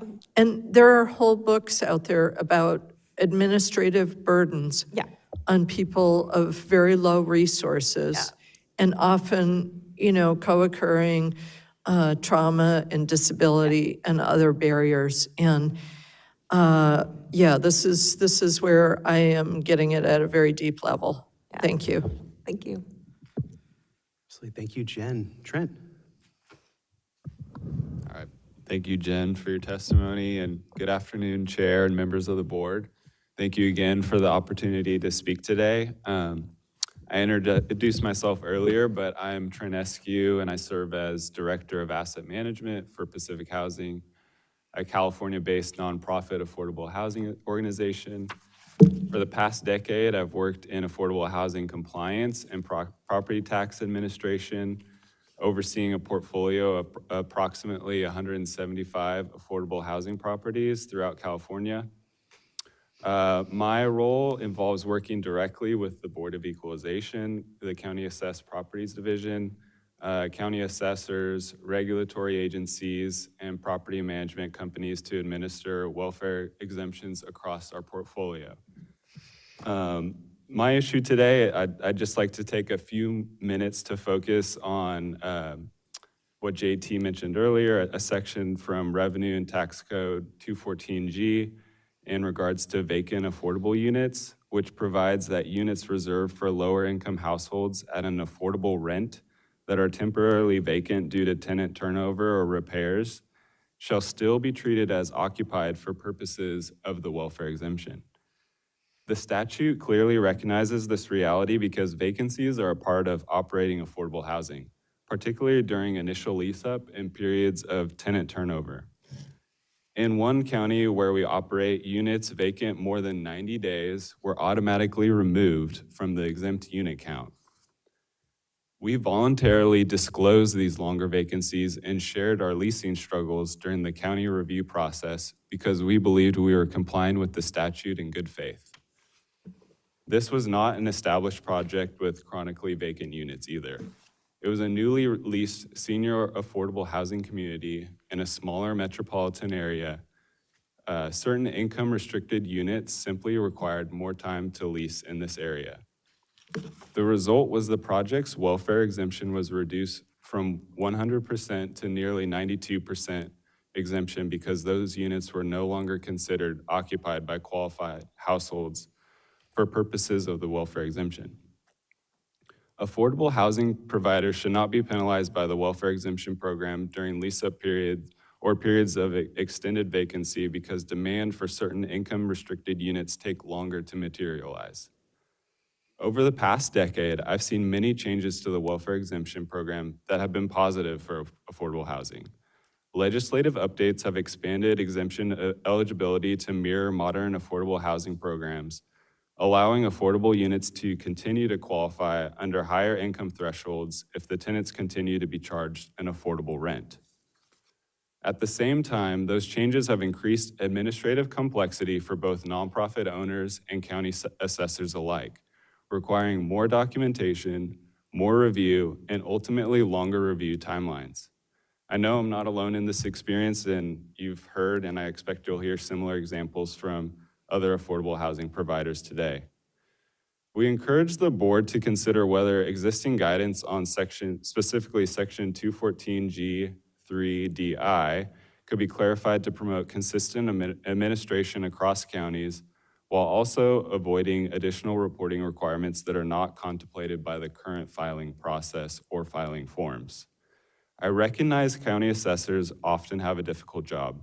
My comments today are not intended as criticism of county staff, but rather to illustrate where additional guidance from the board could benefit both assessors and affordable housing providers without the need to increase reporting requirements. Thank you again for your time. Thank you. And thank you, Trent. My name is Heather Bromfield, and again, I represent the Northern California Office of Enterprise Community Partners, a national affordable housing nonprofit. Over the last 40 plus years, our organization has helped finance over 1 million units of affordable housing nationally. And we also provide technical assistance to partner organizations. We conduct research and we engage in policy advocacy. The team I lead at Enterprise engages in technical assistance for affordable housing providers and convenes them regularly in Northern California with the goal of surfacing opportunities and challenges for creating more affordable housing in an efficient and cost-effective manner. While I'm not an affordable housing developer myself, I support the organizations that are engaged in this work on the ground. And next slide, please. More specifically, I lead a team that supports affordable housing developers and community land trusts across Northern California to purchase market rate buildings using public subsidy sources to convert these properties to restricted affordable housing. This is the strategy that Jen had mentioned earlier. We refer to this innovative strategy as affordable housing preservation, and we are seeking to scale this work, which is faster and can be 30 to 50% more affordable than building new affordable housing from the ground up. We see the State Board of Equalization as having a tremendous opportunity right now to help practitioners around the state advance this affordable housing strategy. Next slide, please. The current California SBOE Assessor's Handbook states that eligible affordable housing groups must fill out a BOE form and confirm that the affordable housing group has verified the correct income limits are being used. However, due to lack of familiarity with affordable housing preservation projects, assessors' offices sometimes create their own very well-intentioned but ultimately burdensome procedures that can go beyond these baseline requirements to document household incomes at first and annual filings. These procedures vary from county to county due to this lack of statewide guidance on when additional audits of incomes are appropriate. In some areas, extensive documentation requirements currently serve as a disincentive for organizations who might consider doing affordable housing preservation, but who are cognizant of the extensive staffing needed to procure this documentation from households. Affordable housing groups may also be deterred from engaging in preservation because of the uncertain carrying costs associated with paying property taxes, as others on this panel have mentioned, for over a year, sometimes over 2 years, sometimes over 3 years, even as they restrict rents as affordable to low-income households. It's important to say again that although many of these projects are not utilizing the low-income housing tax credit program, the vast majority of them are already regulated by a public deed restriction from a local agency, and they are already engaging in annual monitoring and compliance to ensure that the projects are functioning as low-income housing. Next slide, please. One of our nonprofit preservation partners who preferred to remain anonymous submitted their first filing for a property in February 2021 and received their award nearly 3 years later in November 2024. This partner remarked, quote, "Income certification of residents on properties without tax credits is the primary driver of the time it took to obtain the exemption. There was a general lack of understanding in our county of a welfare tax exemption on a property without tax credits. We first filed with the assessor and provided an affidavit of resident income from each household, which I've heard is accepted in a neighboring jurisdiction, and we were told this was insufficient. In an in-person meeting with the assessor, he said he sees the first filing as a way to audit resident incomes prior to the receipt of the welfare tax exemption. This puts an incredible financial burden on the organizations doing this work. We are not required by our regulatory agreements to do a tax credit tenant income certification with residents for income, as this is a tax credit form and is extensive, especially for folks who have never had to do income certifications or are generally nervous or mistrustful of handing over personal information to government entities for good reason. End quote. Unfortunately, this type of story is not unusual among our partners. Next slide, please. The good news is that the SBOE has the authority to prevent these kinds of situations and to improve the outlook for preservation as an affordable housing creation strategy. Mr. Harachmak named some of these at the top of the section, including establishing a standardized floor and procedures and providing minimum documentation guidance, accepting e-signatures where possible, and posting the documents that counties may require on a public website. We further recommend that the SBOE do two things. One, pre-approve local and state affordable housing regulatory agreements and assure local assessors that they do not need to request additional backup income documentation for projects subject to these pre-approved public regulatory agreements. And second, the board could provide guidance to assessors' offices on when audits of household incomes are actually necessary. This may give local assessors cover so they don't feel compelled to audit all household incomes for every preservation project prior to a first filing. We believe this is a particularly urgent moment to act because within a few months, California voters will have the opportunity to vote on a state affordable housing bond. If approved by voters, the bond will fund a $200 million state subsidy source for a new program known as the Community Anti-Displacement Preservation Program, or CAP. Resolving inconsistencies and reducing unnecessary administrative burden across jurisdictions could streamline the welfare tax exemption approvals process for projects funded by this program and better improve the utilization of precious public resources. Thank you so much for your time and for your consideration. Thank you. Thank you. Can we go to the next slide? All right, this brings us to our last recommendation, recommendation 4 on informal outreach. As you've heard, some of what we're describing is not statewide at all. It could be 1 or 2 counties with specific practice. So those may be easiest to fix, and we may not need formal board action at all to rectify these. Our ask is simply that the BOE partner with conveners like NPH to do targeted outreach to particular counties. We're happy to identify priority concerns, make members and their case files available to inform these conversations like you've heard in this presentation already. And this would address many existing issues, but for issues that may arise in the future, we would also be very interested in a structured way that affordable housing developers and advocates can ask for constituent support from your various offices, much the same way that a resident can reach out to their city council member if they're looking for help with a city department. We would welcome the chance to open the lines of communication with your staff to help find mutually agreeable and positive resolutions to our bottlenecks wherever they may arise. All right, next slide. So to recap here, we are asking for 4 considerations here. We think that the BOE should issue guidance on the AB 2353 implementation issues that we outlined today to support faster qualification for the welfare tax exemption for our affordable housing developer members. 3, clarifying the performance standards and the required documentation, clarifying the minimums where they exist, and considering setting a maximum on the documentation requirement that can be required. And finally, 4, considering some informal outreach to specific counties and opening up lines of communication for future constituent supports in the future. And with that, I want to close the way that we opened here. Again, want to re-emphasize here that we have a shared interest in finding resolution to this. That tax exemption process that's consistent, navigable, timely is better for our members, it's better for county assessors, and ultimately, these are benefits that our members, the residents that our members serve will feel. All of the residents of affordable housing in all of the 58 counties of California can enjoy a better funded building when they don't have time and staff cost and all of the other hard costs that are going into making sure that this welfare tax exemption is carefully performed in all of the complicated ways that we have outlined today. So we now have the rest of this panel here to take questions. If you have anything that we would like to go into more detail on, we would be happy to field that now. Thank you. Yes, so thank you so much for providing so much information while also being concise about it. This is a very large topic, but you've given us specific areas and specific asks to drill down on. And I would very much like to see on a confidential basis which counties are the specific counties. And we can begin to work on that. All of the questions that I have were later answered by other panelists. So I don't have specific questions myself. I mean, it just seems to me that this has been a very long neglected area, absent the controller's good work in trying to draw these threads together to make some kind of a semblance of a torn and incomplete safety net.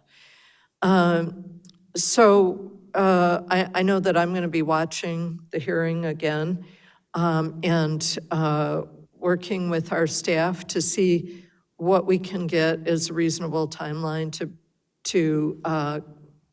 get some of the requested guidance moving. And I see our executive director is making motions to come over. I guess you know better. Good afternoon, Yvette Stowers. Gladly work with you, Chair Lieber, on the various issues. I was listening very diligently and gently, and I do have a question because you guys kept saying that the taxes were supposed to be withheld. And that was the intent of 2353. I'm looking at the actual enacted statute, and I'm not seeing anything that says withheld. It's saying that the tax collector is not to collect. So I need some clarification.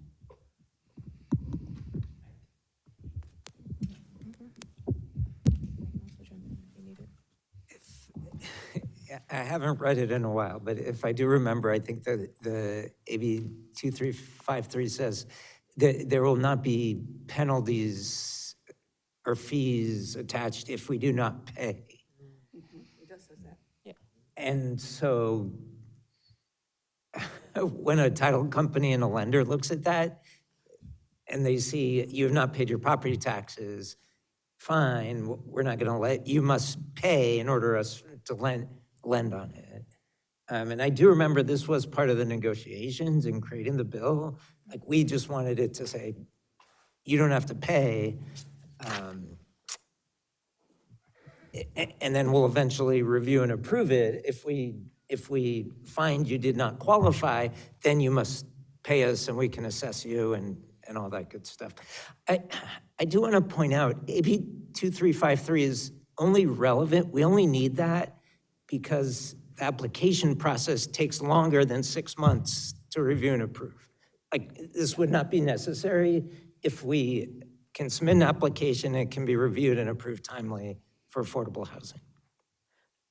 Yes, I think we have a number of other questions, and I just wanted to put into the hopper that it's incomprehensible that there could be an approved OCC from the BOE, which you said is very timely, and then all of the filings could be recognized as complete, and then it still doesn't go anywhere. It doesn't move to anywhere.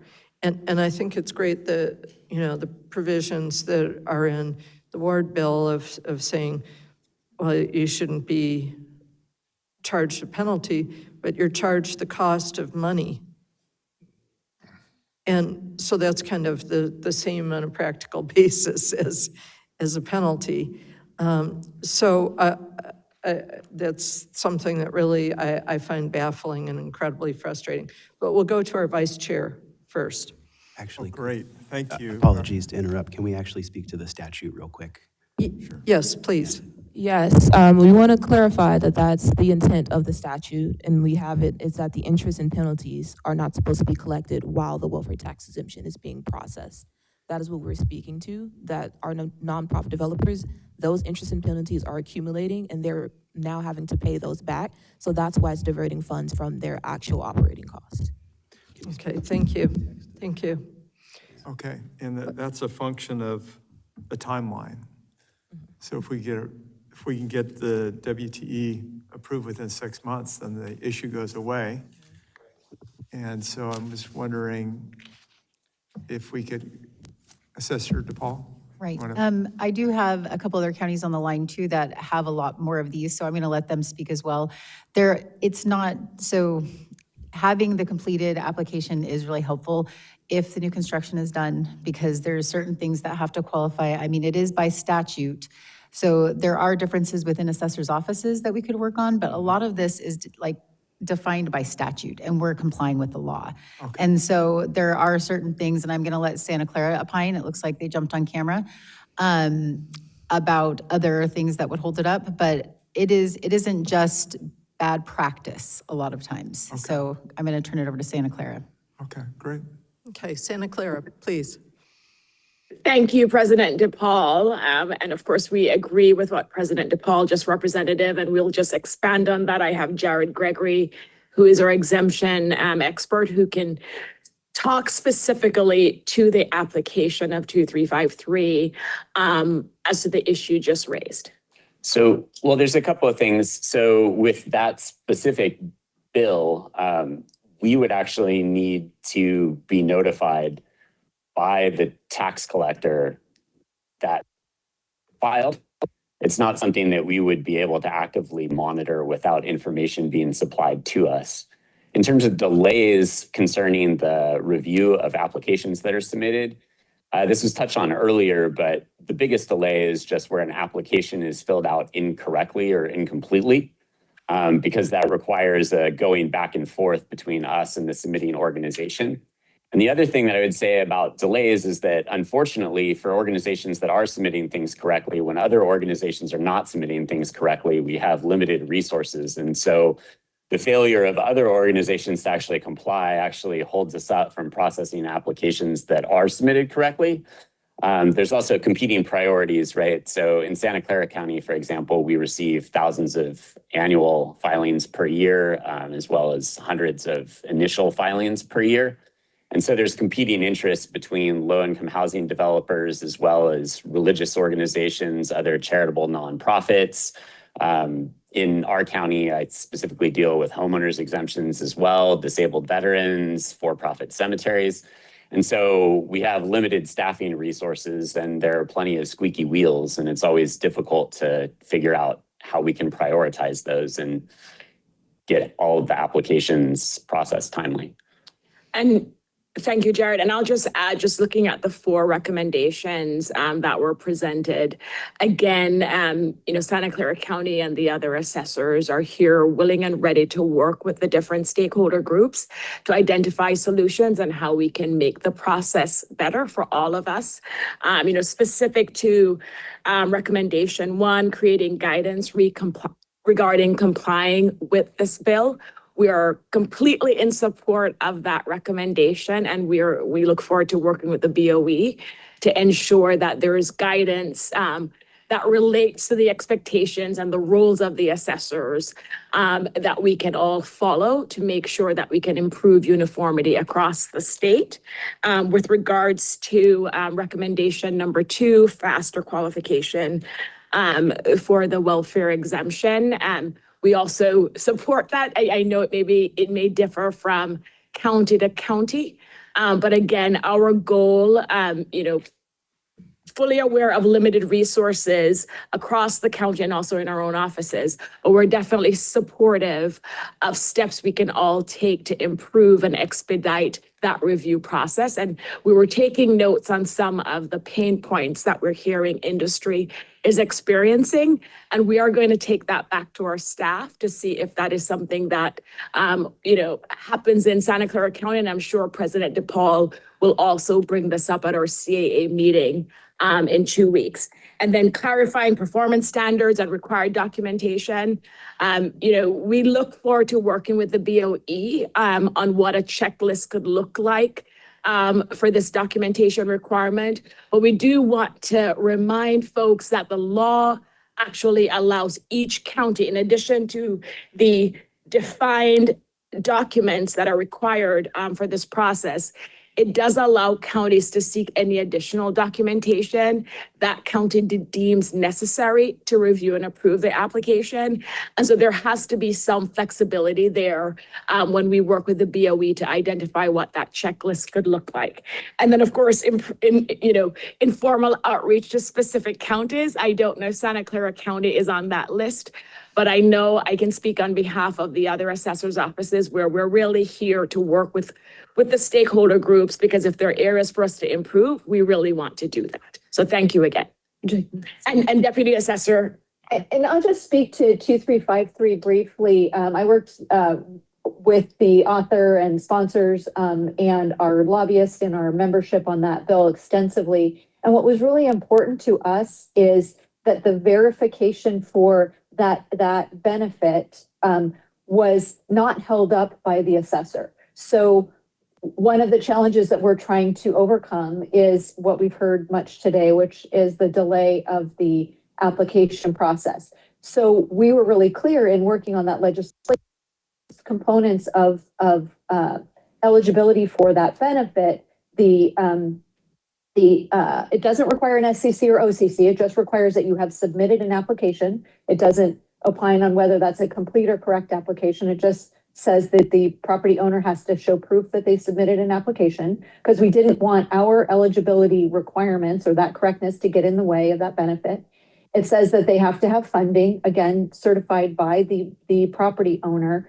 And then it has to have in the course of construction. And there was a lot of conversation about where the verification of course of construction came. And again, because ours is a regulatory process for what the course of construction means to be eligible, we didn't want our requirement, our regulatory requirement, to get in the way of that verification for that benefit.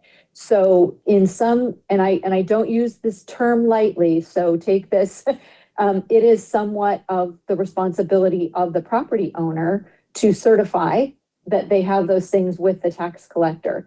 So if we flipped the process to where the assessor was having to verify those documents for that benefit, we find ourselves back in that circular. We are verifying that which we are also concerned about the delay for. So speaking to the point of the 6 months, it's really important to understand that that property may qualify for the penalty and interest fees being waived before they are meeting eligibility requirements. So, and that could be months, it could be a year, depending on when those other things are verified. So I want to make sure that's really clear that that is not a verification of eligibility, those things being submitted to the tax collector. Those are components of what we would look at and deem as eligible through our regulatory process. Okay.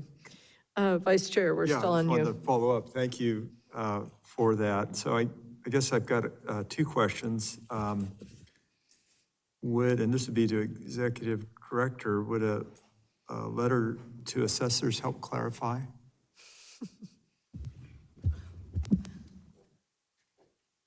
I think the best step is to meet with the assessors at the assessors conference and talk about this and see how we're reading 214, and then come to an agreement on that, and then we can issue the letters to assessors. Okay, great. And then I guess to the panel, do we need cleanup language for 2353 to provide clarity on some of the issues you've brought up?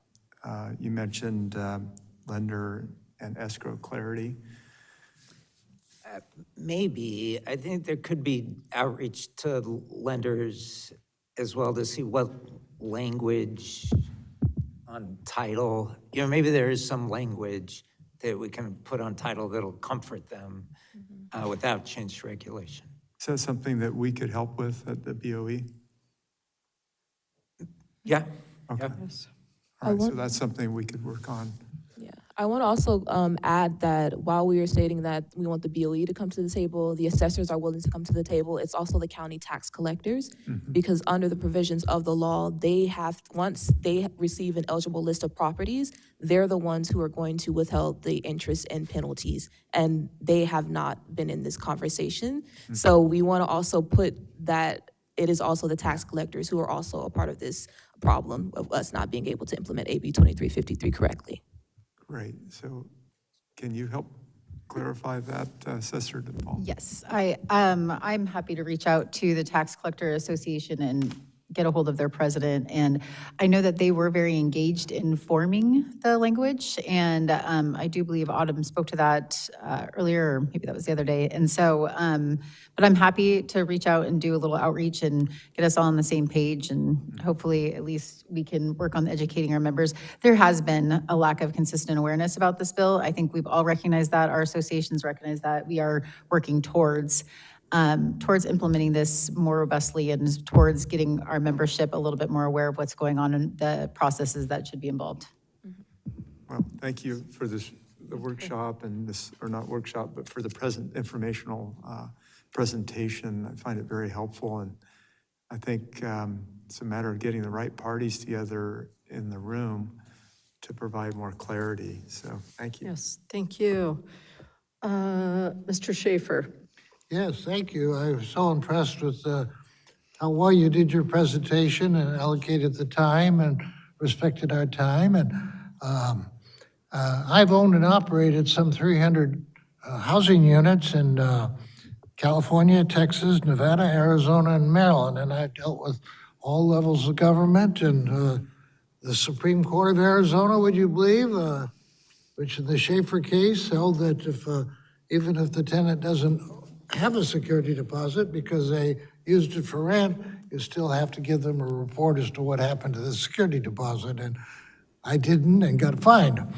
I think, talking to Mr. Schaefer over here, the other Mr. Schaefer, I was disturbed to hear that some counties respond within 30 days and others take years to do something. And you know, in the courts, that used to be a problem with various courts taking forever to give you a response. And now there's a California rule of court, or it could be local rules or both, that say that on a submitted matter, the court shall respond within 30 days and give a written decision and discuss the issues. It doesn't always happen, but I'm always throwing that back up at the judge and say, this is what I'm waiting for.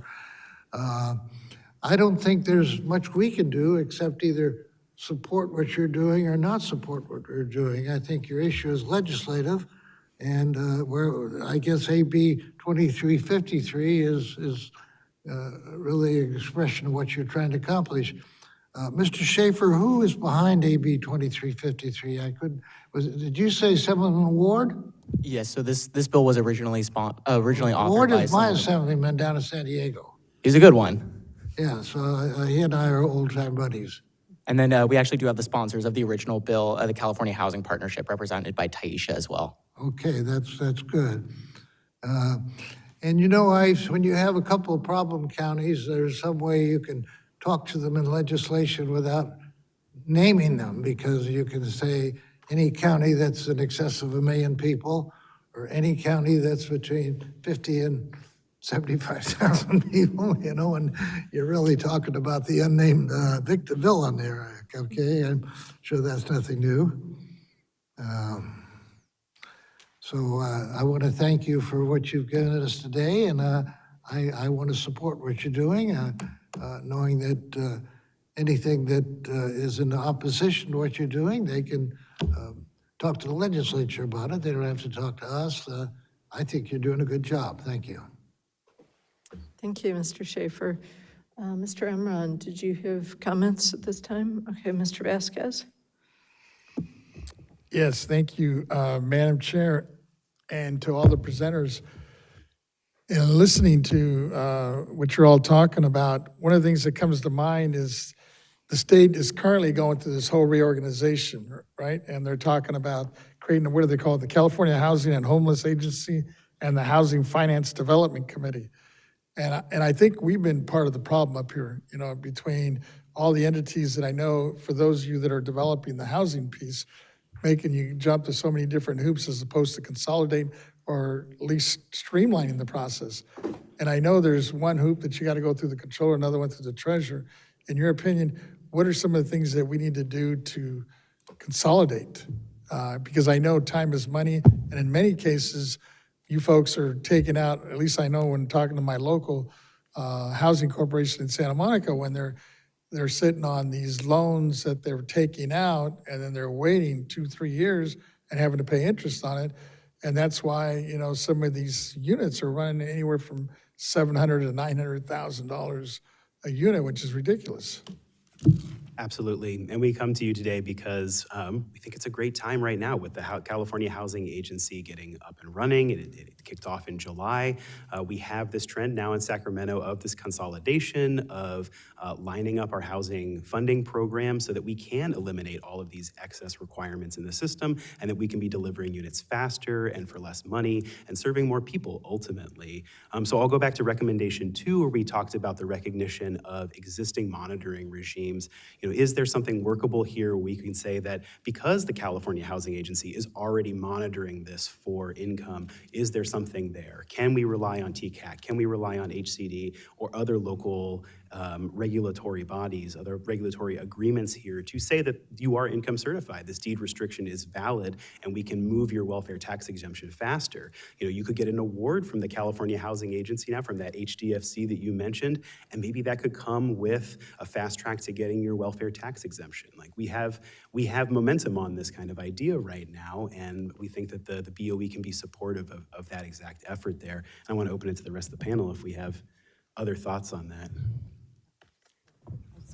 Yeah, I just want to really echo that because, I mean, for example, if you have an OCC, and I agree that BOE staff is amazing at turning those around. It's just a pleasure working with them.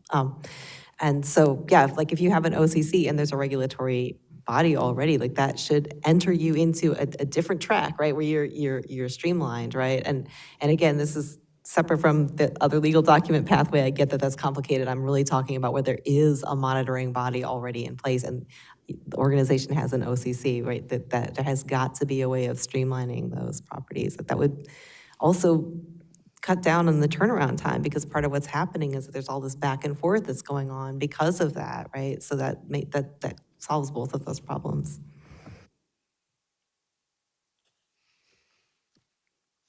Okay. And another question I had, I guess for the folks that are here from the Community Land Trust, and anybody else that's done anything on this front, how does that work on, so you actually acquire, or you have monies, I guess, to acquire land, basically, or to take it over. Is it just for housing, or is it have other restrictions?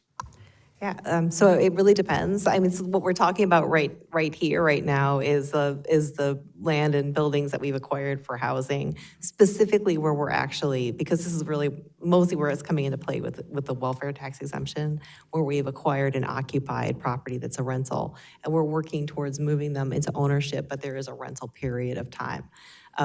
As far as our financing goes, we have a lot of different, it's a patchwork. We have to, I mean, if you saw our capital stacks, nothing looks like anything else. It's pretty wild. But one thing that we do try to get in there is public subsidy, right? And so that's where we have our regulatory agreements. It is true that sometimes we have turnarounds that are too fast to leverage in those subsidies. And we've turned around a property in 40 days that we had to purchase, and we were notified and we had to move on it. So sometimes we're in that situation, but we get our funding comes from a lot of sources, right? We get like foundation funding, we get private donations, we get private loans, we get some private like people invest in our work. It's really, each one is its own unique process. But because we are representing like community ownership, we have all different types. So we have mixed use, we have commercial, we have urban farms, we have new development, we have rental housing, we have, you name it, we got it. So I don't know if that answers your question or if you had other questions. So in that process, well, I guess you said it depends on where the money's coming from, but at the end of the day, does the ownership stay within the community land trust? yeah. Or is it a partnership with the city or the county or wherever it's coming from? Yeah, that's a great question. So just to give you examples, I am a resident and I own my house, and the community land trust owns the land under my house. And so the way that land, there's a 99-year heritable renewable lease that basically restricts the sale of the property. So I will make what I put in adjusted for CPI. But I can't sell it at market rate. You know, my son can inherit it, live there, he can't sell it at market rate. So basically, whenever it goes back on the market, it has to be the adjusted resale price. So the person who's buying it has to income qualify, just like I did, and that's capped at 80% AMI. And then those family that when they move in, they'll have the same restriction, and I'd only get what I put in. So it's a way of continuing. It was subsidized, my personal house was subsidized through federal funds, neighborhood stabilization project funds. And that money stays in the project, forever, because it doesn't have to be resubsidized, because it's only adjusting for inflation. It's never having to take more funding in. And so all of our projects kind of follow a similar model where the community land trust owns the land, and then the residents or the operators own the structures on the land. Is that similar to what I guess is still going on in like Catalina Island, right? Where they lease, they don't really own it. It's like a 99-year lease. Yeah, it's kind of similar, right? Except that it's, just a different body, like certain municipalities could do that as well, right? And have that leased land. It is kind of a similar thing. We have a third resident representation on our board. So our governance is always taking a third residents, a third community members. So we're very much, that's part of how we maintain that community ownership structure, that we're accountable to our community and to our residents. But yeah, it's a way of kind of maintaining affordability while allowing people to also gain the prosperity of ownership and be able to advance themselves as owners and have that to move forward from as well. Because it's like a share equity. Yes, Cheryl, yeah, that's exactly it, yeah. In your opinion, this is Tanya, one of the members here, or the presenters here, what would you think is like the single one thing that we could do to, I guess it might be the most impactful on the welfare exemption to incentivize more of the affordable housing, on the affordable housing front? That would incentivize, I guess I should say. I guess you asked for one, but I'll start us off with my one, and we'll see if there are other ones from the other panelists here. But as we said, guidance on 2353 is really taking care of an issue that would be solved by a faster welfare tax exemption process. And I think that one is really cornerstone to the other recommendations that we've brought to you today, that if we can have a faster process for that, a lot of the other periphery, the problems on the periphery will go away or just become less onerous. So if we can look to tightening those timelines down from that 1 to 3 years we talked about to a year, 6 months, 4 months, a very quick recognition of an existing monitoring regime from TCAC or HCD or some other body, and really getting that time down, then we face a lot fewer issues in the other areas. I'll just add to that. And my understanding of the statute of 2353 is that it only applies to properties that are using the low-income housing tax credit. So that will not apply to every type of affordable housing project, and it won't apply to CLT-owned properties or other preservation projects that are operated as rentals. So I think for preservation, the number one recommendation that I would personally say is either providing guidance on when audits of household incomes are actually necessary, or providing guidance or providing guidance that they should not be categorically required for every single household in order to receive the welfare tax exemption. I want to echo everything that my colleagues have said. And then also one thing that is needed to make sure that the developer is armed and doesn't have to jump through these hurdles is that they are provided with the proper documentation to state that they are eligible for the welfare tax exemption. It's under review. So when it comes time for different remedies such as AB 2353, that they can show documentation that their welfare tax exemption is being processed, and if they're qualified, they can give that to the assessors or other entities and also their lenders to show that they qualify for these different remedies under these different statutes. So making sure they have proper documentation.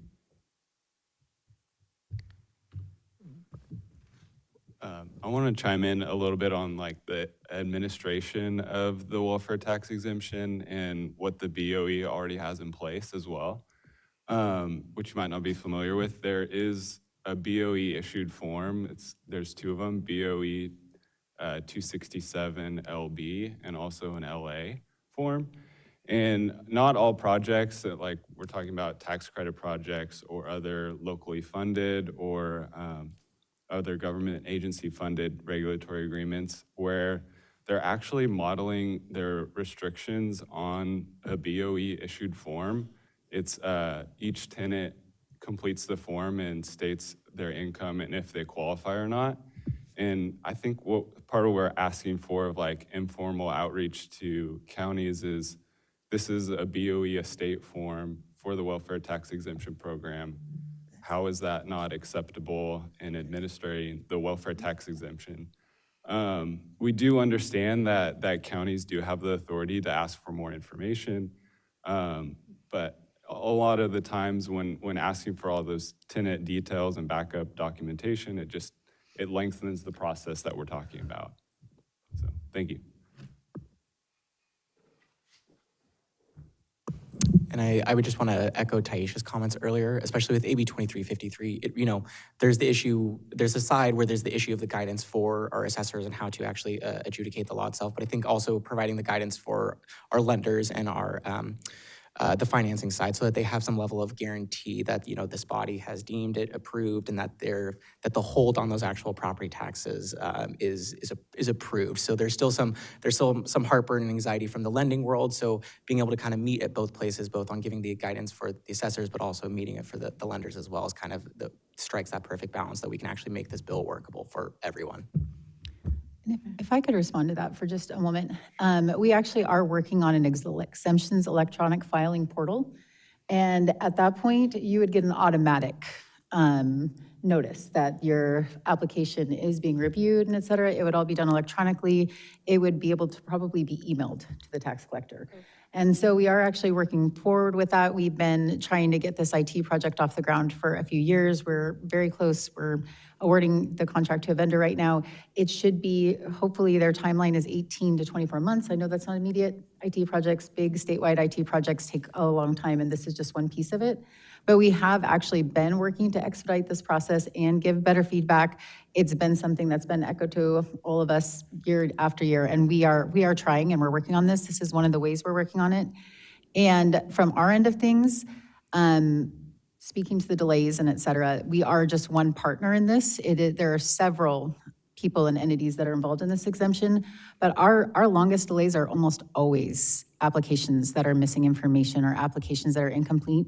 If you were to do one thing to speed up or to disqualify or be less delays, give less delays, it would be to provide better guidelines and better application information so that there were less applications that needed to be turned back and needed. If you're turning an application back, we're waiting, everyone's waiting. It's slowing down us, it's slowing down you, it's causing financing problems. So if you guys could work on better instructions, clearer guidelines for the applications, I think that would benefit everyone here. Okay, well, this has been a tremendous, yes, Jen, please. Sorry, I didn't mean to interrupt you, Chair Lieber. I No, just go ahead. wanted to speak to that just a little bit, though, because it also kind of ties into the consistency, right? Because I know, when I first started processing welfare tax applications, it was a new thing for me. And I followed the BOE instructions. That was where I went. That's what I followed. That's what I went to. I did everything to the letter, exactly how it was instructed. And then I get back, oh, it's missing this, it's missing that, because the county has no transparency around what additional items are actually quote required. And so I think that's the other piece of it, right? You know, if you say, okay, that it's an incomplete application, but you haven't said, we're gonna need X, Y, and Z from you, and I followed the instructions exactly to the letter that the BOE provides, well, I'm sorry, how's that on me? You know, and so I think that there does need to be A, transparency, and B, like some consistency, and I think some limits in terms of how much can you just turn around and say, oh, by the way, we didn't tell you we needed this, but we're gonna need it from you. That's not okay. So, and that's also part of it, so, sorry, just. Okay, excellent. And I think I have a light from Ms. Towers. Yvette Stowers again. With your permission, ma'am, after I meet with the assessors in 2 weeks, I would like to convene a smaller working group, and hopefully the controller's office can work with me on this and with some of the parties here to come up with a solution. With respect to, I think the first problem is AB 2353. So let's try to solve that problem first, whether we come up with an LTA, whether we come up with a fact sheet, whether we come up with something that it could be distributed to all parties involved. Okay, thank you. Vice Chair. To your statement, I'm just trying to get clarification in terms of, are the BOE's requirements different than the county assessors Yes. for an exemption? Yes, absolutely. There's forms that I've had to, like, for example, the LA that you were talking about for a long time, that wasn't on my county assessor's website. Yes. And I was having people fill that out because it's a BOE requirement. And I said, you know what, even if they are saying they don't have it, even if I can't get it on their website, I'm doing this because it's a requirement. And so I had to fill in the county assessor's information on the BOE form and just keep that for our own. I mean, there is not consistency. But if we could provide clarity, if we could give you a sheet or email you something that would indicate this is what the BOE is going to need, and then this is what the county assessor is going to need. Right, exactly. And if the county assessors could also sort of, if there could be some guidance to the assessors that said, they have to follow the BOE guidelines. Like if it's so much different than what the guidelines are saying, and they haven't posted those on there, it is really very difficult to comply, especially with a first filing. Okay, does that vary from county to county? Yes, extremely. That's part of the problem. Exactly, exactly. That's, yeah. Yes. Okay. Well, It's even project to project. That's what we were saying earlier. It's not even just county to county, it's project to project, and there's different requirements for different welfare filings. And I mean, we could try to give a standard list. Counties could try to give a list of what may be anticipated or may be asked of them. But each project can even be different from county lines, from size, from occupancy. Like it varies so often that is part of the inconsistencies you guys are seeing too. It's the same for us. So we do understand the frustration there. Well, I'm glad that Chair Lieber is working on this. Yes, I think this is going to be my summer and my fall. And before we go to Mr. Young, I just wanted to say that I think that it's perhaps the legislature that can drive the standardization as well, so that there isn't, you know, it kind of reminds me of those kudzu vines in the South where they just grow and they eat whole buildings. And I think unless there's an absolute declarative statement that this is what will be needed, and it's limited to that, but allowing each county, and then as Mr. Paul was saying, the possible variation within a county based on size and et cetera, it's just kind of an untenable situation. But we're going to rely on Mr. Young to make a comment to us now. Yes. Thank you, Chair Lieber, for the opportunity. Once again, David Young, Deputy Director of the Property Tax Department. So just to give you just a tiny little background on this program, it is a bifurcated administration thereof. We do a certain part, the assessors do a certain part. Our part, when the entity applies to BOE to get an OCC, we actually have a checklist for them. It's a part of the full filing package. We have our form. We have a checklist of typically what type of documentation you would need in order to have a complete filing. So we have a checklist. It's only a checklist. It's guidance to give you a heads up as to what is needed. It is not meant to limit what we can ask for, but it is a guideline. So when you step into it, you come prepared. I hear the expressed frustration and challenges of the stakeholders in this. I mean, we're willing to work with the assessors in developing guidance and a checklist, but once again, it will be a checklist. It is not something as a ceiling as to what you can ask for and not anything more than that.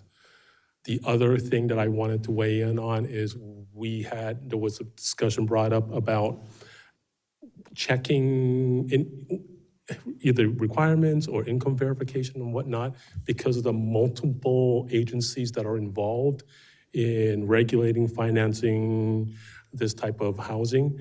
We've looked into that in the past. I've looked into it personally, and our requirements and their requirements, the Venn diagrams didn't totally sit on top of each other.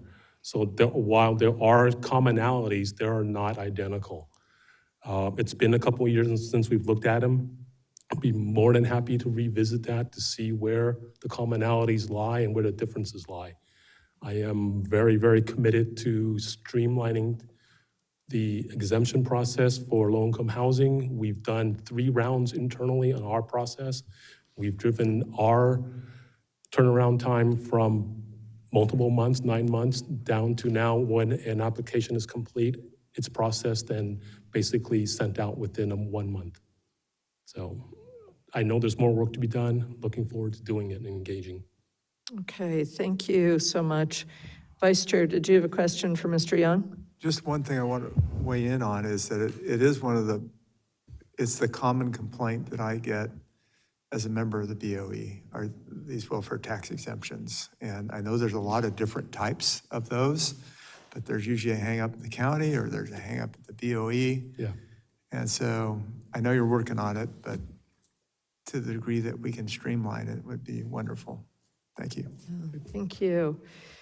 Well, a huge thanks to all of the practitioners who have taken the time to meet with us multiple times and come all the way up here today, and to our California Assessors Association President, Paul.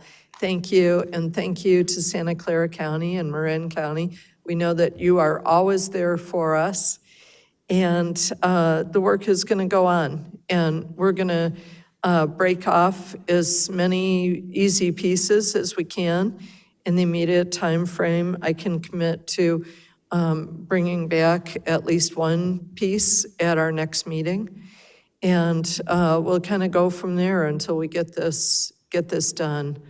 So thank you so much, and we do have public comment that we're going to take, and before we do that, I just wanted to give a huge thanks to my staff, Doug Winslow and John Thiela and Kimberly Jacobs, who are here today, for all the time and attention that you've put into this. I know you have heart and soul in this particular game.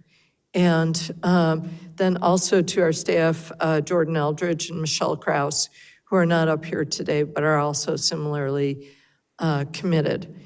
And so our card from someone who would like to make public comments is from Angelica Campos, who is from Mutual Housing, California. Thank you for coming up.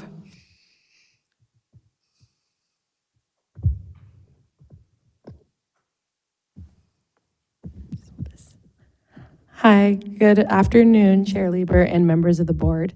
My name is Angelica, and I work at Mutual Housing California, an affordable housing nonprofit developer working to finance, build, and preserve housing for low-income Californians.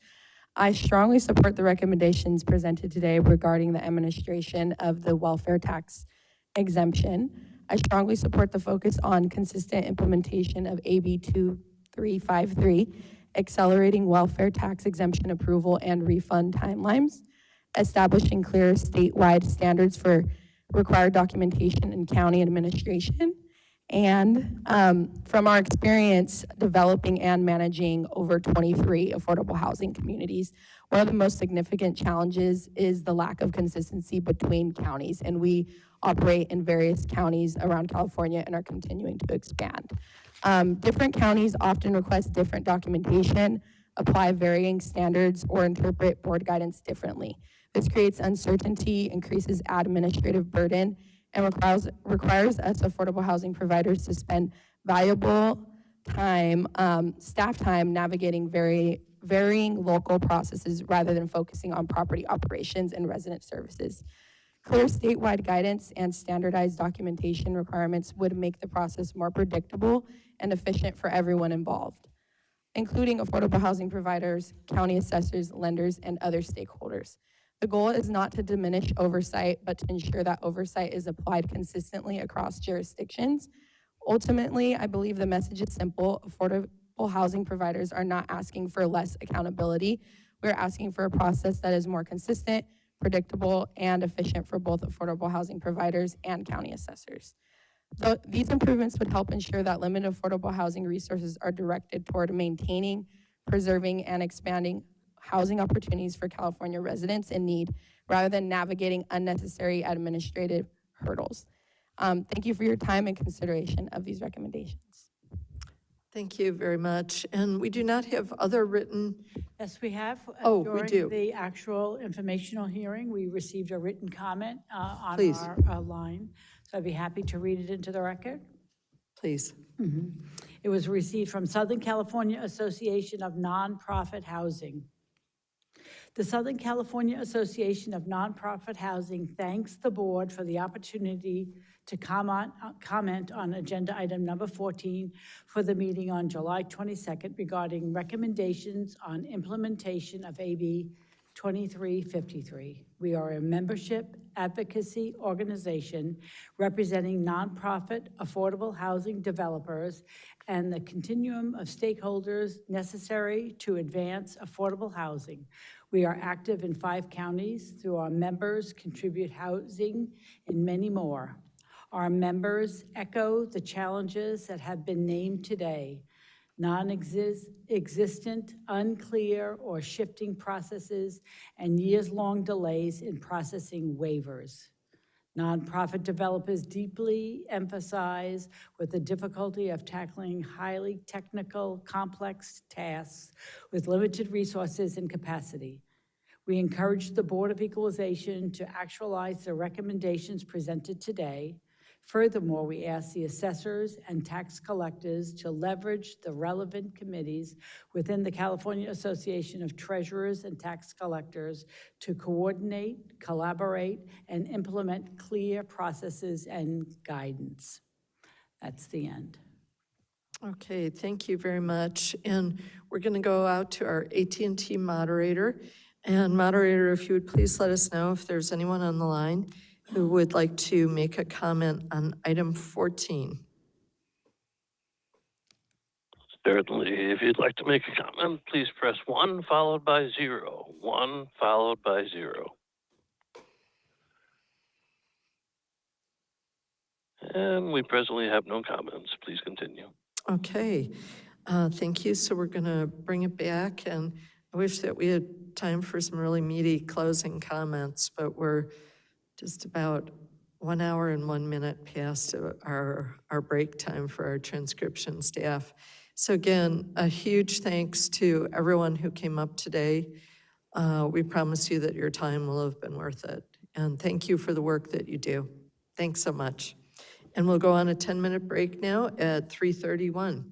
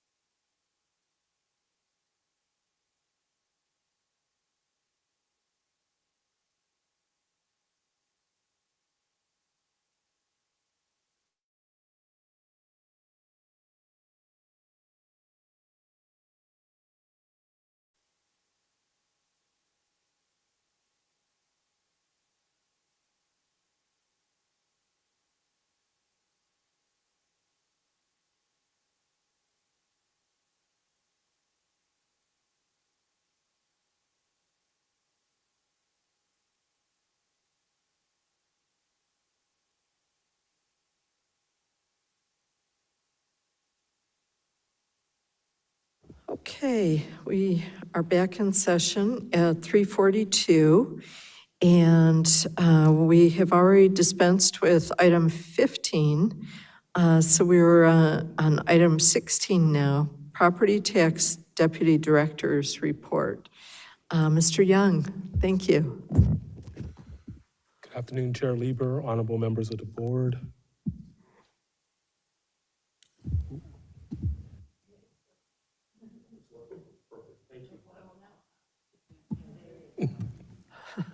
Thank you.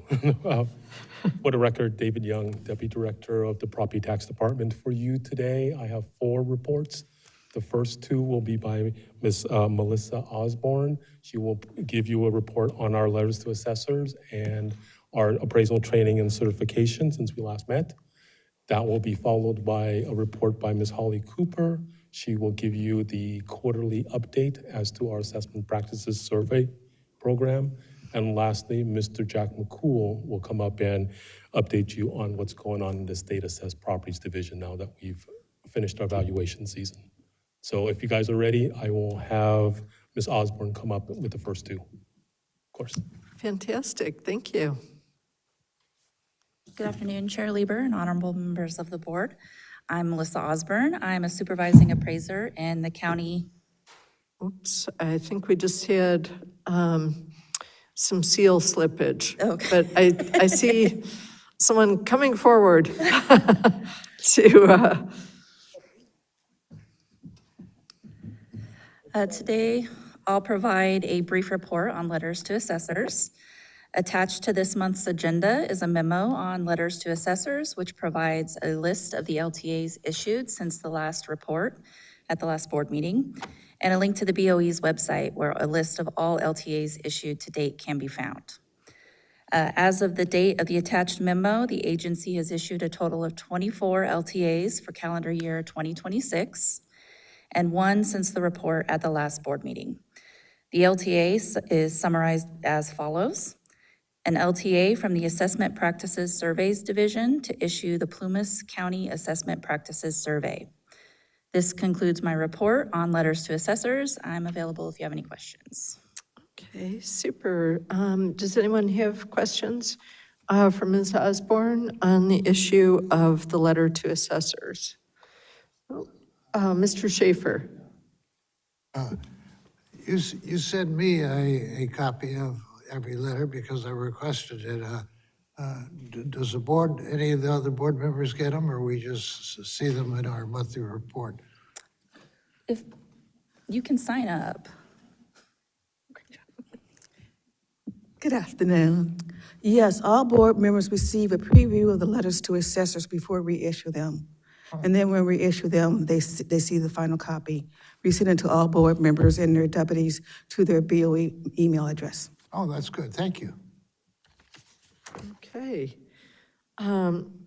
Great. Well, seeing no further questions, we'll have you go on to the appraisal, training, and certification item. For the 2026-27 fiscal year, BOE staff scheduled 35 classes and 2 webinars. Additionally, there were 4 classes scheduled with instructors in the county assessor's offices for their staff. Of the courses taught by the BOE, 2 have been completed since the beginning of the fiscal year. We also continue to offer our existing online basic training courses through American River College and California State University, Sacramento, as well as additional online courses and self-study training sessions available on the BOE's website. This concludes my report on training and certification, and I'm available for any questions. Thank you. Questions on training and certification, Mr. Vasquez? Thank you, and thank you, Ms. Osborne. As I'm looking at this, I know this is just the first month of the new fiscal year, but I was just wondering how we're doing in terms of recruiting more of the staff, I guess, support for these classes, especially from the assessors. From county assessor staff? Yes. I don't know if there's been any changes to that. Oh, here we go.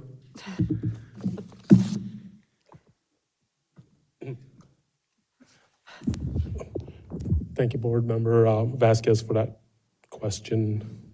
The light keeps going off. I hear my voice going, so You're good, I think I'm Good. good. We are actually fairly stable right now with the amount of instructors that we have. We always welcome more, and counties that are interested in teaching for us, I highly encourage them to contact us. We'd be more than happy to set them up. We have pushed out a lot of training classes now. If you recall, when you first 7.5 years ago, 8 years ago, we were offering about a dozen classes a year. We're up to about 35. And so we're finding that some of our classes now, they're not as full to the capacity as they once were. We're meeting a lot of training challenges and the hours and whatnot. I think as the assessors have trained some of their newer staff, the courses that they're going to want it's going to change a little because it evolves over time. We have introductory courses when they first come in. As they move up in their careers and whatnot, they are actually looking for more of the advanced courses. So we're always checking every single year as to what classes they need, and we're always recruiting for more assessors, and we're adapting the courses to what the actual need is by the county assessors. No, I think you're right. That's, I remember, right, like 7 years ago, we were talking about this, and the issue, the classes were full and packed. And I guess now as you're offering more and more, the numbers are shrinking, but it seems like we're still meeting the demand. We're still meeting the demand. You are correct. There was a time where we only offered about a dozen courses. We're just about triple that right now on a yearly basis. And last year we actually did 40. And so we've bulked up our team. We've recruited folks from counties, but hey, we're always looking for more opportunity to offer more and more relevant courses. Thanks. Of course. Okay. No further questions. We'll welcome up Ms. Holly Cooper for the Assessment Practices Surveys Quarterly Report. Hopefully this is working. Yep. Good afternoon, Chair Lieber and honorable members of the board. I'm Holly Cooper, Chief of the Assessment Practices Survey Division. Today I will be presenting a brief background on the programs administered by the Assessment Practices Survey Division and an overview of the final survey reports published during the second quarter of 2026. In terms of current auditing practices, what we refer to at BOE as an assessment practices survey is actually an audit of the county assessors to determine whether property value assessments follow property tax law. The auditors and appraisers in the Assessment Practices Survey Division perform qualitative compliance audits of the assessor's procedures and practices and perform quantitative audits through the use of defensible statistical sampling of representative assessments from property tax rolls. During the second quarter of 2026, the division issued 2 audit reports via letters to assessors in Nevada and Plumas counties. In Nevada County, we conducted a statistical sampling for roll year 24-25. They had an average assessment ratio of 99.83%, and the sum of absolute differences measuring disparity among assessments was 0.97%, both well within tolerance. In Plumas County, we conducted a compliance audit, which includes a review of the assessor's administrative, real property, and business property procedures and practices for roll year 2024-25. We made a total of 10 recommendations, 3 in the area of administration, 3 in the assessment of real property, and 4 in the assessment of personal property and fixtures. The recommendations contained in the report are as follows. Report statistics as requested by the BOE pursuant to Section 407. Notify disaster relief applicants of a proposed reassessment in accordance with Section 170. Grant the welfare exemption in accordance with Section 214, Subdivision A. Reappraise all properties exceeding the 1 million exclusion provided in Section 63.1.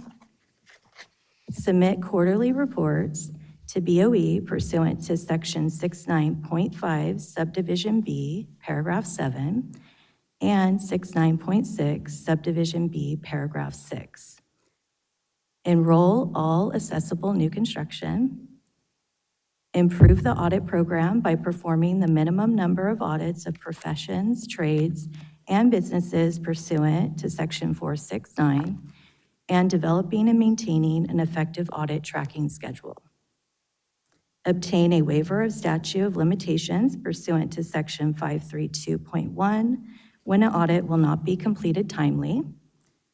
Support any divergence from the use of the price indexes and percent good published in Assessor Handbook 581 with market evidence. Use the BOE recommended vessel valuation factors as intended. In summary, for both audit reports, the BOE found no significant assessment problems as defined in Rule 371. Therefore, the assessors in Nevada and Plumas County are all eligible to receive reimbursement of costs associated with administering their supplemental assessments. This concludes my quarterly report, and I'm available if you have any questions. Okay, are there any questions? Right now, it looks like you gave us all the info that we needed. Thank you. Thank you. And we'll go on now to our next sub-item, the state assessed property report, covered by Mr. McCool. Thank you. Good afternoon, Chair Lieber and honorable members of the board. My name is Jack McCool, Chief of the State Assessed Properties Division. Today I will provide information on the ongoing work in our division. With the adoption earlier today of both the private railroad car and state assessed property rolls, SAPD will now be preparing next steps. For the private railroad car assessees, notices will be sent to each assessee notifying them of their assessed value amount and information for how they may dispute the assessed value.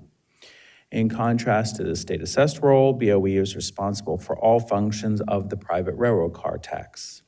Our staff will now begin preparing tax bills that will be sent to PRC taxpayers. Once the tax bills are sent in October, we will be responsible for collecting the tax, which is then deposited into the state's general fund. Our partners in CDTFA's accounting unit process the tax bill payments for us, but BOE is responsible for issuing the tax bills as well as any late notices or delinquent account notices. SAPD will also transmit the final state assessed property roll to each county, as mentioned earlier today. The roll is transmitted in both hard copy and electronic format to each county. The counties will apply the applicable tax rates to our assessed values, and the counties will also issue the tax bills and collect the property tax, which stays at the local level. SAPD staff will also send each assessee notice of their assessment. Each notice provides information on deadlines to file an appeal and includes the board proceeding division's guidelines on how to file a tax appeal. Finally, SAPD auditors have already begun work on this year's audit program. Routine public utility property tax audits are performed by the State Assessed Properties Division to determine the accuracy, completeness, and reliability of the financial data furnished by the assessees and used by the board in the valuation process. Audit findings that result in a recommended change in an assessee's value will be brought before the board for your consideration in future months. And that concludes my report for this month, and happy to answer any questions you may have. Okay, thank you. Seeing no comments or questions, thank you so much. It's been a full day for you and your team. Thank you. Thank you. Okay, and Mr. Young, did you want to have some closing comments for us? Yeah, actually I do. In general, I always recognize the tremendous work my team does every single month, but today I want to highlight just a little bit SAPD, and in particular Jack McCool. He doesn't know this, but I have to commend him for the amount of work that he's done recently. He was able to complete our central assessment duty through SAPD. We got the board roll done, we got PRC done, all while doing a reorganization of that division. So we're reorganizing part of it just to be able to handle our new workload a little better. We picked up about 200 or so new assessees on the VOIP. and he provided the majority of the technical requirements for our technology project. So all that in conjunction, getting the board roll out and everything, it was a lot of heavy lifting. So while everybody pulled together, he played the lion's share in getting all that work done this month. So I wanted just to say thank you. With that, I turn it back to you. Thank you. It's very well placed, thanks. And Mr. McCool, you've truly had so much throughput in these last months, especially with the voice over internet protocol. That was something that I think wasn't expected a couple of years ago, and it opens up a whole new area of needing to assess within the BOE.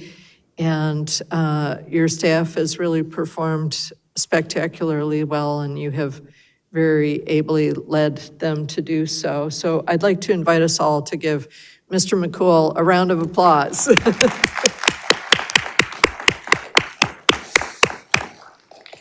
Thank you so much, and thank you, Mr. Young, for highlighting those achievements. So we'll go on now to item 17, the special taxes quarterly report, and we have Ms. Williams approaching.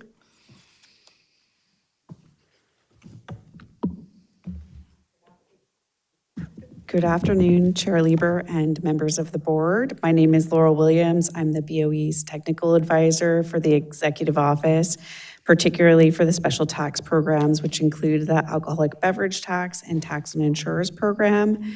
For my regular report today, I'm going to start with the tax on insurers program. The number of accounts for this program has increased slightly since my last quarterly report. We are up to 2,868 accounts, so approximately 20 more accounts. According to the June 2026 Department of Finance Bulletin, the revenues for this program for fiscal year 25-26 are at $4.89 billion, which is almost exactly at their projected amount, only $1 million shy of the forecast. And again, the program remains highly compliant. The second program is our alcoholic beverage tax program. There are 10,555 accounts for this program, which is slightly down from my last report. According to the June 2026 Department of Finance Bulletin, the revenues for this program in fiscal year 25-26 are at just over $383 million, which is approximately 0.9% or $3 million below the forecasted amount. So both of the programs are very close to the projected amounts by DOF. The opt-in, opt-out rate for the wine grower returns has increased since my last report at approximately 68% of wine growers electing to have the returns not publicly disclosed. The beer industry has remained the same since my last report at approximately 57% of beer manufacturers opting out of public disclosure. This program remains highly compliant as well.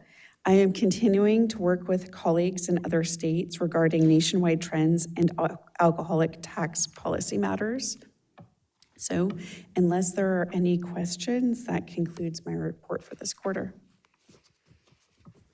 Okay, Vice Chair. Yeah, but my first of 9 questions, if I could. No, I'm just kidding. I don't have any questions. Thank you. That was no fair.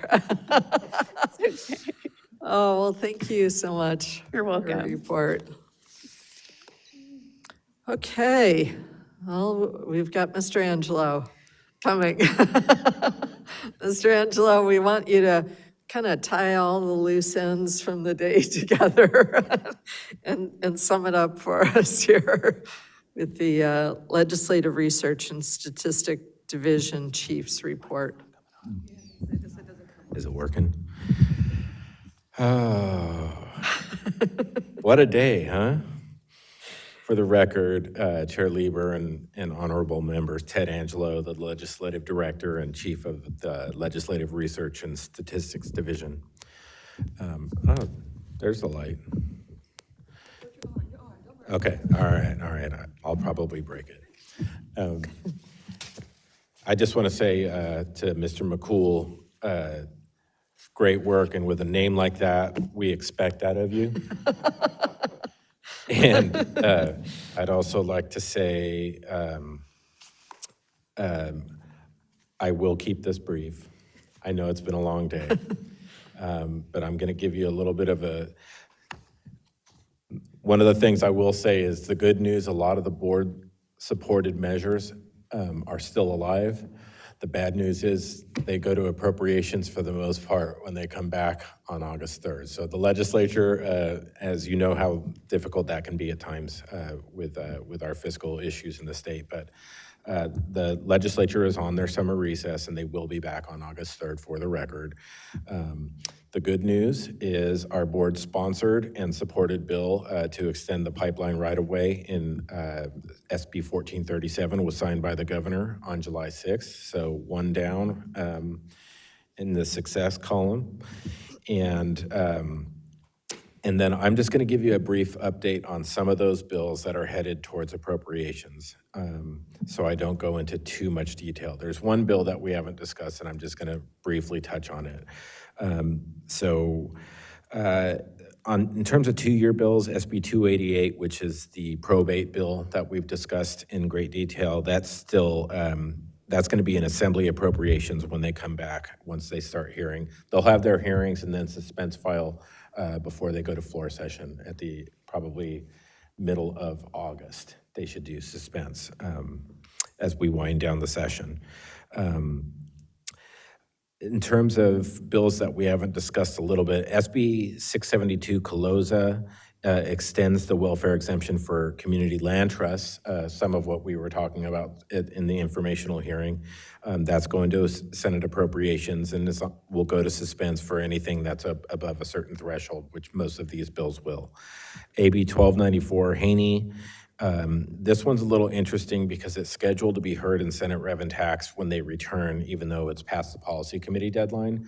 But this is the one that does the moderate income housing welfare exemption, but only in San Francisco, Alameda, and Sacramento counties. So I'm not exactly sure how that's going to work out, if they have a rule waiver or if it's a tax levy and they're able to hear it past the deadline, but just an FYI on that one. The bill that would have done it statewide failed earlier this year. AB 1668 Pellerin is the welfare exemption extension for another 5 years for the open space land. That's the one that the Native reacquisition used. So that code section would be extended another 5 years. That's going to Senate Appropriations. AB 2022 Gonzalez is the board, and that was supported by the board, by the way, 1668 Pellerin. Also supported by the board, AB 2022 Gonzalez is the enhanced disabled veterans measure, a larger exemption for those with certain thresholds. That's going to a Senate Appropriations on August 3rd. AB 2089 Ward, supported by the board, is the e-signature enhancement. Probably dovetails a little bit with what we were talking about on ways to verify where it's not clear, giving them full capabilities where it wasn't under the Gibson bill from a couple of years ago. AB 2172 is the, AB 2167 Macedo is the bill that extends what 1485 was doing, signed at the very beginning of the year for the tribal reacquisition. It authorizes nonprofits acting on behalf of them and extends it to them a little further than what was authorized in 1485. That bill is moving forward and will go to appropriations on the Senate side.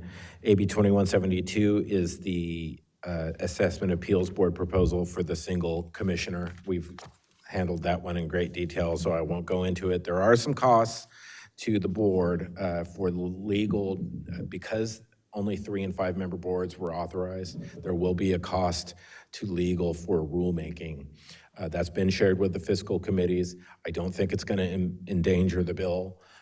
It's received no negative votes moving forward, but I just wanted to give you a heads up on that because it will require a little bit of rulemaking. SB 420 is the board-supported clarification that detention facilities won't have the welfare exemption. That's going to Assembly Appropriations. Special Needs Trust Bill, SB 974 by Sayardo is moving forward. Clarification bill only, supported by the board. SB 888, Disabled Vets Household Income is moving forward. And there's just a couple more. One I just wanted to talk about in a little bit of detail because we haven't discussed it today, and it's of concern to the assessors. SB 911 by Senator Becker. It requires a property buyer in designated areas to disclose whether they have an obligation to show proof of compliance with certain defensible space requirements in high fire risk areas. It requires county assessors to make available to CAL FIRE and local entities, local fire agencies, the name of the transferee and the property address of the transferees in these areas in order to comply. So they're trying to do the right thing, but what they're using is this preliminary change of ownership report that we, it's under our jurisdiction. It has certain information on it, but it's not required to be recorded. So they're trying to, it has some nuance in it, and it's why the assessors have some concerns. They'd like to see a different form used for this purpose. I think the realtors have issues with doing it that way. So it's a work in progress, even though we're getting very late in the session. And I just wanted you to become aware of it because it's something that it's trying to do a worthy notification, but it also could have significant compliance costs and concerns and privacy concerns that are used for other entities only in very certain circumstances, like child support services, things like that. So that's about it for my report. There is a bill, SB 1329, with the active solar valuation. I'm not going to go into great detail on that, but I'm working with our property tax department on how that is done. It's trying to remove credits. So when active solar becomes taxable beginning next year, there's a process in place that's already been in place for many years. They're trying to put something in place that would give a little bit of a credit off of what would otherwise be a normal depreciation. I'm not going to go into all the accounting mechanisms on how it's done, but they're trying to remove tax credits and other credits that were done under existing law before it's assessed moving forward. There's some problems with that. It would obviously be a revenue loss to the counties. We've heard about those a little bit, but I didn't go into detail on it before, so I wanted to bring it up today. We're looking at that. It's indeterminable, but it would be a revenue loss to the counties if it moved forward. I'll leave it for questions there. That's the end of my report. Okay, any questions? Mr. Vasquez? Real quick, and actually the two legislators up on the, or former legislators who are on the board probably know a little more about this than I do. And I know you mentioned it, I think at the last report about how some of these bills are gutted and amended. Mm-hmm. And I understand that's what happened to the Padilla bill. But at the end of the day, I think it went through. I'm not sure what the final outcome was of it in terms of the language. Okay, I'm not familiar with the exact Padilla bill you're What was it? 420. Oh, yes. SB 420. Okay. Yeah. So your question is, it's still going through, but they're still moving. They're still looking at the language. So we don't know at this point what it is, right? Yeah, it's headed to But somehow it got out of committee, right? Yes, it made it out of committee with a language change. I don't have it in front of me right now, so I just know that the bill's still alive and it's still moving to make that clarification. How it's the exact language that's in it, I don't have in front of me today. And we won't know that until when? Sorry, it's a late day. Yeah. So you're talking about SB 420. Yes, That was a gut amended bill to add in language that the welfare exemption does not apply to The detention detention. centers. yeah. So we do know the language, and that the board took a position on that bill in June. So it did include that even in the gut amendment? Yeah, that was the gut amendment added that in. Added it, okay. Yes. There were some options for language and they decided on one of the two options and it moved forward. So I don't believe it's going to be changing. So I'm sorry if that was unclear. Thanks. Mr. Imran. Appreciate it, appreciate it, Madam Chair, and thank you, Mr. Angelo, for your report. Congratulations on SB 1437, the board-sponsored legislation being signed by the governor. I'm sure that's a good feeling to get that signature.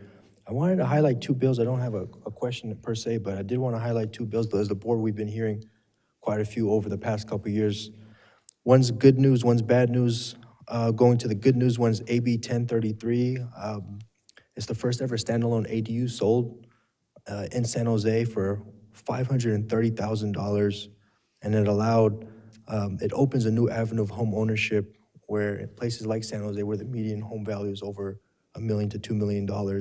So to sell these standalone ADUs, and it comes with a lot of perks as well, parking, detached utilities, and no HOA dues. And I think it's pretty cutting edge to kind of see that come to life. And then on the bad news side, this board took positions on SB 4 by Senator Wiener. Yes, in my God's backyard, is faith-based organizations can build on their property exempt land.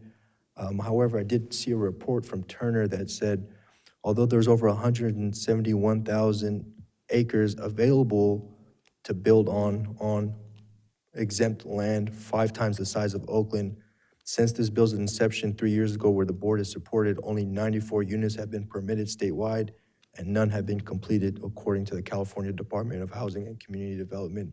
There's been run-ins. The churches are clearly not developers. There's organizations competing for small pots of money, and I think it warrants that the board look into this a little bit to see if there's anything that we can do to kind of push this forward as well, because I'm sure that wasn't the intention to have zero projects finished 3 years later. Thank you, Madam Chair. Okay, well, if we could have a quick summary from you, and then Mr. Schaefer has something to say, and he has to leave in 1 minute. Please. I don't have anything to share I'll just say duly noted to Mr. Imran's comments, and we'll be taking a look at those. But they aren't on our, weren't on the agenda today. Okay, great. And I think they're of general interest. It would be ironic if they were up-assessed when it went from being a religious institution that is exempt to, say, an affordable housing developer. So we'll get more into that. And thank you very much, Mr. Angelo, for closing us out. Thank you. And we are going to take public comment on the executive director's reports, but without objection, I'd like to go to Mr. Schaefer before he has to leave, because he has an important adjourn that he'd like to have voiced. I wanted to adjourn memory of a very interesting person in my district, T. Denny Sanford. He passed away this last week at age 90, and he was a very controversial person. He was the richest man in South Dakota. He had $2.1 billion last time we looked. He's one of 2 billionaires that I've come to know, Mr. Sanford, and the other one, of course, is Palmer Luckey, who calls up into our meeting. You remember that?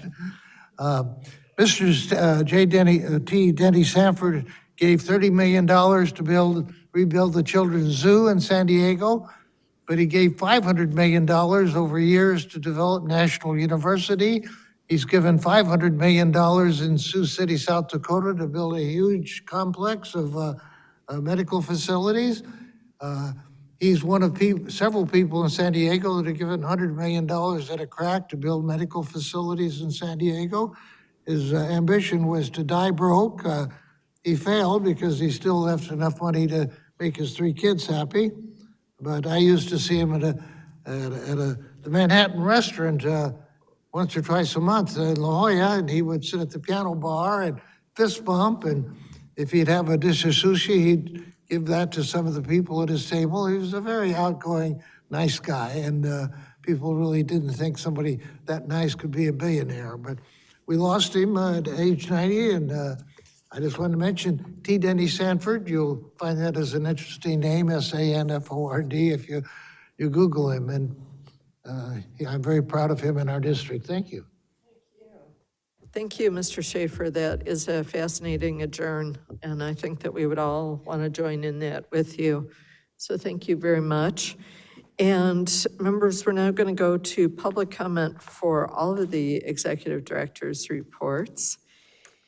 And we do not have written comments, nor do we have speaker cards. And so we'll go to our AT&T moderator. And moderator, if you could please let us know if there's anyone holding who would like to comment on items 9 through 13 and 15 through 18. Certainly, if you'd like to make a comment, please press 1 followed by 0. 1 followed by 0.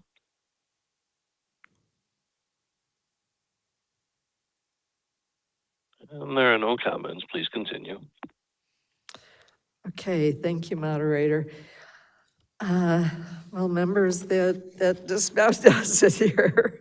The last item for today is closing remarks and adjournment.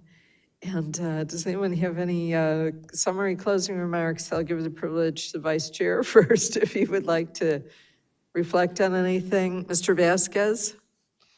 Yes, I just wanted to thank the Chair for putting that hearing together. I thought it was really productive. Hopefully, we'll have some good follow-up on that. But I wanted to adjourn this meeting under 2 men who we lost. First, I want to adjourn this meeting under the tragic death of a young man, Lorenzo Salgado Arugo, who was shot by ICE officer while driving to work, working with his working crew, home construction site in Houston, Texas on July 7, 2026. He died from his injuries at Ben Tubb Hospital in Houston at the age of 52.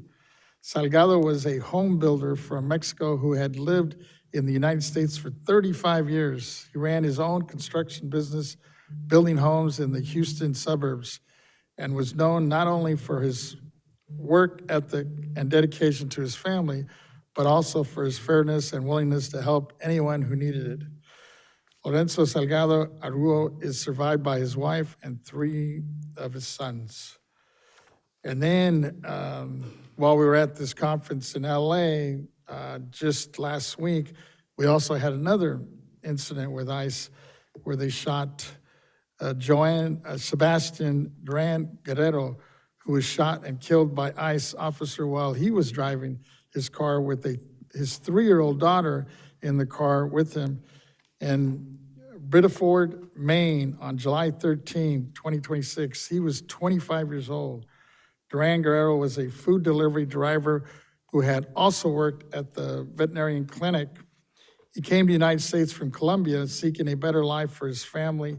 He was described by neighbors as a good father and husband who was very dedicated to his work and his family.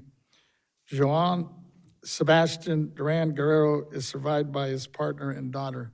And it's a shame, we keep hearing on the federal level that this is all about taking care of or making sure that they're getting rid of supposedly criminals and drug dealers. And here we have 2 incidents that just happened recently of 2 hardworking individuals, one that had been here for 35 years. Poor guy lost his life. But anyways, I just wanted to bring that to your attention. We could adjourn in his honor. Appreciate it. Thank you. Thank you, Mr. Vasquez, and my heart goes out to the many families. Our country is expected to do better, and we will in time, but we need to save a special place in our heart for them and also consider giving to the GoFundMes for the families who did not expect to lose a breadwinner and have extreme expenses related to it, too, for the children. So I want to thank everyone for hanging in there with us. It's been a very full day, and I think a very productive day, and thank staff for hanging in there with us. It's been a journey just in one day. We've come a long ways. And so we will stand adjourned, and our next meeting is on the date, which I've lost track of here, will be on August 26, 2026, right here at the Maley State Office Building. So again, thank you, members, and we stand adjourned at 4:23 p.m.